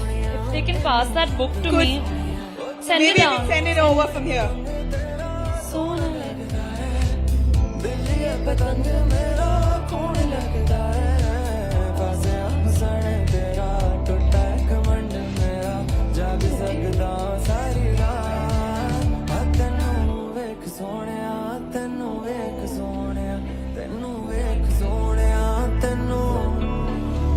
ਤੈਨੂੰ ਵੇਖ ਸੋਹਣਿਆ ਤੈਨੂੰ ਵੇਖ ਸੋਹਣਿਆ ਤੈਨੂੰ ਵੇਖ ਸੋਹਣਿਆ ਤੈਨੂੰ ਵੇਖ ਸੋਹਣਿਆ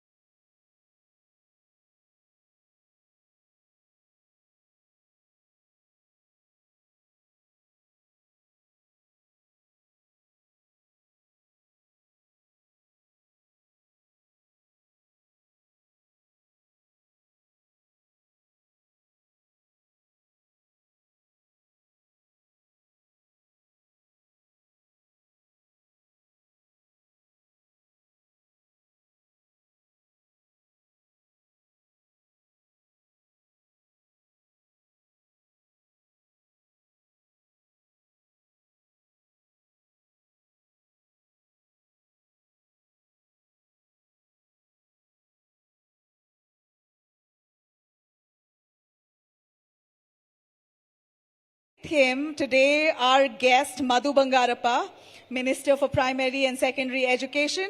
Thank you very much, sir. If I could please have you on stage.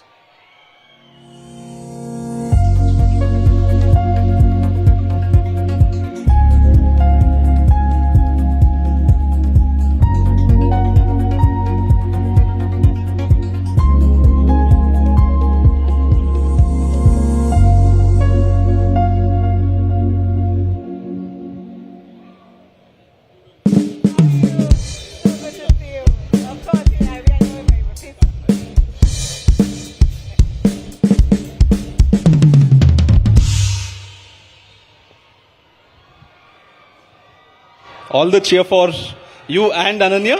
No. I know where the cheer goes for. We are only the film producers, not the... So the minister was also involved in film and distribution and production and acting and overall into the industry, and from the industry also the family. Yeah, that's my bread and butter. Before we get into this topic of hard politics and policies, tell us about your cinema likings. You come from the movie industry. We just saw Ananya. Have you watched her movies?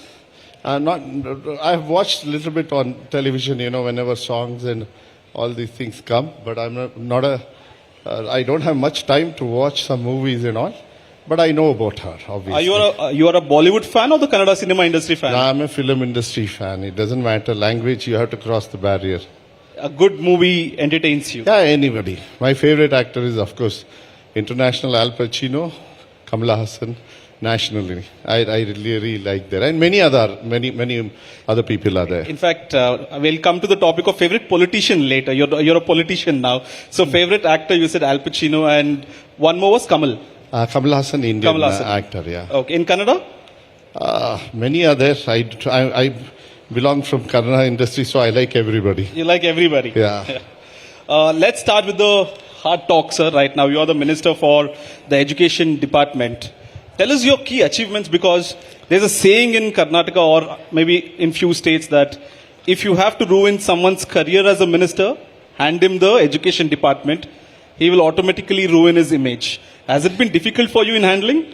No. See, one thing is, in our state government, more than 35 to 40% of government workers, including teachers, everybody, they come from my department. So, somewhere about 40% of government staff are under my department.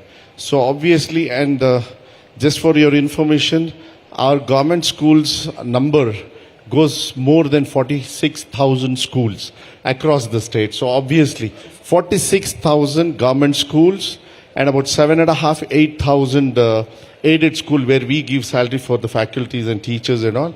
So obviously it is very big, this thing. What would be the student strength? Student strength in government without first year and second year PUC will be about 56.5 lakh students as of now. Half a crore people. Half a crore people, and private including your presidency school and this is an university, of course. So first year up to 12th standard, I have got as of now 1 crore 8 lakh children's who are connected to my department, aided, private and government school. It's a very big this thing, and over a period of time, lot of issues will be there. When it comes to government school, a lot of improvements we have to do. We have Issues taken have been there. Time and again, we keep seeing stories of school buildings having broken ceilings. Yeah. Maybe there's a bathroom, though there's no water in the restroom. How do you tackle these? Nagarjun, I would like to really, request everybody to remember one thing. When numbers are more, when media picks up one also, of course it is very important. I will not get away from it. But what happens is, out of 46,000, over a period of time, so many issues are there which are unresolved. And I've been just 15 months. In 15 months, we have taken drastic decisions. And actually, one of the biggest budget also what we are spending right now. Before I took over as education minister, the budget was 37,000 crores. Now, it is 33,000 crores. When I took interim budget was 37,000 crores. Now it is 44,000 plus your seventh pay increase also. About 50,000 crores I spent. So you need, for infrastructure, it doesn't come free. You have to spend money. Other than my money, I'm getting in lot of CSR fund, a lot of people are supporting How much us. CSR fund has come in, sir? I can't give exactly a ballpoint, but in Karnataka public schools have become very popular. A lot of admissions are coming in from private and aided school. Children are shifting over to KPS. So what we have done is, under the leadership of Mr. D.K. Shivkumarji, we have started collecting money from CSR. You know, they used to spend for other than education also, health and a lot of other things. So what we have done is, our Honorable Chief Minister has requested all the CSR funds should be spent mostly for education. So this year, for 1 year, our target is about 2,500 crores. I think we'll cross 2,000 crores, where we want to open about plus 500. We have about 300 KPS schools, strength of 1,000 plus or minus, where we have physical teachers, we have got music, we have got a lot of other activities. It just looks like any other private school also, you know. That is the way. So you're competing today with the private schools as well. Pardon? You're competing with the private schools. I have to. Government school will have to, because private institutions, they have their own resources, they have their own free structure and all those things. We don't have that. But it's our government's commitment that we give equality, quality and accessibility. See, these are the three things what I'm working Equality, on. quality, Quality and accessibility. See, the problem is accessibility. Accessibility doesn't mean that there is a school, whichever condition it is there, you have to go. Accessibility for a quality school is very important. For that, KPS is a solution, you know. Sir, you come from a political family. Your father was the former Chief Minister of Karnataka. Many feel that Madhu Bangarappa could have had his easy way into the politics. Is it, in today's ecosystem, is it necessary to be born to a certain family or a politically oriented family, lenient family, so that it's easier to get ticket and others? No, not like that at all. I want all the youngsters also to come into politics. If they feel like change is necessary, they have to do it with them also. But having an easy access as far as politics, access is very easy. I will not say because I'm Bangarappa's son, but I have gone through a very tough this thing. My success rate is not more than 30%, don't worry. You know, but including my sister's election, when you take it up, I have won only 2 and I've lost about 7, and I don't fall back, because there is a saying, you know, ಗೆದ್ದವರೆಲ್ಲ ಒಳ್ಳೆಯವರೇನೇ ಆಗಬೇಕಂತ ಏನಿಲ್ಲ, ಸೋತವರೆಲ್ಲ ಏನು ಕೆಟ್ಟವರೇನಲ್ಲ. So you have to fight. That's a process. You have to accept it. Sometimes you have to conceive your defeat and then move forward, which I have done and which has put me here, and I'm talking to you as a minister also. You spoke about success rate. A lot of students, when they take their exams, especially crucial exams like 10th standard, 12th standard, or the second PUC in Karnataka, there's so much of mental pressure from the family. Usually, at least when I was studying, my neighbors, my family would say, look what the neighbor's son is doing. He got 96 and you are still at 88. That mental pressure is still there. How is the government looking at this aspect also? See, I have done, over a period of time, my department, I don't know why they had not done all these years. For this 10th board exam and 12th standard board exam, you know what I have done? 3 board exams. Earlier it was supplementary. I've gone through personally. They used to be supplementary, correct. I've also gone through, please don't ask me, okay, more details. So what happens is, when you take your first board exam, then first 6 subjects, 1, 2, 3, 4, 5, 6 are there. So by chance, for so many reasons, somebody would have failed 3rd and 4th, or somebody wants to improve. So what used to happen, he used to take supplementary exam. So at that supplementary exam, it used to be called as supplementary. Right. Not a choice, by choice he had to take. But this time what we have done is, we are calling 1, 2, 3. So first exam you can take. If you want to improve a particular subject, or if you have failed and you want to pass, you don't have to wait for another 1 year. Because what happens in the rural side, once you are disconnected from the college or school, you don't come back. So what we do is, first exam, second exam, third exam, you can take it up. The best result what you get will be there in your marks card. So what has happened is, I want to just give you an example. With these 3 exams, I'm very proud that 82,000 PUC and about 67,000 SSLC students passed with their own capacity in the same year, instead of wasting 1 full year. So there's no backlog. There's no backlog. You take it and go to the same next semester. You want to go from 10th to 11th. You don't have to wait for 1 year. And so that is very good. education is not given properly also. That is also one of the, even we are at mistake. I won't say no. We have to correct it, but we have to give chance for children to take up. Even if you take a long jump or a high jump, you don't wind off with first attempt. You have to give first, second, third. The top is the one which you are going to get medal or prize or whatever That's it is. a good analogy So- because we just saw Olympics. No, we have to give them chance. That's our duty. Children's, they need chance. I have given that. I'm very happy. And if they have proved for the same year, I think it's a right move. So, a lot of students are here as well. So, they also might want to join politics. There might be future MLAs here, sitting here, future ministers sitting here. What's your message for these youngsters or the youth to aspire to be a politician? Is it easy today to come to politics? See, I'll tell you one thing. All the youngsters will have many questions. Being a film producer, we are also cause where we would have shown some politician's son or politician in a bad villainish this thing. It's Yeah. not like that. Okay? They can come. It is their country. This is a very democratic, one of the largest democracy. It is your field. You go ahead, you take it. But ups and downs are there. You don't have to get scared. Because if you want to imply your thoughts that what if you are right and if it is through politics, please do come. People are there. We are, I have lost. Being Bangarapasan, I have lost. It doesn't matter. But somebody else who has come has made a change. End of the day, who are the people who are going to get you onto Vidhan Sabha? It is not my father's name only.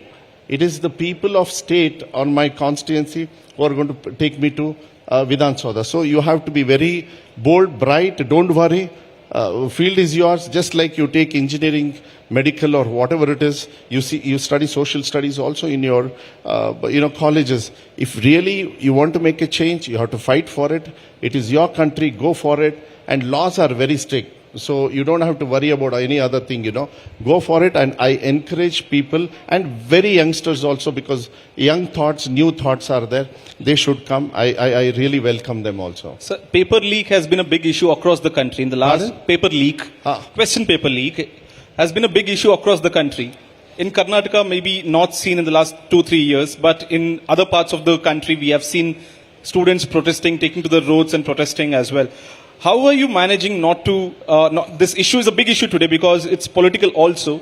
How is the government managing to make sure that there's no leak here? See, one thing is, you have to keep up your sanctity and secrecy as far as the papers are concerned. The best thing is not to get involved in that department. The plans are set, everything is done. You don't have to contribute anything. Just give them freedom. I think me as a politician or as a minister, we should never get involved in that system because we know how to manage the system, but we can't get practically into it. So the best thing is to be aware, leave this thing, and secrecies, there are ways to maintain it. Even though I know about it, I would not like to discuss, because if things are happening good and if you are saying that from 3-4 years everything is under control, so let that flow. No, let me not discuss about it, and I can guarantee you that nothing like that will ever happen. If something like that happens, there is a lot to be punished, and that will take over. So you are saying technically the politicians should take a step back, the system will take it forward. Yeah, I didn't use that word, but you have used that word. I'll give to you and our friends to young thoughts, young minds to think what they want to. But I think it's better because everything is in place. So they have to just do that, and I think it'll all run by itself. So in rural sectors, in fact rural areas as well, the connotation with education seems to be like a burden. Going to a schools, carrying books, homework, classwork, textbooks, seems to be a burden, a sort of for students' shoulders as well. Can the government not make it more fun to study, to go to class? See, I'll answer you in two ways. You're talking about weight of your school bag. Yes. For the first time in our, I don't know if somebody had done earlier, what we have done is textbook we have divided into 2 portions. First half, second half. See, the first day of the school, you'll be carrying the last subject also. You don't have to carry that. So we have divided the textbook, made the weight of the textbook less also. Number 1. Number 2, just to have a feel of the school, 3rd Saturday of every month, it's a bagless day. What is it? Bagless. Bagless day. Yeah, you just go to the school without any bag, what has happened is technically we have started learning that students are realizing what actually studies are and not to study in the school. So that has really... What do they do?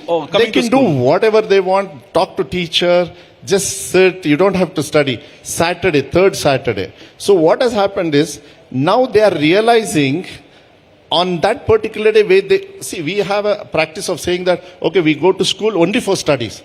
No, it is more than that. And you can be innovative. But it is giving you seriousness of studies when you are in the class. See, when you don't have a study job, then the study job, when you are regularly studying, then you will know the seriousness. That has really given this thing. You have given an incentive for students to come back to school on third Saturday at least. Actually, it is not an incentive. It's a nice technical step to realize what study and what not to study. What study means in school without one day not studying. Then you are very serious of taking it, and which has really worked. And I think few schools, they have their own dates. We have started on the third Saturday of every month for all government school. Compulsory we have So done. 46,000 schools that students can come on third Saturday, relax, talk to teachers, talk to friends, eat and go back. Yes. Was there no backlash from the parents saying, we send the school to study, you're letting them just chit-chat and talk? No. See, it's a realizing thought process. I think other children's parents also have welcomed and seeing the difference that one day, and see, those days studying was totally different. You go to school only to study. Now you go to school not only to study, not only for your sports, extracurricular activity, and to be a good citizen, which is the most important thing in our country. You know what has happened? We have forgotten that we belong to this country. So first step, what I did as soon as I became minister, tomorrow is International Constitution Day. On 5th September, Teachers' Day, last year, I started preamble of Constitution. All the children across the state will have to say that before they get into the class. At least my government, this thing I can challenge also here. I really don't want to challenge. I can bet if somebody knows our Constitution preamble. No, we will not know. But I'm very proud. Even I don't know unless you give me a printed. I can't. But I'm very proud. I'm very happy that our children are studying that basic, which is very much necessary for today's politics, for tomorrow's future, which is their future. It's not my future. So the Congress manifesto had mentioned about the SEP. Yeah. Cancelling the NEP and we will bring in the SEP. Why is this the tussle between the central and the state government in terms of textbooks? Every year, if you keep changing the syllabus, the students at the end of the day, their career will matter too. See, we have never changed anything, to be frank. We had our own curriculum. Whereas technically, we all follow NCERT or whatever national norms are there. But what happens is, in your language, it might be English, your local language, or Kannada, or any other language, or history, or anything. If you infuse something which you are supposed to learn, because you've come from Karnataka, and you don't give anything about Karnataka and then give up some other state, with all respect to them, first is your foundation, you have to know. But in national education policy, what happens is, it's a national and they will infuse what they want, which was happening. See, being a manifesto vice president for 2023 last election where we are sitting here, I said, I'm going to do the revision. Pathyapuska Parishkarane we will do, that is revision of our textbook in the interest of children.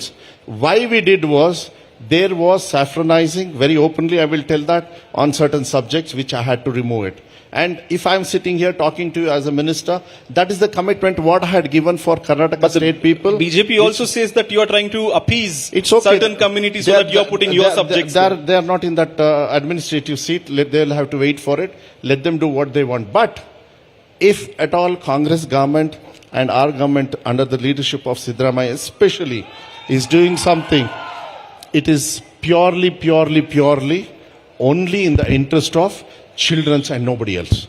So we have come to the final segment of our conversation, the rapid fire. Yeah. India Today will also want to ask some rapid fire questions to you as a minister and also a cinema industry person. Yeah. Describe your political career using a movie title. For today, I think I can put it Chakravyuha. Chakravyuha. You know, you have to go. You know, politics is all about Chakravyuha. Once you go in, you can't come back? You will have to. I have to come out, you know. With failures also no problem. But end of the day, at least I'm sitting here with a winning seat, so no problem. What's that one decision as the minister that Madhu Bangarappa is very proud of? Freedom for children, you know. And one thing is, I have done better in my department than yesterday. And it will keep going. And I'm very honored. I really want to tell you something. You know, a lot of people, they don't trust government institution. I'm very happy. I'm very honored. I think students will have to really listen to this. Azim Premji Foundation believed our government system, the way we are moving forward in education. Azim Premji Foundation, in front of Mr. Azim Premji and our Honorable Chief Minister, we signed an MOU for nutrition, because other than education, nutrition, sports, everything is there. So for nutrition in the country, I'm very happy, I'm very proud. Azim Premji Foundation, we tied up, signed an MOU for 3 years for giving all 6 days eggs for our children, for entire 56 lakh children, for the amount of 1,591 crores. We already signed, and I'm launching that on 25th of this month. That's noble of him as well. Yeah. Politics or acting, which has more drama? That is written. This is, you know, it happens naturally. Film industry is written, you know. We do what directors say. We don't, it's a directorless say. You are the director in politics. No. All the politicians can be directors. On a softer note, you know.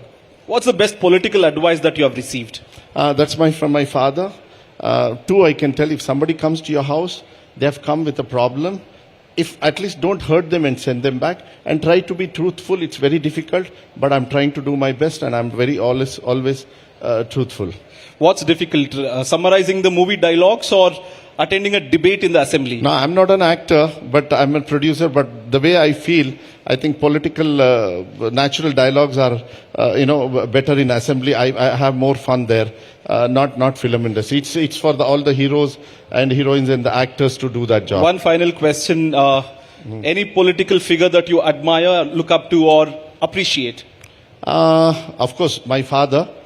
So I can't leave it. Otherwise, national leader, I really like Mr. Atal Bihari Vajpayee as one of my ideal, this thing. I'm very honored. You are a Congress minister. You're picking of a BJP prime minister, ex-prime minister's name. I think he was a prime minister. So I think there's nothing wrong. A prime minister doesn't have a party. And I think Atal Bihari Vajpayee always behaved like a prime minister, not a particular party prime minister. The job of a prime minister is he should belong to the national prime ministership, not to a party, though he has come from there. But the responsibility of people who have not voted for him also is very much. And that, I think, Atal Bihari Vajpayee was very comfortable in communicating to young hearts and even the experienced also, because I was very much new for politics at that time. Thank you so much, sir, for having a candid conversation with us, and hoping that you get more strength to support all the children across Karnataka in terms of education. Yes. Thank you so much. Thank you, Nagarjun. Thank you very much. Thank you very much, sir, for joining us here on stage. If I could have, just for the moment, Madhu Bangarappa, really appreciate you staying with us. In fact, if we could have Dr. Nisar Ahmed, Chairman, Presidency Group and Chancellor of Presidency University, please come on stage.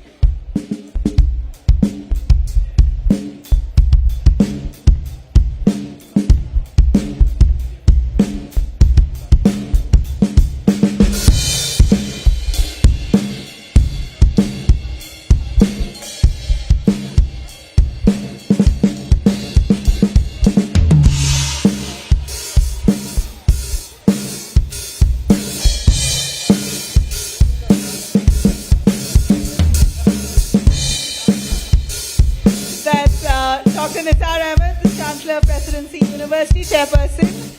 Thank you very much, Madhu Bangarappa, the Secondary Education Minister for Karnataka, joining us here at the India Today Mind Rocks Youth Summit presented by Presidency University.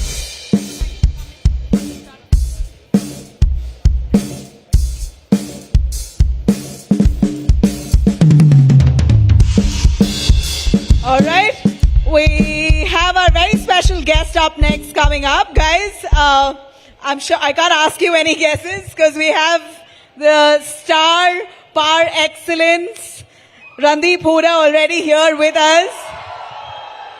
It's my immense pleasure to be moderating the session with him. But Randeep Hooda, the wild ride, changing the definition of a hero. Put your hands together, guys, for the talent actor personified, Randeep Hooda. I'm going to be moderating the session. Randeep Hooda says that he wouldn't mind having fun with you guys today. Nothing serious. Let's keep it light. Maybe we would like to have him dance. No? You're not into dancing? A little bit. Push-ups?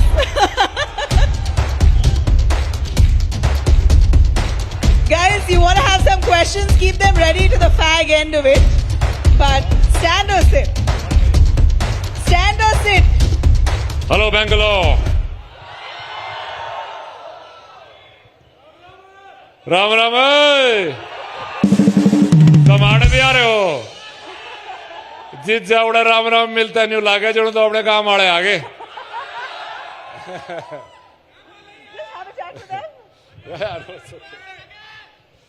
All right. Randeep Hooda is actor personified. I have watched your films and I thought you're possibly the best talent that our country has today. And we're so happy to have you with us at the Mind Rocks event presented by Presidency University. Randeep, if there's one thing that you found very refreshing the moment you landed in Bengaluru. So Nama City, Bengaluru, what enamored you the most? It's very green and it's very fresh. The traffic reminded me of Bombay, but otherwise it was very refreshing. I have been to Bangalore before to compete in equestrian events, and I missed the Bangalore pub culture when it was at its peak because I did not have enough money to come here. But I believe there are more breweries now than anywhere else. So someday when I have more time, I'd like to come here and do a bit of a pub crawl. You know, from whatever I've heard from Randeep, you seem to be a fun-loving party person. Are you a party guy? Could I call you a party guy? Definition of party keeps changing with age, I'll tell you that much. What's your ideal party today? Just friends talking about various aspects and a little bit of music and trying to get home before it's sunrise. Wow, trying to get home before it's sunrise. That's your definition of partying. But you know what? Whatever you're doing, you're looking great. How are you keeping fit with all that sunrise to sunset party? Well, I have played around with my body too much now. And now I have to be more careful. So a lot of intermittent fasting and maybe gymming a little, walking, riding, stuff like that. Horses. Horses. All right. You know, let me open this conversation by asking Randeep, what's your hero like, Randeep? I mean, we love you. We watched your films and we think you're great. But who do you idolize in a sense? Who's your hero? On a set? On a set and even metaphorically. What's your hero? My hero is someone who follows his mind, who's mindful of his culture, society, mindful of his contributions, mindful of the truth that most of the characters that I have ever done, there is a set hero, a structure that one can follow in Bollywood. After my first couple of films, I realized that I wanted to do more than just play myself in every movie. I did not find that interesting at all. I was kind of bored of myself. So I like to choose characters where I can get to the truth of the character, which not necessarily is the defined or rather more popular image of a hero. A hero is someone who is himself and follows his own calling. and his own path, makes his own path, and is courageous enough to face failures and keep learning. You know, you're probably one of the very few actors, artists, who we see wears your thoughts on your, you literally wear it on your chest. How do I say? You're proud of what you feel, you're proud of what you idolize, your thought process, your ideology, if I could say, or I may say. Very few do we see of actors actually owning it. How do you get the courage to do it? Well, it depends. When I'm playing Raja Ravi Verma, my ideology is different. When I'm playing Charles Sobraj, my ideology is different. When I'm playing Inspector Vinash, my ideology is different. When I'm playing Savarkar, my ideology is different. Thank you. So, I think one has to keep learning and adapting. And I think it's very boring to doggedly follow one ideology all your life. I think there is good in everybody and there's good in every thought process. Yeah. It depends on where you are in life and what you are doing. I think you should be very, very flexible with your ideology. And if you keep learning, then you will keep changing, and change is the only constant. And I might add, as a tongue-in-cheek, my liberal ideological friends are the least liberal people I know. Really? Why? Well, I want to get to the bottom of that comment. Why would you say that? Because there are other ways of thinking which everybody listens to, and they're open to it. They're open to a discussion about it. With my liberal friends, though I'm not saying that I'm not liberal, but those liberal friends, there is no discussion. There is only debate. It's either your or mine. And they are very, very closed in their mindset rather than being liberal. So liberals are not so liberals. That's my personal experience. Wow, liberals are not so liberal. That's fun. You know, heroism. Do you believe that a true hero today is that who is actually a hero even beyond the screen? Because what you see of a character on screen, I would love it if I see that character beyond the screen, still so rooted, grounded, and speaking with conviction on the ideas they have. I did ask you, where do you get the courage for doing that and being you? And how difficult is it at the same time? Do you feel that heroism, what you show on your screen, should also come out in reality? And that's what a true hero is. I think it comes from my culture, being a Jat, being from Haryana. Oh my God!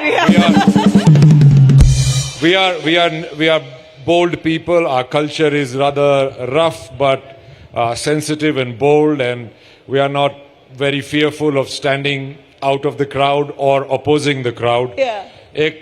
I'll tell you a joke about that. Yeah.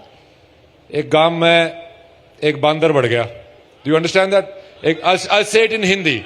एक गांव में एक बंदर घुस गया, तो उसने एक दो लोगों को पाड़ लिया, मतलब काट लिया, तो पूरा गांव उस बंदर के पीछे पड़ गया. तो एक मेरे जैसा शहर जा रहा था, तो वापस आया गांव में, तो उसने पूछा, भाई ये चल क्या रहा है? बोला वो बंदर के पीछे पड़े हुए हैं. बोले बंदर के साथ कौन है? बोलता कोई नहीं. बोला चल बंदर के साथ मैं हूं.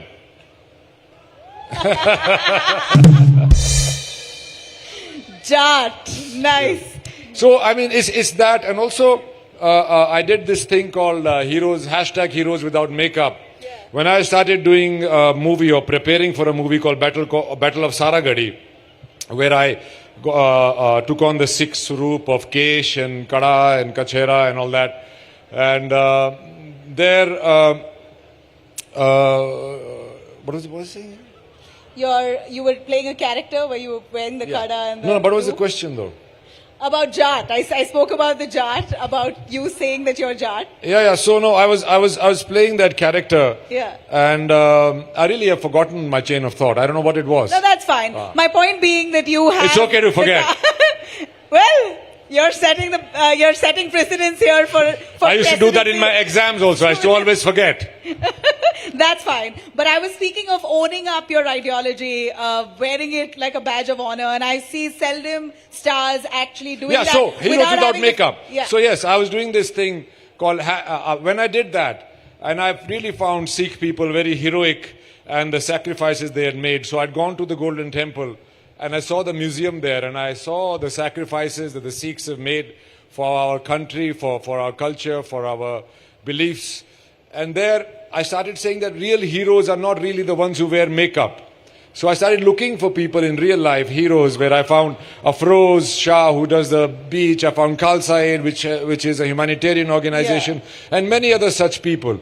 And I realized that heroes with makeup are over-glorified, and there are many, many heroes in real life which are not celebrated enough. I think we should celebrate the heroes amongst us, whether it's in your classroom, whether it's in your colony, in your building, wherever it is. There are always people who are trying to do things beyond themselves, beyond their own personal selfish good, and I think they are the real heroes.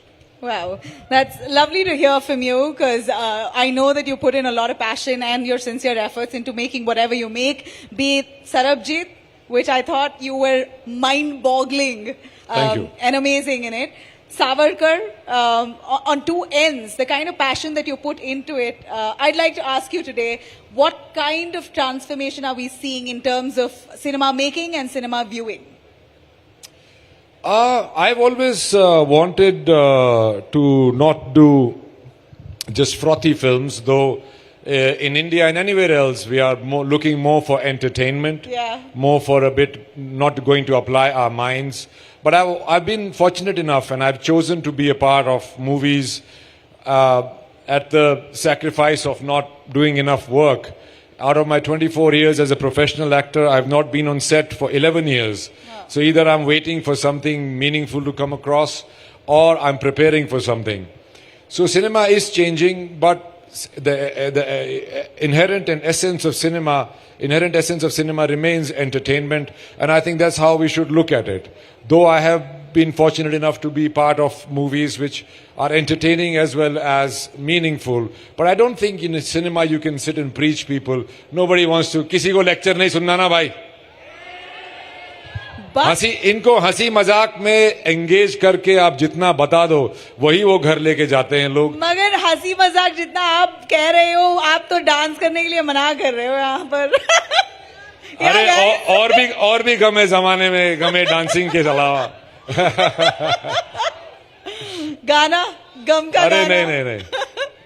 इसीलिए मैं थोड़ा transformational acting और थोड़ा और preparatory acting, where you are looking for the truth of the character, you are looking for a place where you can relate to it so that the audience can relate to it.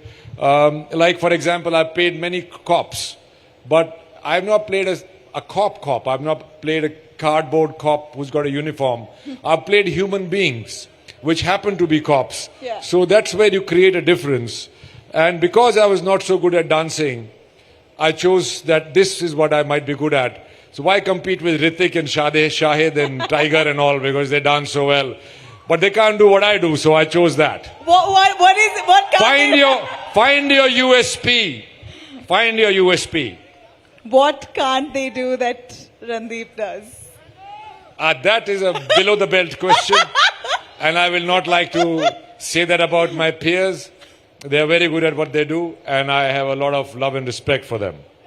You know, films increasingly being inspired from reality. As much as you say that we're all about entertainment, I think what's doing really well today, exceptionally well, are films inspired from reality. How far do you think artistic freedom is in our country? Censorship, you know, a little bit on that if you could touch upon, because that's such a debated issue today. Any film that comes out runs into trouble with the censor board. Lots of films actually get past it despite having sensitive content and possibly derogatory or defamatory content. So the such politics that surrounds a film and filmmaking process today, where do you draw the line between artistic freedom and ensuring your film? I think there should be no restriction on somebody's interpretation of art, no matter in what form.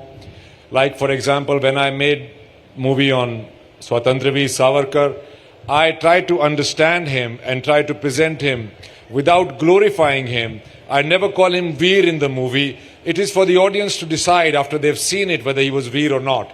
So I also faced a lot of issues in the censor board. I was asked to get evidence of where I found the things, the dialogues said by different historical figures and events, and I had them ready. Yeah. So I had to go to the censor board and I had to present all of those things to the censor board. That never came out in the media. We never heard of your struggle with the censor board with Savarkar. Yeah, because that was not a point a point of discussion that I wanted to make. Because for me, my movie was more important, not the sensationalism of censorship, which was important to me. It often happens to me in my life that I go for what is the most important thing in whatever I'm doing, and I set my goal on that, and I never deter from that. Whatever obstacles come in the way, like in this movie, there was a director prior to me, but there were a lot of lack of sincerity, lack of hard work being put in. So it's so conspired that I happened to become the director. I co-wrote it also with Utkarsh. Yeah, and then may I say, I'm not too sure if our audience knows that you pledged your personal property to fund the film Savarkar. What happened? I pledged my personal property and all that because I knew my aim. My aim was to bring about Mr. Savarkar's story, which was unfortunately and unfairly brushed under the carpet, and I really wanted that to come to fore. And then once I decided that this is what I have to do, this is my aim, then you take every obstacle in your stride and try and make it work. So once you decided, it's determination which gets you through life, not chances, not foot in the door, not nepotism, not any of those things. What gets you to where you are is your determination and your ability, or rather bravery or courage to take on failure. Everything I do, every project I approach, every role I take on, I first and foremost become fearful of the fact that what if I fail? But I don't use that as an obstacle. I use that as an encouragement, as an inspiration to work harder at it so that I minimize my chances at failure. I found in my life that success is nothing but going from failure to failure without losing your enthusiasm. You know, I always believe, and I really admire your school of thought, and I always believed a little bit of nervousness, anticipation before you jump into your project is great, is always good. Yeah, because that's what gives you the impetus to be a learner, be a person who's constantly engaged, alive, in the present, and see, regret is when you think about the past, fear is when you think about the future. The thing to think now is very hard. I'd asked this question of Virendra Sehwag, and I said, how? You are the one who gets out on very low scores, and you are the one who scores like, hundreds of runs in an inning. And he said, भाई जी मेरी यही problem है कि या तो मैं past में चला जाता हूँ, मैं फ्यूचर में चला जाता हूँ. मैं कहा ये प्रॉब्लम सबकी है भाई, तो मैं क्या करते हो? तो he said कि मैं गाना गाता हूँ, और मैं गाना अच्छा गा नहीं पाता हूँ, इसीलिए मैं उसको अच्छा गाने की कोशिश करता रहता हूँ, इतने में इनिंग्स खत्म भी हो जाती है. So that's a good thing. You have to engage yourself in something at present. अभी क्या हो रहा है? धूप कितनी है? पेड़ कहाँ पे हैं? और आसपास कौन खड़ा हुआ है? ये सब लोग फोन में लगे रहोगे तो कभी प्रेजेंट में नहीं रह सकते. So staying in the present is your motto. It is my aspiration. I am also not able to do it all the time. Nobody can, but as much as you can try, you should. So now that you're in the present, what would you want to tell our young audience here? Your early life. If you could give me a sense of your early life, what you studied. You want to sit? Okay, it's okay. No, you can sit. If you want to sit. All right, no, we I'm have fine. 7 minutes. I'm fine. Okay, 7 minutes. Yeah. All right. My whole life summed up in 7 minutes. Let me see where I start from. Okay. My early life, okay, since it's a university, I'll relate my student life to you. All my life, I was a good student till class 10th. I was in a sports school, hence I was a good student.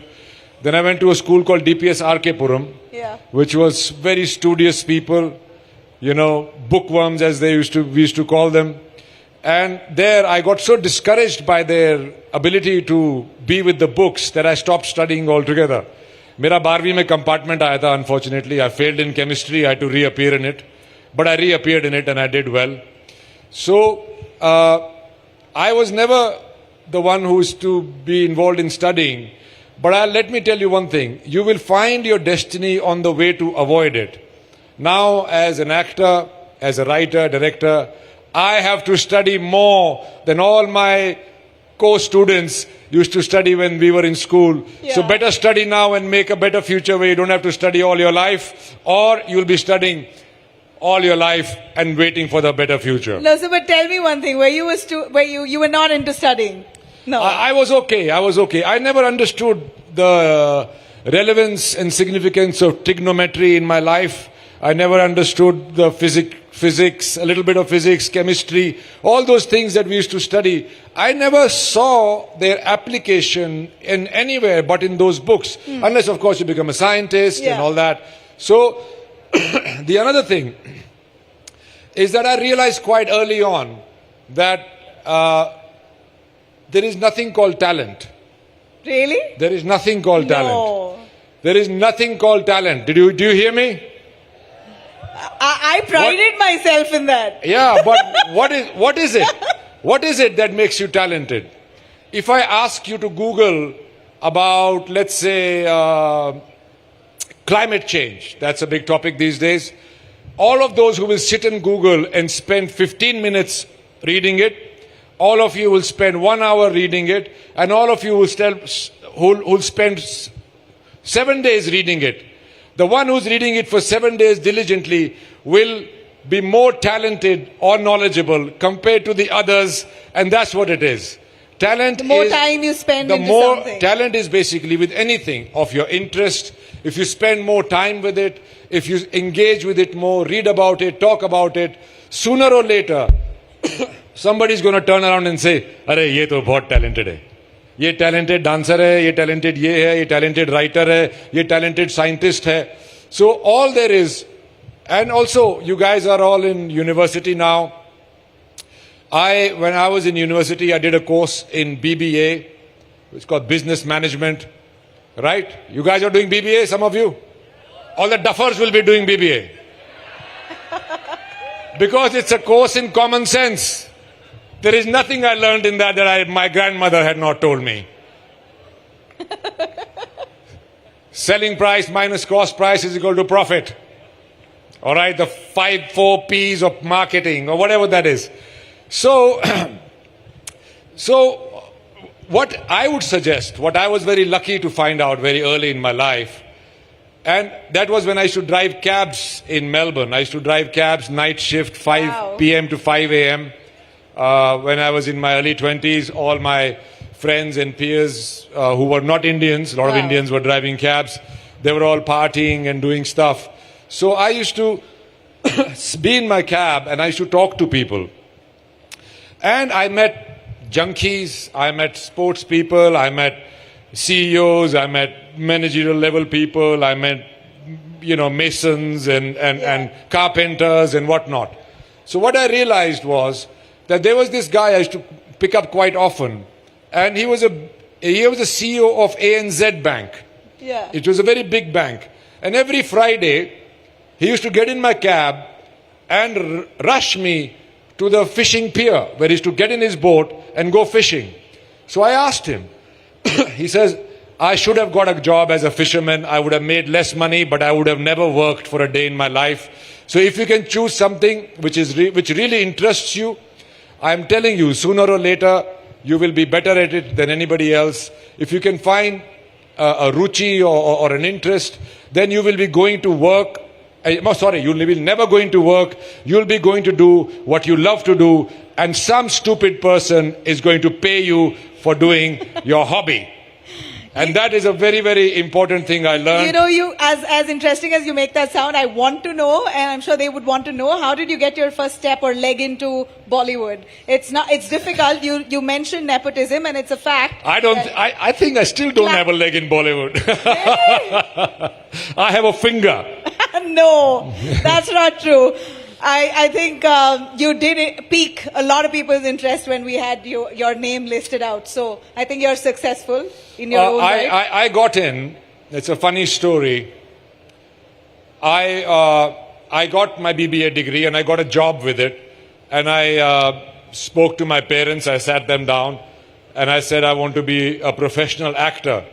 They were so quiet. Then they said, beta, hamare upar budhape mein boj mat barna, tujhe jo karna hai kar le. So I started modeling and then I started doing some plays. From there I got picked up for an audition, and I did an audition for Monsoon Wedding for Meera Nair. And, and she was reading the lines, and as I was not very good at studying, I forgot where she was reading from and I started making it up. So she said, that's very good. I said, oh really? Then she said, okay, forget the script, just sit and flirt with me. So I flirted with her rather well and I got the job, my first job as an actor in Monsoon Wedding, where I met Nasiruddin Shah, and rest is history. And that is what it is. When you really, really want something and you keep trying for it every day, do one thing towards that thing every day, life has a cycle, life has a chain. It will pick you up, it will create opportunities.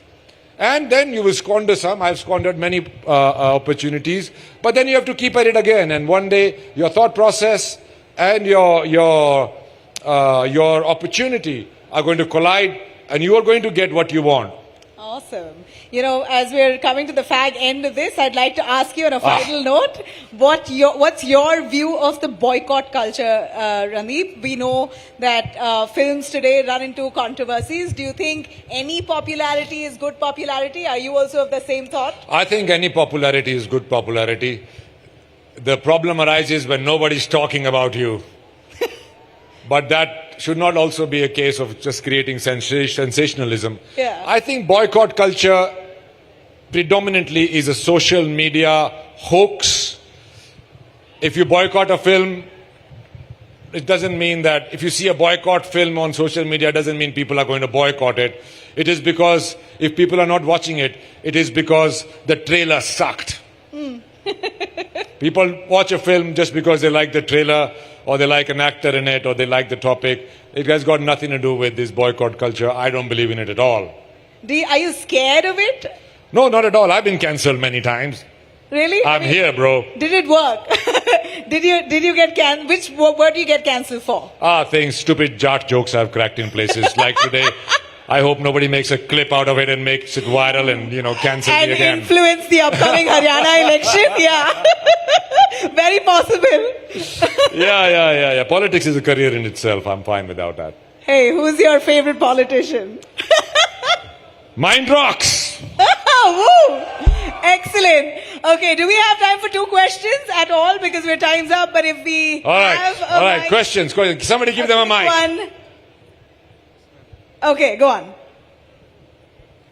Sir न्यूनतम मानना है कि शंकर नाम है पर भगवान ना हो, पर इतना तो बताए सको हो कि लाल रंग 2 की अपडेट की है. लाल रंग 2 भाई पहली बॉक्स ऑफिस में ना चली, तम देखण ना गए, फोन पे देख गए सुसरे सारे. अब हमने दूसरी बनाने में फोन पे पिक्चर कम देखा करो तो हमारी भी और बन जाएगी भाई. अब बालक देव तो बड़ा हो गया, लाल 2 आओगी, जब लाल रंग आओगी 2 जब देख लेंगे कितने एक जाओगे. बट भैया इट्स इन द प्रोसेस, बनाएंगे और कति बनाएंगे. शंकर ने ना छोड़ा. Okay, you want to translate? Sir हमने सुनी है हरियाणा में सरकारी नौकरी बिना ब्याह को नहीं होते. तुमने तो सच कर दी यार. जब मेरा ब्याह मैंने मणिपुर में किया तो यही जोक निकला था कि भाई रणदीप हुड्डा को भी मणिपुर में जाके ब्याह करना पड़ा क्योंकि इसकी सरकारी नौकरी खोना. Your interstate love marriage, that really interested all of us. It was all over the news. I think it was the Meitei culture, I think, which was my wife's culture, and their rootedness and their Indianness and their exoticness, which caught the people's eyes. I had nothing to do with that particular sensational news that it became. It was just thanks to the people of Manipur. In fact, my brother-in-law, Manikanta, he said on the mic after the wedding ceremony, कि बोला यार ये हरियाणा वाले ही आके यहाँ ब्याह कर सकते हैं इतनी लड़ाई झगड़े में. Well, you really endorsed the courage of Haryana. Let's see. I am Indian first, then I am Haryanvi very much. I'm proud of my culture, my language. I'm proud of, like you should be, like Canadians are of their culture. I am proud of my culture. And you should be proud of your culture. don't get lost in languages, don't get lost in this. Think about your grandparents, think about the values that they had, think about the love, the food, the songs. Hey, since you're in South India, do you want to tell us who's your South Star favorite? Anyone who you really look forward to work with? I like them all. I like them all. I don't want to be partial to anybody. South India is doing well in their movies because they're still very rooted in their culture, in our history, and that shows that we might become a modern, a very connected, digital India, but our roots are in our culture, in our villages, in our homes, in our parents, in our grandparents. Is Randeep a dog person or a cat person? Oh, I was a dog person till a cat adopted me. Okay. In my office, I opened a new office thanks to Mr. Savarkar, who made me from just an actor to a writer, director, and finally a producer. Yeah. I'm very, very, very, very grateful to him and his story to bring about that. So this kitten was being eaten by or beaten by this other cat, and my guy who works in my office, he saved her. Now she's got a kitten. So my cat family is multiplying, and I'm telling you, I've lived with dogs all my life. I can't live without them, but cats are really special, man. Oh, lovely. And all the pets, all the wild, all the street dogs and cats, be kind to them, give them food, water, love them. They're really, really also part of our country, our citizens. They're also citizens of our country. Lovely. And I know the kind of love you have for the wilderness. I hear you bought a fancy house in the forest area. Congratulations. I don't have a fancy house yet. So I've been working in conservation for a long time. Nice. But I started finding myself a bit of a cheat, a liar, because I'm sitting in my air-conditioned apartment in Bombay and talking about conservation that's happening in far-flung areas. So I said I'll put my money where my mouth is. So I got a place in a beautiful park, Kana, near that, and I'm going to try and increase the tree cover there. I'm going to try and help the locals with employment and bringing pride to their local culture, and hopefully to work on their schools and hospitals so that they really are proud and feel. Unless they feel proud of the tiger and economically benefited from the tiger, you cannot save the tiger. Hey, you know what? You've been so honest, so lovely, so kind, bringing the great vibe on stage right here on Mind Rocks India today. Thank you very much. Thank you very much. Thank you for the love. Mojlo, Roslo. Thank you. Hey, hang on, please. A token of appreciation. Could I please have on stage Miss Kausar Nisar Ahmed, Madam Chancellor, to be up here to give a small present to you, Randeep. A big round of applause for him, guys. I wish I was a rock star. You look like one. You could totally pass up. Do you sing? No, but I always felt that in terms of fame, rock stars first, sports people second, actors very lowly third. Well, you're an equestrian. Yeah. You love horses. Yeah, Are you going to compete? I won many national medals here in Bangalore also. Bangalore weather is very good for horses and humans, as I can see. Yeah, I think Bangalore has a great horse culture, and that's Mrs. Kausar Nisar Ahmed, Madam Chancellor of Presidency University. Thank you for having me. Thank you. There's a bottle of booze. Thank you.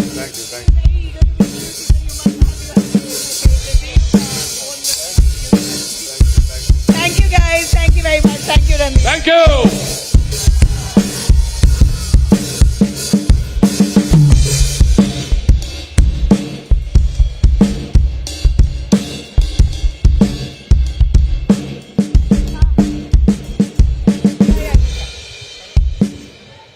Could I please have Saurabh Dwivedi on stage as he's going to be speaking to Zakir? I'm not giving him the mic.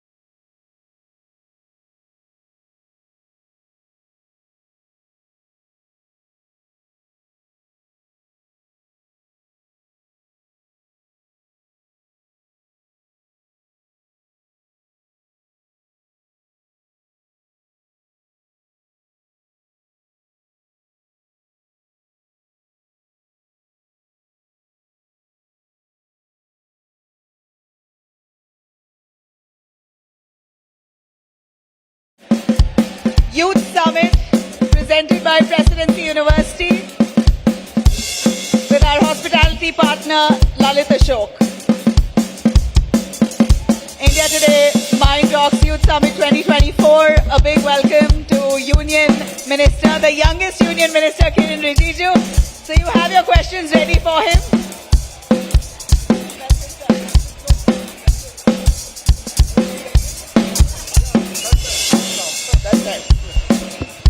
This side.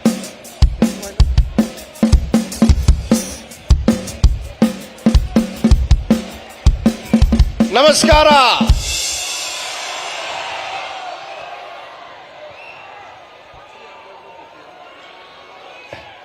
Bengaluru, are you ready to meet one of the youngest?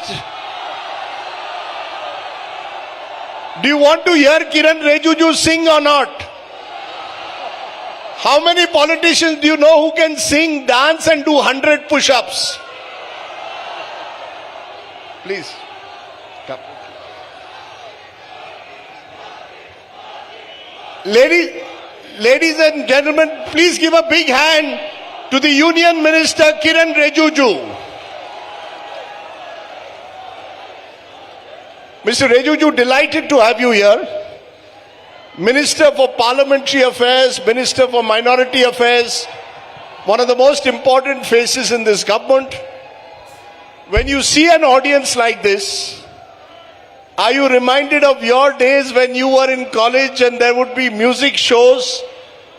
Tell us what it takes to, what are your memories of being in college as a young man? Thank you very much. Good evening, Bangalore. Actually, I'm late, not because of my fault, but because of the delay in flight. However, as Rajdeep has asked me, I thought the event is indoor in one of the auditorium, but this is like a rock show. I never thought it will be outdoor. I'm excited. It really reminds me of my college days, definitely. Okay, I'm going to ask the audience to be a little silent so that we can hear, everyone else can hear the... Everyone should have the chance to listen to the minister. Kiran Rijiju is all of 53 years old, correct me if I'm wrong, but you became a member of parliament at the age of 33. You were one of the youngest members of parliament. You were one of the youngest union ministers this country has had. This is a young audience. आप बताइए कि युवा कैसे बन सकते हैं मंत्री? What is the सब बनना चाहते हैं मंत्री, सब नेता बनना चाहते हैं? How does a young person become a minister, or is there space in politics for the young? Of course, the young Indians, there is a limitless opportunities for you, and there's a good news. Prime Minister has announced from the Red Fort on the Independence Day that we are going to bring up 1 lakh youth who have no connections with political families into the politics, and we are creating that particular plan and going to execute it very soon. It is in the very advanced stage of preparation. But many people will believe that politics, you need to be part of a family. Otherwise, even you come from a family where your father was also in politics. How easy is it for someone in this audience here today who doesn't have a family background to actually enter politics, sir? No, actually now it's very easy to enter politics because India is a democratic country and you can set up your own political party, you can create your own groups, and you can file nomination as independent candidate also. So there's no bar.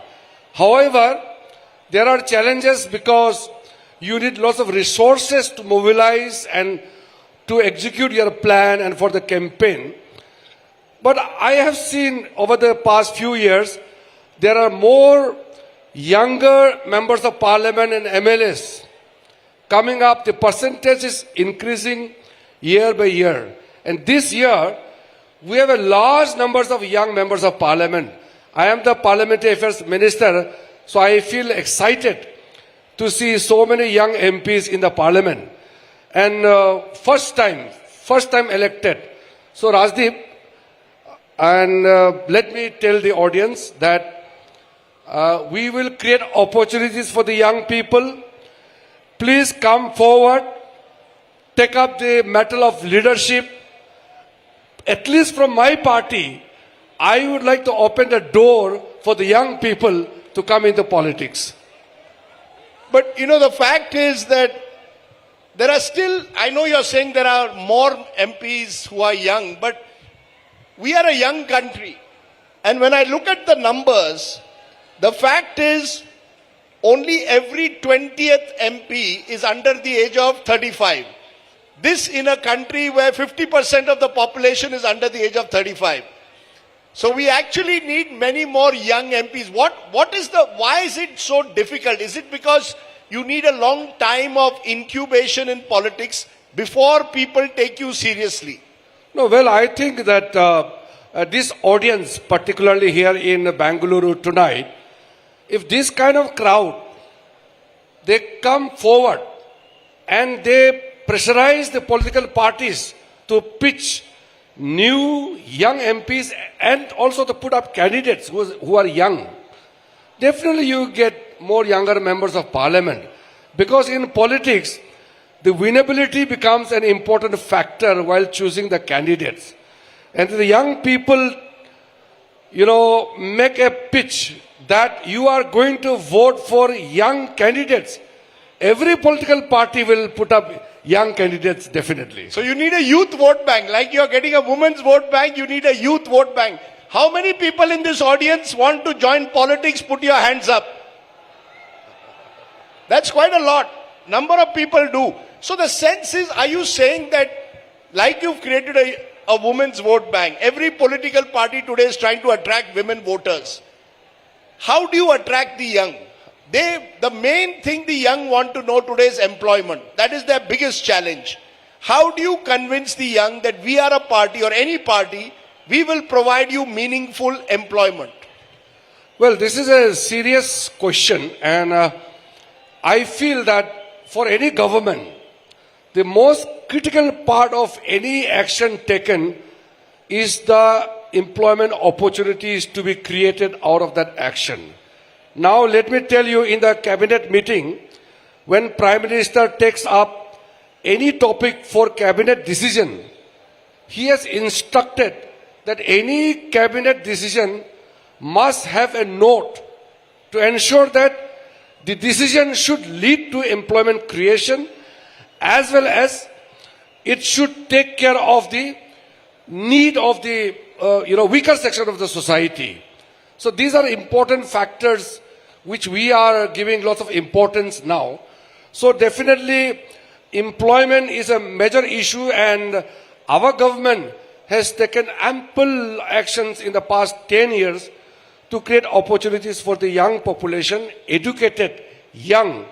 And also you have seen the startups, the stand-ups, all the opportunities coming up. Challenges are there, but today India is a leading nation in terms of creation of jobs, in terms of numbers of startups, stand-ups coming up in the world. There is this startup ecosystem coming up. We are in Bengaluru. It's the city in a way which has created this startup culture. But many still believe it's not so easy for the young to actually build a startup. There are a few unicorns that created. You need many more startups. Many, many more. No, definitely the opportunities have to be multiplied in terms of creating more diversified sectors where you create more opportunities. And the youth from Bengaluru, they know more than anybody else in the country. And I know the energy here in Bengaluru. And in the days to come, India has become a bright spot. India has become a leading nation in many sectors. And the kind of attraction which we are getting across the globe, we are going to create more jobs, we have to create more opportunities, and our future is brighter. And please rest be assured, under Prime Minister Narendra Modi, India's future is bright. you know, you come from a part of the country very far away from Bengaluru where we are, but a lot of young students are coming from the northeast to Bengaluru, to Delhi, to Mumbai. How big do you see even that gap reducing? The fact is, for many years there was a sense that northeast was isolated from the rest of the country. Now do you see more opportunities? There are people here also in this audience who are from the northeast. They are coming to work in Bengaluru. Has that gap reduced? How do you overcome this challenge to get the periphery of India to be part of the mainstream? Well, now Northeast is no more isolated region of the country, and we have lots of Northeastern youth coming over to Bangalore, especially engaging in hospitality industry. And we get lots of people from Bengaluru, not only Karnataka, but from Kerala, from Tamil Nadu, from Maharashtra. We are getting lots of visitors coming to Northeast. And it's easier to come now. You can catch a flight from Bengaluru. You can straight away land in any of the states in Northeastern region. We got airports in all the states now. We got railway connectivity in all the 8 Northeastern states. So we are getting all kind of, linkages from the rest of the country. So definitely in last 10 years, I can very well say, because I come from that region, Northeast India is one of the most vibrant as well as attractive destination, not only for our country, but we are attracting the global visitors also. Let me ask you, what is the secret of your youth? You see, you look 21. How old do you think Mr. Rejuju is? How old? Somebody said 19. Somebody said 19. What is the secret of you looking so young? Every time I see you, your hair is nicely black. You don't dye your hair also. So what is the secret of your youth? See, normally in this kind of gathering, you should not ask the age, but I can't hide. So normally people think that I am very young member of parliament. I have already fought 7 elections. 7? So a person who has fought 7 elections is definitely not young. But I am youthful in my activities, my thinking, my approach. So because of my youthful activities, people think I am young. So don't go by age. Age is just a number. Be youthful till you're alive. I don't believe in, getting old. And I will never get old. As long as I think young, I am young. I want to tell this audience, and I think Mr. Rejuju deserves a big hand, because when he was Minister for Sport, he started a lot of the programs for our Olympic athletes. If India has done well in the Olympics, a lot of credit goes to Mr. Kiran Rejuju and what he did as Minister of Sport. He was one of the better ministers of sport that we've had. Is that something that you take great pride in, that you made an effort to ensure that India's Olympic sports persons had a chance to win medals? Well, this is a very interesting issue for me, because sports for me is a passion. And when I became the sports minister of the country, I told the athletes, don't go to Olympics and Asian Games and international competition just to participate. Go there and with confidence, go there to win. You win or lose doesn't matter. Earlier, our athletes used to go and they will be totally mesmerized by the international standards, which is much above Indian standard. But now, Indian standard is the international standard. Our youth are as good as anybody. We have best of the equipment, clothes, everything. So now India is one of the confident nation. And you see in this Para-Olympics also, before that the regular Olympics, we are securing more medals, that is good, but we are performing better with more confidence. And I'm telling you today, after 4 years in the Los Angeles Olympics, India will definitely will be there in say top 15 of the countries. You're saying India will be in the top 15 of the Olympics. Are you also saying that India will get the Olympic Games in 2036? will India host the Olympics in 2036? The Prime Minister Modi has already announced that India will pitch for the 2036 Summer Olympics. And I am very confident India will definitely get the right to host 2036 Olympics. Where? Ahmedabad or Bengaluru? Don't go into the venues. It will create unnecessary discussion. India should host. Which city doesn't matter. Do you yourself, as I said, you were a very effective sports minister. What is your favorite sport? What is Kiran Rijiju's favorite sport? By the way, he can do 100 push-ups. Kiran Rijiju can do 100 push-ups in 10 minutes. How long do you take?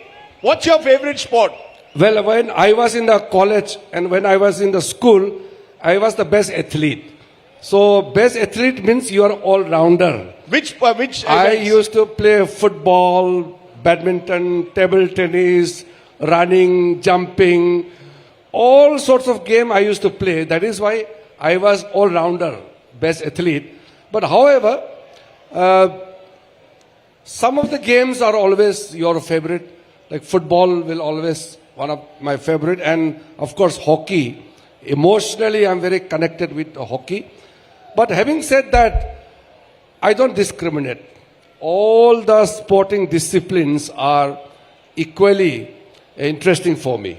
I have to tell this audience, Kiran Rijiju's good friend is Salman Khan. ये सलमान खान के बड़े अच्छे दोस्त हैं. Am I right? You and Salman are good friends. Well, Salman Khan had joined my Fit India movement when Prime Minister asked me to launch a fitness campaign. And then when I was the Minister for Youth Affairs and Sports, I had started this Fit India movement. And Salman Khan had contributed a lot. And for cycling, for many other events, he had contributed. So definitely, whoever contributes will become my friend. You want to show us how fit you are? Should we test you? See, I don't want to embarrass the youth of Bengaluru. I can go to any extent for push-ups, but I don't want to show it now. And I'm already late. So I should be excused. Okay, I'm going to excuse you. लेकिन एक चीज ये बड़े अच्छे करते हैं. Have we got a good music band here? Kiran Rijiju and I have one more thing in common. We love Hindi film music. Kiran Rijiju he's the only minister who knows all Kishore Kumar songs. This audience has any favorite Kishore Kumar song? You have a favorite song, then we will sing together. कौन सा गाना? चलते चलते मेरे ये गीत याद रखना. Which one do you want? See, I'm not a good singer. You're the singer. I'll back you. I'll join you. Audience, you have to get ready to sing with us. Are you ready? Okay. Come on, Minister. I will give you company. You start. Sir, I'm a bad singer, but I'll still start. चलते चलते मेरे ये गीत याद रखना, कभी अलविदा ना कहना, कभी अलविदा ना कहना. चलते चलते मेरे ये गीत याद रखना, कभी अलविदा ना कहना, कभी अलविदा ना कहना. रोते हंसते बस यूं तुझे गुनगुनाते रहना, कभी अलविदा ना कहना, कभी अलविदा ना कहना. Now that was of course Bappi Lahiri. We moved from Kishore Kumar to Bappi Lahiri, but please give a very big hand to a minister who's ready to sing. How many ministers would sing so easily? We must do one more song.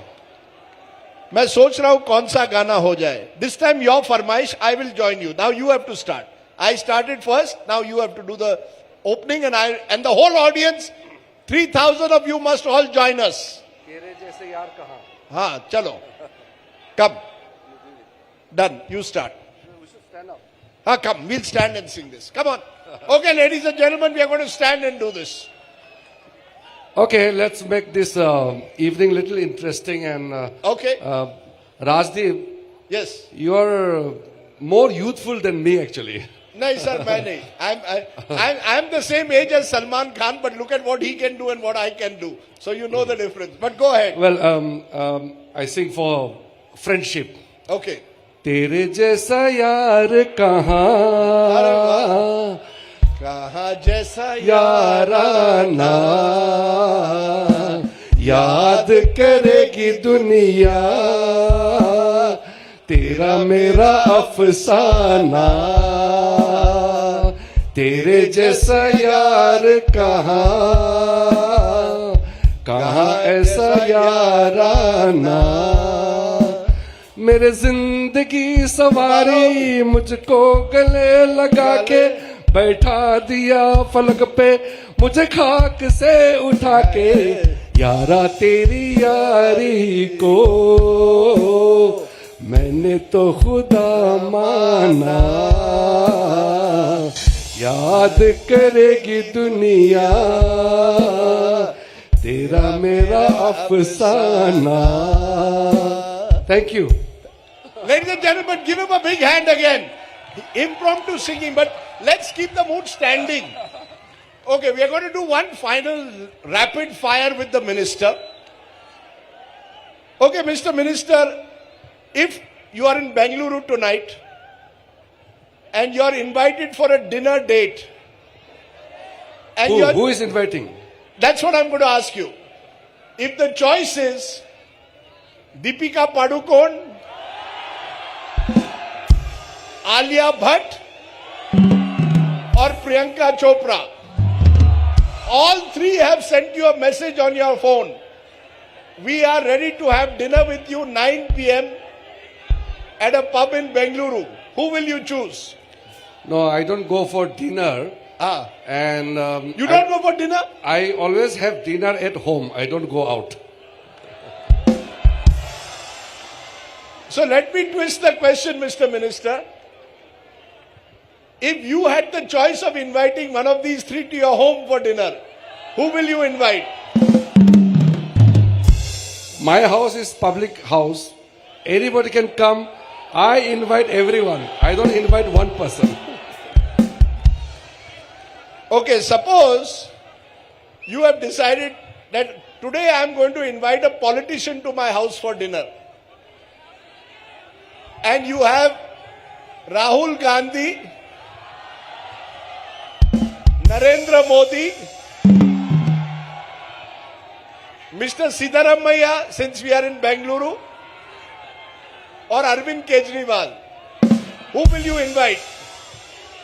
Well, you are putting such a question, and any name I take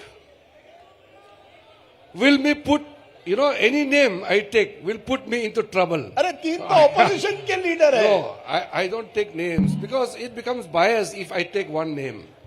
Dinner is a very private affair and you should not leave anybody out. So I should not look biased when it comes to dinner invitation. I should not disclose the names and I should not really prioritize the names. So I'm sorry. Okay. You can come. I will invite you. Okay, we are going to have a lot of the audience also needs to know a little bit more about Arunachal Pradesh. What's the best thing? Why do you think people should travel and visit Arunachal Pradesh? It's a beautiful state. What is the best thing about your home state, sir? Well, Arunachal is one of the most greenest states in our country and a state with largest forest cover. It's a huge land. I'm sure many of you are aware in today's digital world. You can virtually see Arunachal Pradesh in internet and all picture available, but nothing like being there physically. So if you are tired of the metropolitan life, the life in Bangalore, come to Arunachal. I invite all of you to come to Arunachal. I may not be able to take care of individually, but I would like to extend invitation to everyone. what is your fitness recipe? What is the best way to stay fit? Is it to do yoga? Is it to do push-ups? Or is it to diet? What is your... Well, yoga has been part of our activities, is like a daily routine. But wherever I get opportunity, I do a little bit of jogging, exercise and all. It's very important. Now, Fit India campaign we have launched, it is not very definite kind of a particular program. You can do whatever which suits you to remain active in life. So my life is like that. If I come to Bengaluru, I will enjoy here, walking around, jogging, playing. So in life, you must do something, not necessarily play games. Just be active. My life is like that. So I am very fitness freak. And anybody who is not active, I would like to ask him to be active because life has to be active. Okay, your favorite food early morning, idli, dosa, paratha or poha. If I offer you these three breakfasts, what breakfast will you prefer? No, breakfast, I prefer South Indian breakfast, like idli, dosa. These are very interesting, very healthy also. So you're saying the best breakfast in India is the South Indian breakfast, right? Yeah, you're breakfast. telling Bengaluru? I like South Indian breakfast very much. How many of you will take the minister tomorrow morning to MTR? They're all ready to take you to MTR for idli Thank you. dosa. But Mr. Minister, I want to know from you, what for you has been the biggest challenge of being a politician? What is the most difficult thing and what is the most satisfying thing for you to be a politician?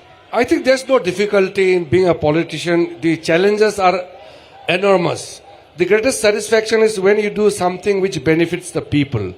Like I represent a parliamentary constituency, but as a minister, I travel around the country. And wherever I see people getting benefit of what we have taken decision, so there is a direct connection. So it's an immense satisfaction. Like some of the players now meet me and tell me that when you took the decision for good food quality, better diets in the sports hostel, they are benefiting it. In a similar fashion, when I go to border areas, when I was in the home ministry, our Jawans tell me that, now we are getting better facility, better clothing, better vehicle. So likewise, wherever, you get appreciation, that is the greatest satisfaction you get. And what's the biggest challenge? Challenge is actually the aspiration of our young population is rising very fast because we Indians are very aspiring. So to fulfill that aspiration is a challenge, but I think I enjoy fulfilling the aspiration. Okay, I'm going to ask him one final question. I told you he's the friend of Salman Khan. Kiran Rejuju has been offered a role in a picture. And the star has to be chosen between Shah Rukh, Salman and Amir. Who do you want to do a picture with?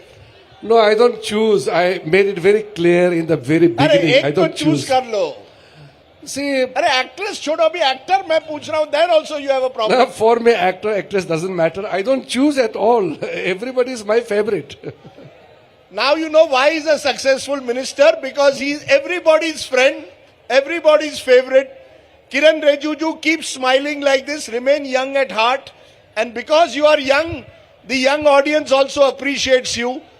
Ladies and gentlemen, please give a big hand to a minister ready to sing for you and do so much more and has contributed so much to India's Olympic success. Give a big hand for Kiran Rejuju.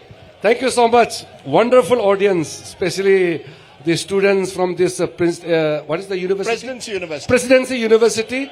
Thank you very much for being a wonderful audience. Thank you. Thank you so much, sir. I hope that was good.